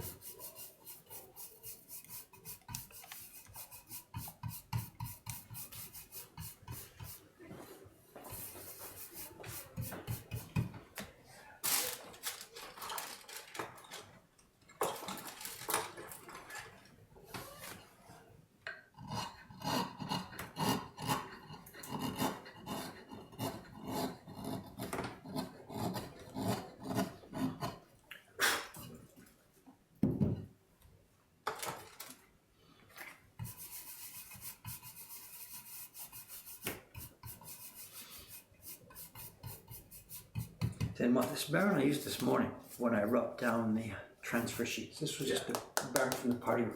Right. I'm not going to use that. I've got something else here this morning. Is it on the stream? I've got a box which arrived a few days ago. It's a Polonia box wrapped in plastic, and it says it's from Kikuhide Kobo. This is from Goto-san. That's the good stuff. It's a brand new, unwrapped, untouched, unused. Let's give it a try here today. Talk about unboxing. Are we on video? Yeah. We go to him. He just wraps. He's Japanese. He just wraps his stuff as though he was working for a Mitsukoshi department store. Yeah. We ordered this about I don't know, last spring. Yeah. Last spring. Polonia box. Look at this. The guy really does the job, you know. A brand new home button. Holy, amazing! Wow. Good play. What he does is he's put inside. This is, you know, the coil that goes inside here, round and round. He's put the little offcut at the end of it so that you can see. Is it going to show? It's not going to focus, is it? It's not going to focus. So it's the woven coil itself, the woven pieces of bamboo. And what we asked for this one, we asked him to make an 8-strand Baron, but to use ultimate superfine strips. Normally when we make an 8-strand Baron, it's got like bumps at that certain size. It's fairly strong. Yeah. But I wanted one with the same number of bumps, but I wanted them at very, very fine detail. And he took my he took my order. He didn't curse, but when he hung up the phone, he said, "Oh, Jesus," because it means way, way, way more. Because the strips are cut so fine, instead of whatever it is, instead of 6 meters, it needs 12 meters. Yeah. Because it's so small. Right. But whatever, he sends me the bill, we pay it. There's no problem. I mean, there is no bill here. It'll come later. We'll find out. We'll find out soon. So. Then he also includes a photograph of the inside of the thing. And there's super fine. It would normally be about whatever, 15 turns. This is 20 turns because it's so fine, finely done. And it's going to get its first working here on this stream this morning. And that's actually not so great because Barons take some time to get worked in. When they're brand new, they're not always actually so great. Yeah. There might be a little bit of a high spot here and a high spot there.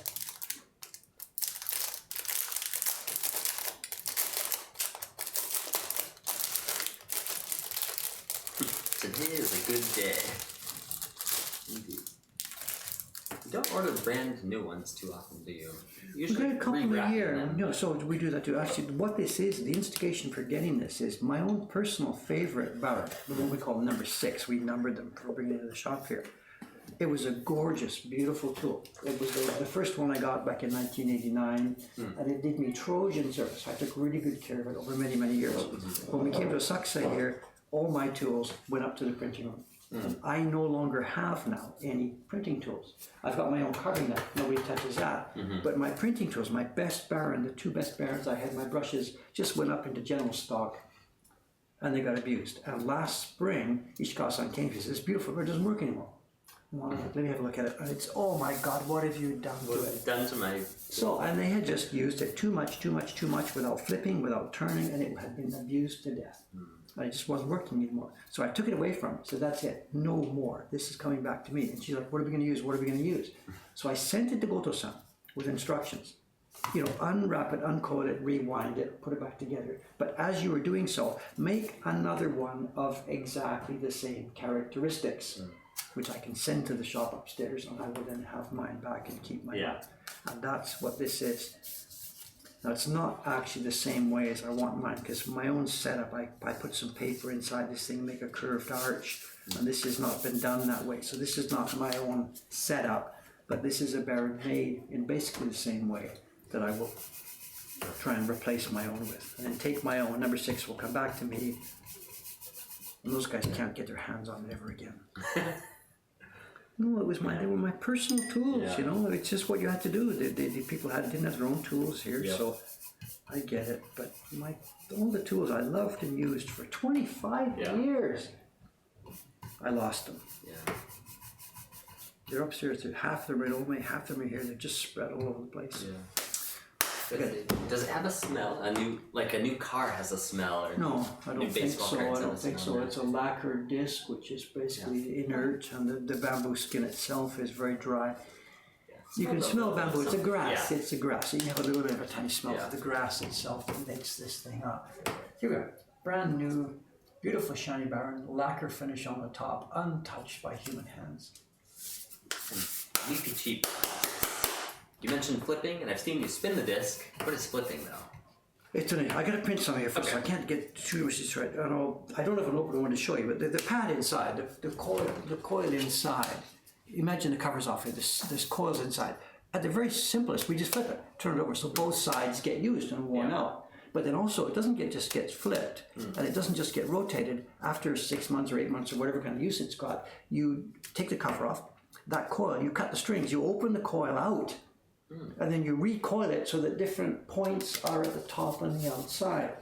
Now you can do it yourself, but normally we send it back to Goto-san for doing that. Because after being coiled for years, it's frozen in that position. You can break the threads. So he gets a kettle, and in the steam, he unwraps it in the steam above this kettle, burning his hands as he does so, but then whatever. So there's lots and lots of ways to extend the life of these things. Now I better test print. What am I doing here? My moist paper is ready inside. So let me take a quick, I had some proofing paper. What did I do with it? I threw it away today, or the paper I used when I did the first part? Yeah. That's too thick. What's this? This is, next Patreon rewards. Heaps, oops. I'm not supposed to talk about Patreon on this stream. Let's try it. There we go.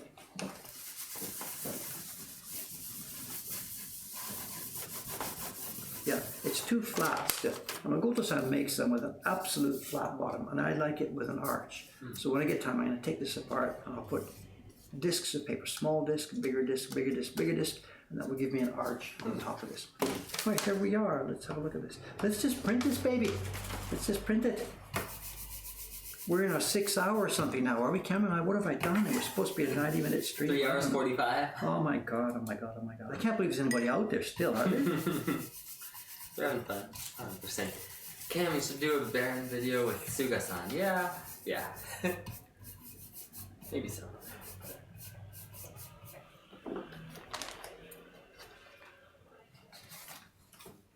Nice washi. I prepared this last night. This is some of the washi that I sized last week. Oh, nice.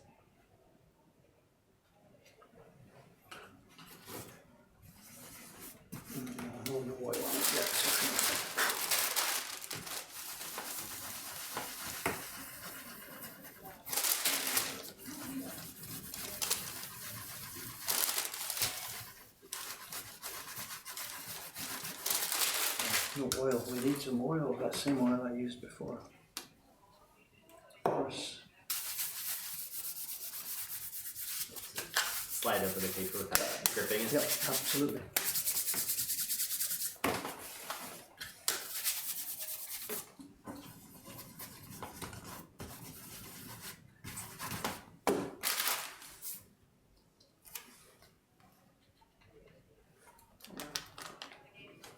So let's do 2 or 3 sheets or 4 sheets or something. I can't do 500 right now. We'll just do a few, then we'll switch to the color, right? Sounds great. The bottom does sound different, they said. It sounds different. Yes, the way it Did it rubs speak? is I don't know. I don't know what I can say.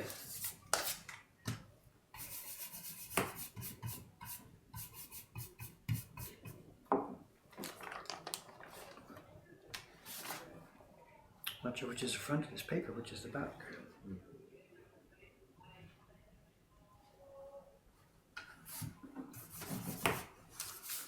Can you talk about the issues you're looking for when you proof the carving like you're doing now? I'm not quite sure what to say. I know some things I'm going to change after we get off the stream and before we go into production on this print. We're going to clean up some of the things here. I think some of those lines might be a bit too thick, trim them down a little bit. And as I said, I'm going to rough up some of the grass. At the moment the grass is all too clean. Look at this one. It's a bit too square at the top. So we're going to just, look at this one too. It gets bigger up at the top rather than smaller. So it needs delicate points here and here. A couple of places on the staircase here. Look at that. That little zoom thing in for you while you're talking about that. Yeah, but I can't get this paper outside. So there's a few things to fix. So no, as I said, look at this. This piece of grass gets fatter at the top than at the bottom. This one has a bump at the top. This is too black. I've got a scrape in there. The staircase has a couple of funny points at the ends there. I couldn't see it clearly. So just nips and tucks. No big deal. The print, I think, is okay. We got a good wiggle on the stone. We may carve some scratches in the stone, so make it look more natural or something like that. I'll have to think about it after we see it. Overall, I think it's pretty much what the doctor ordered. Very cool. And I've been sitting talking, the block dries out. Okay.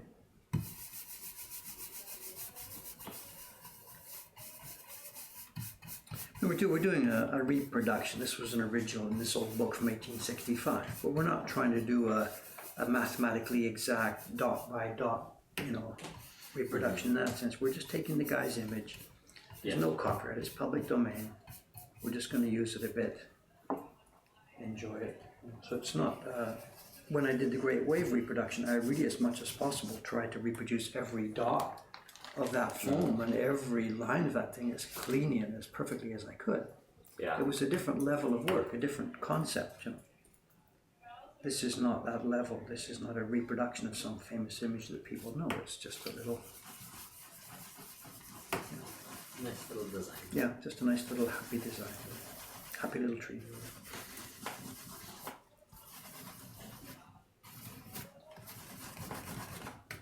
I think last year we did 10, right? I'm just going to do 4 here, Ken. I don't think we need to go...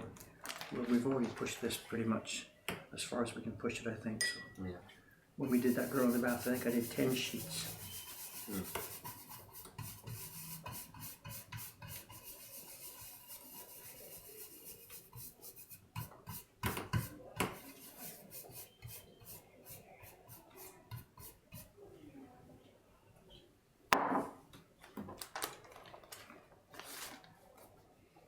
And for those who don't know, when we do the spring, paper is moistened. This paper was carefully moistened last night. And it's been steeping, it's just been sitting in its moisture with water spreading out smoothly in the fibers.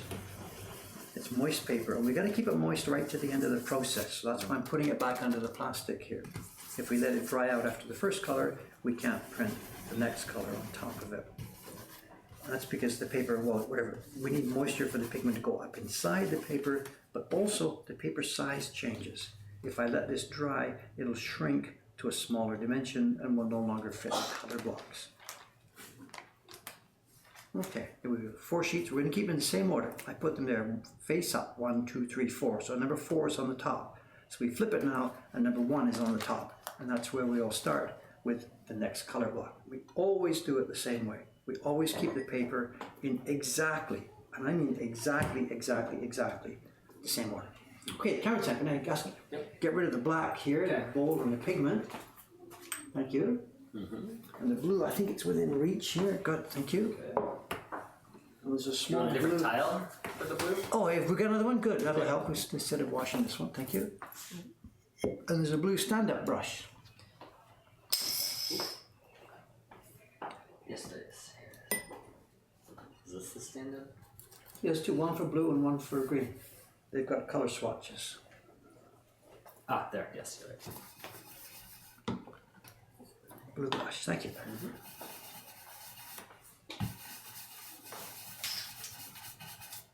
Here. Key black marker. Something.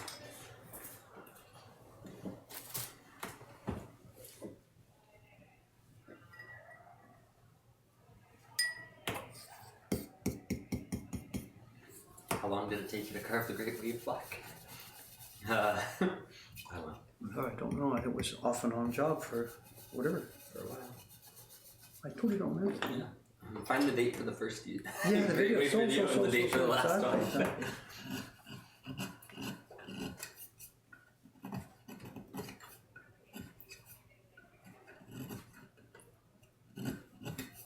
Man, I am hungry. Honestly, I'm hungry.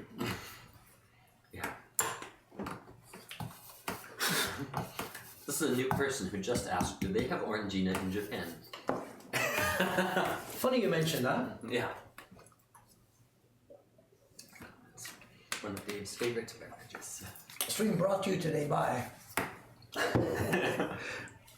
We keep making that joke, and somebody's going to show it to Orangina. They're going to send me a case of it. Yeah. This is my dream. This is my dream. Frozen Rabbit said, the stream is not officially sponsored, but... Not yet. The stream is sponsored by our fans. Yeah. I think it's too much blue. I gotta lighten it up. Way too much. Way too much. Looks like the deep ocean. What have I done here, Dave? What have I done? That's powerful stuff. The blue bear. That Prussian blue, powerful stuff. So. Someone asked, why is the paste blue? It just ended up with tiny amount of pigment in it. Yeah, it's the paste we borrowed it from the print party bench over there. And lots of times customers are putting they put things back in the wrong place. So they'll put the blue and a pigment brush back into the paste. And we just learned instead of just whatever, we just keep one paste by the blue table, another paste by the orange table. And if the paste gets a bit of color in it, of course it absolutely doesn't matter at all. So, so yes, paste stolen from the Mokuhankan print party bench where the main print is the microwave, which is mostly blue. Yes, thank you. Still a bit too dark. I was a bit enthusiastic there putting the pigment on, sorry.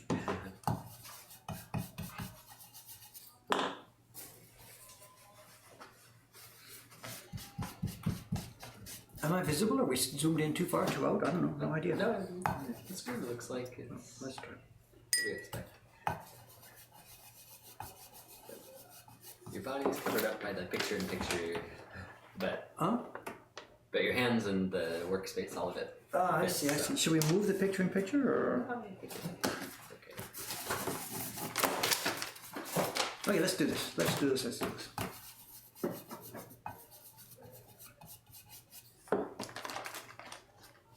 Sheet number 1, and then, of course, into the same registration marks.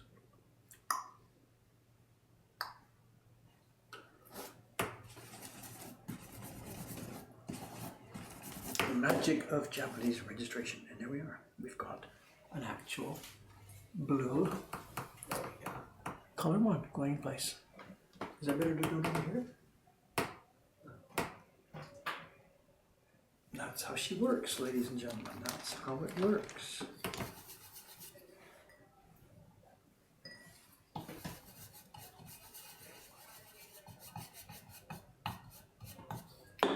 Registration was okay? I think so. Cool.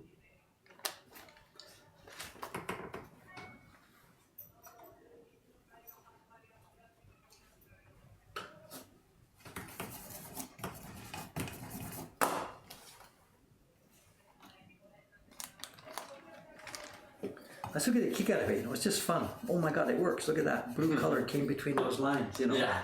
I know how it works. It's not an intellectual mystery anymore for me. But when you pick up each sheet, it's still like, wow. Whatever. I'm a kid. I'm something I can't get the growing up idea. I'm sorry. I don't know. It's just such a nice thing to happen. I don't know. There's people that went where I wanted it to. I don't know what it is. I think, again, we talked about this, I think on the stream we did here a year ago. I have some vague memory of at school, like in geography class, and they give us this map of Canada with all the provinces outlined in black lines. And our job was to take different copies of these and color them in. Where was the agriculture, where was the minerals, where was this and that. And I've got these black lines and you're coloring in stuff. And it just pushed some kind of buttons. I'm still doing the same thing. I'm still just like a kid in school doing the coloring book, Yeah. Well, really, there's something in the DNA or whatever. And I think maybe you can get the idea about how this works right now. You've seen us. We've spent hours and hours and hours and hours here now preparing these blocks. Planning, carving, pasting it down, bang, bang, bang. The work went on forever and ever and ever. No, I'm just the point what I'm trying to say. But now that the blocks are done, now that the blocks are done, you can see what's going to happen. Bang, bang, bang, bang, bang. Out they go. This is the printing business. It's the printing business. And it can be hugely efficient. People that look at the beginning of the process, oh my God, I've never seen anything more inefficient in my life. Get a laser printer, do this, do that. And yeah, there could be more, quote, efficient ways of making the blocks, I know. But for us, it doesn't matter. Because once they're done, once we got these blocks, you stand back, because boy, oh boy, we can print some stuff off them, The shop, over the prints in the shop right there, the first one, the rickshaw cart, we're over, what is it, 1,400 copies now? Oh yeah, you're going to switch out, yeah. Green, please. It's so cool having people around. I just snap my fingers and people do things.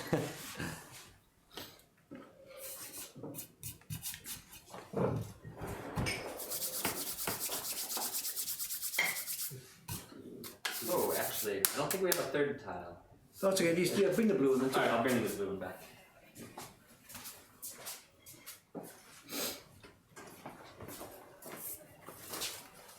Thanks. Yep.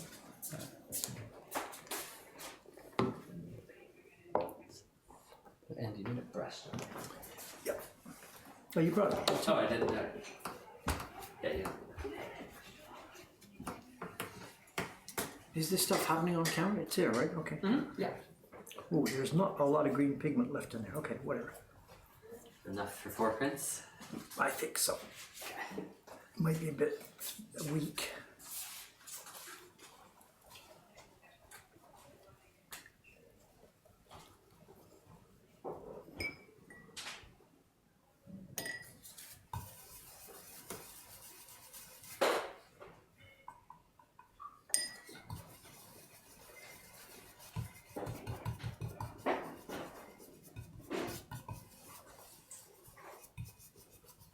I've ignored looking at the stream here, the chat here, because I normally have the computer on my left. For a year and a half we've been doing this Twitch thing. The computer's here. I keep looking left and looking left, and I've been totally ignoring the people actually over there. Also, has my head been blocking you? No. Have you been sitting behind my head? So I'm leaning forward, am I? It's been fine. So you're behind me? Yeah. Yeah, most of the time.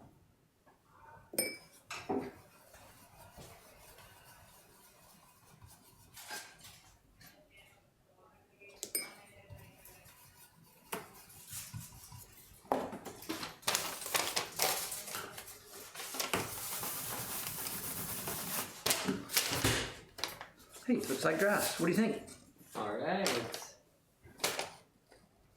Couple From here, I can't tell. Is it a bokashi from the top? Or No, bottom up? no, Okay, no, sorry. no. It just have weird lighting on it.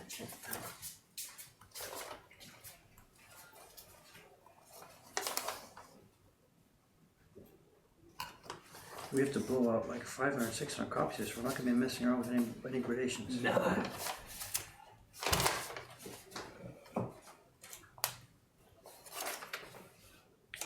What? The last known God says the bot logs all of the chat history, so I've got it in text format already. So I don't need to be copying and pasting.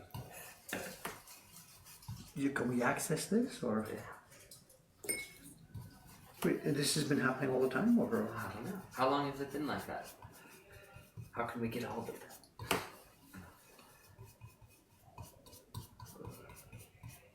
Actually, there is somebody in the stream who made a new suggestion to me a few days ago, and actually I downloaded a piece of software. It's on the machine. I'm not going to start it right now, but it's called Colloquy, and it was a native Mac for a native app for Mac. The previous ones I found all ran the Java machine. I didn't want to run the Java machine in the background there, but this one doesn't. But I haven't actually looked at it and turned it on. So we may have another solution coming here. Cool. It says the bot's always been like that. I'll send you an email about it. So Okay. cool. Good. Thanks. So here we go. Yeah, we flipped them over. So again, it's number 1. We're working again from sheet number 1, 2, 3, 4. Same. Oh no. My battery's down to 4%. Cameron's dying. His battery's down to 4%. Now it's a race. Am I going to finish before you die? Yep. Hey, we have a nice little print. Yeah. A little bit of nothing. What we're going to do before we send it out, we're going to put, there won't be a border frame on it, but I'm going to carve one block for a background with nothing. So the paper will be pressed in the square shape that sets this off as a frame for the background. Yeah. Will that be the fourth quarter of that? Yeah, I guess so. We're getting shadows here. I don't know what I'm at there. There, I think that side's better. Very, very simple print. And here's the concept. This is how Japanese woodblock prints come together. Key blocks plus colors. We've got one area here where this is overlapping. I'm not sure what to do. This area at the bottom here, the grass overlays the blue, and I think I'll just leave it. Is there a practical limit to the number of colors you can have on a print? Well, you put the word practical. Of course, there's a practical limit. How much money you want to spend on, on carving blocks and financial limits. Is there a technical limit? Is perhaps the question that maybe you think we meant to answer. Is there a technical limit? And people have done hundreds and hundreds and hundreds. Yeah. Most I've done, they print on the wall behind the camera. You can perhaps see it. That's got 96 impressions on the sheet. Not all in the same part of the paper, but it went on the blocks 96 times. It's not a 96 color print because some of the impressions were the same color repeated overly to get depth and things like that. Yeah. But it went 96, and that's nowhere near a world record. This is not, look what Dave did. Wow! People have done much, much more. People are trying to get in the Guinness Book of Records, whatever. They're over 1,000. They're over 1,000. It's just not the game we want to play here. Yeah. Our whole style is more in the terms of smaller, delicate work rather than large-scale, spectacular work.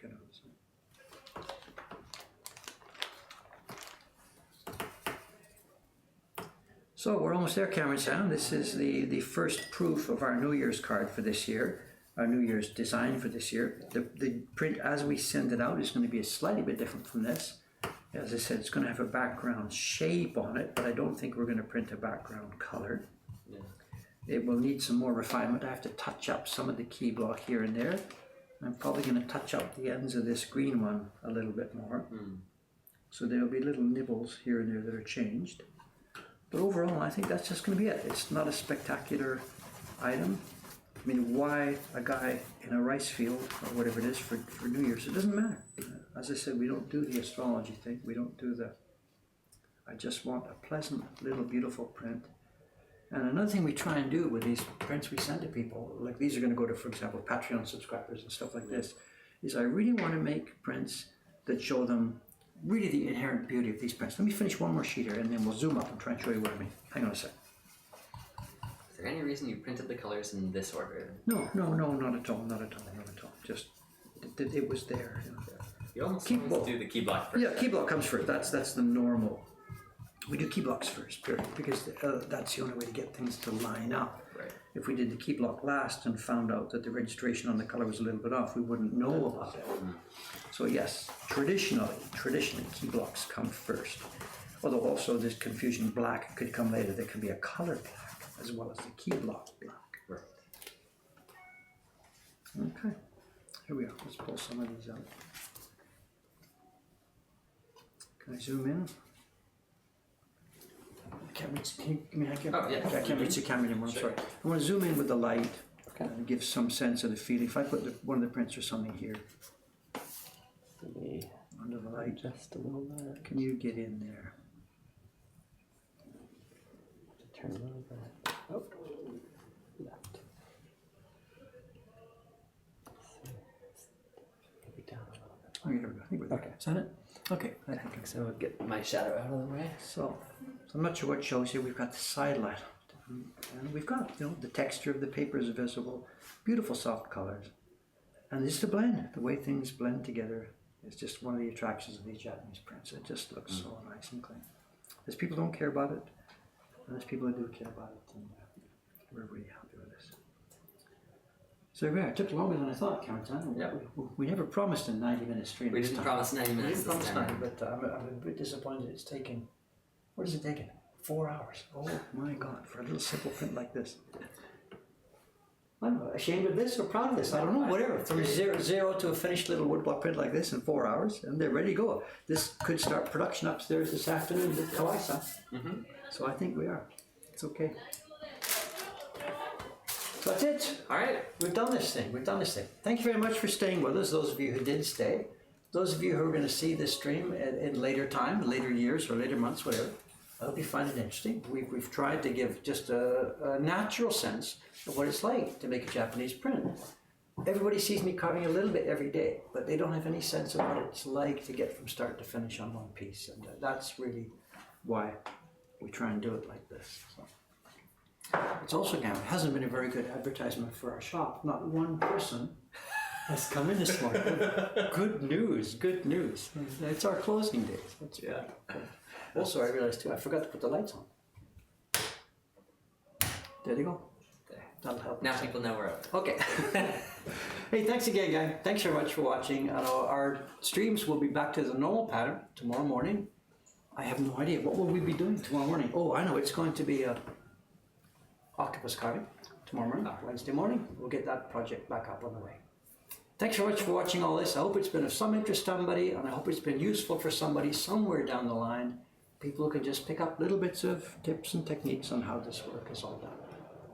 We're going to sign off now. Thank you very much. See you next time. Bye-bye. 4 hours. Cameron, my God, 4 hours. Where's the camera here? Here we go. One camera down. Hey, look at that. She looks nice, you know. I like the simple ones the best, you know. I really, really like the simple ones the best, you know. Anyway, let's get out of here. We got lots of work to do. Thanks for helping, Cameron. Yep. No problem.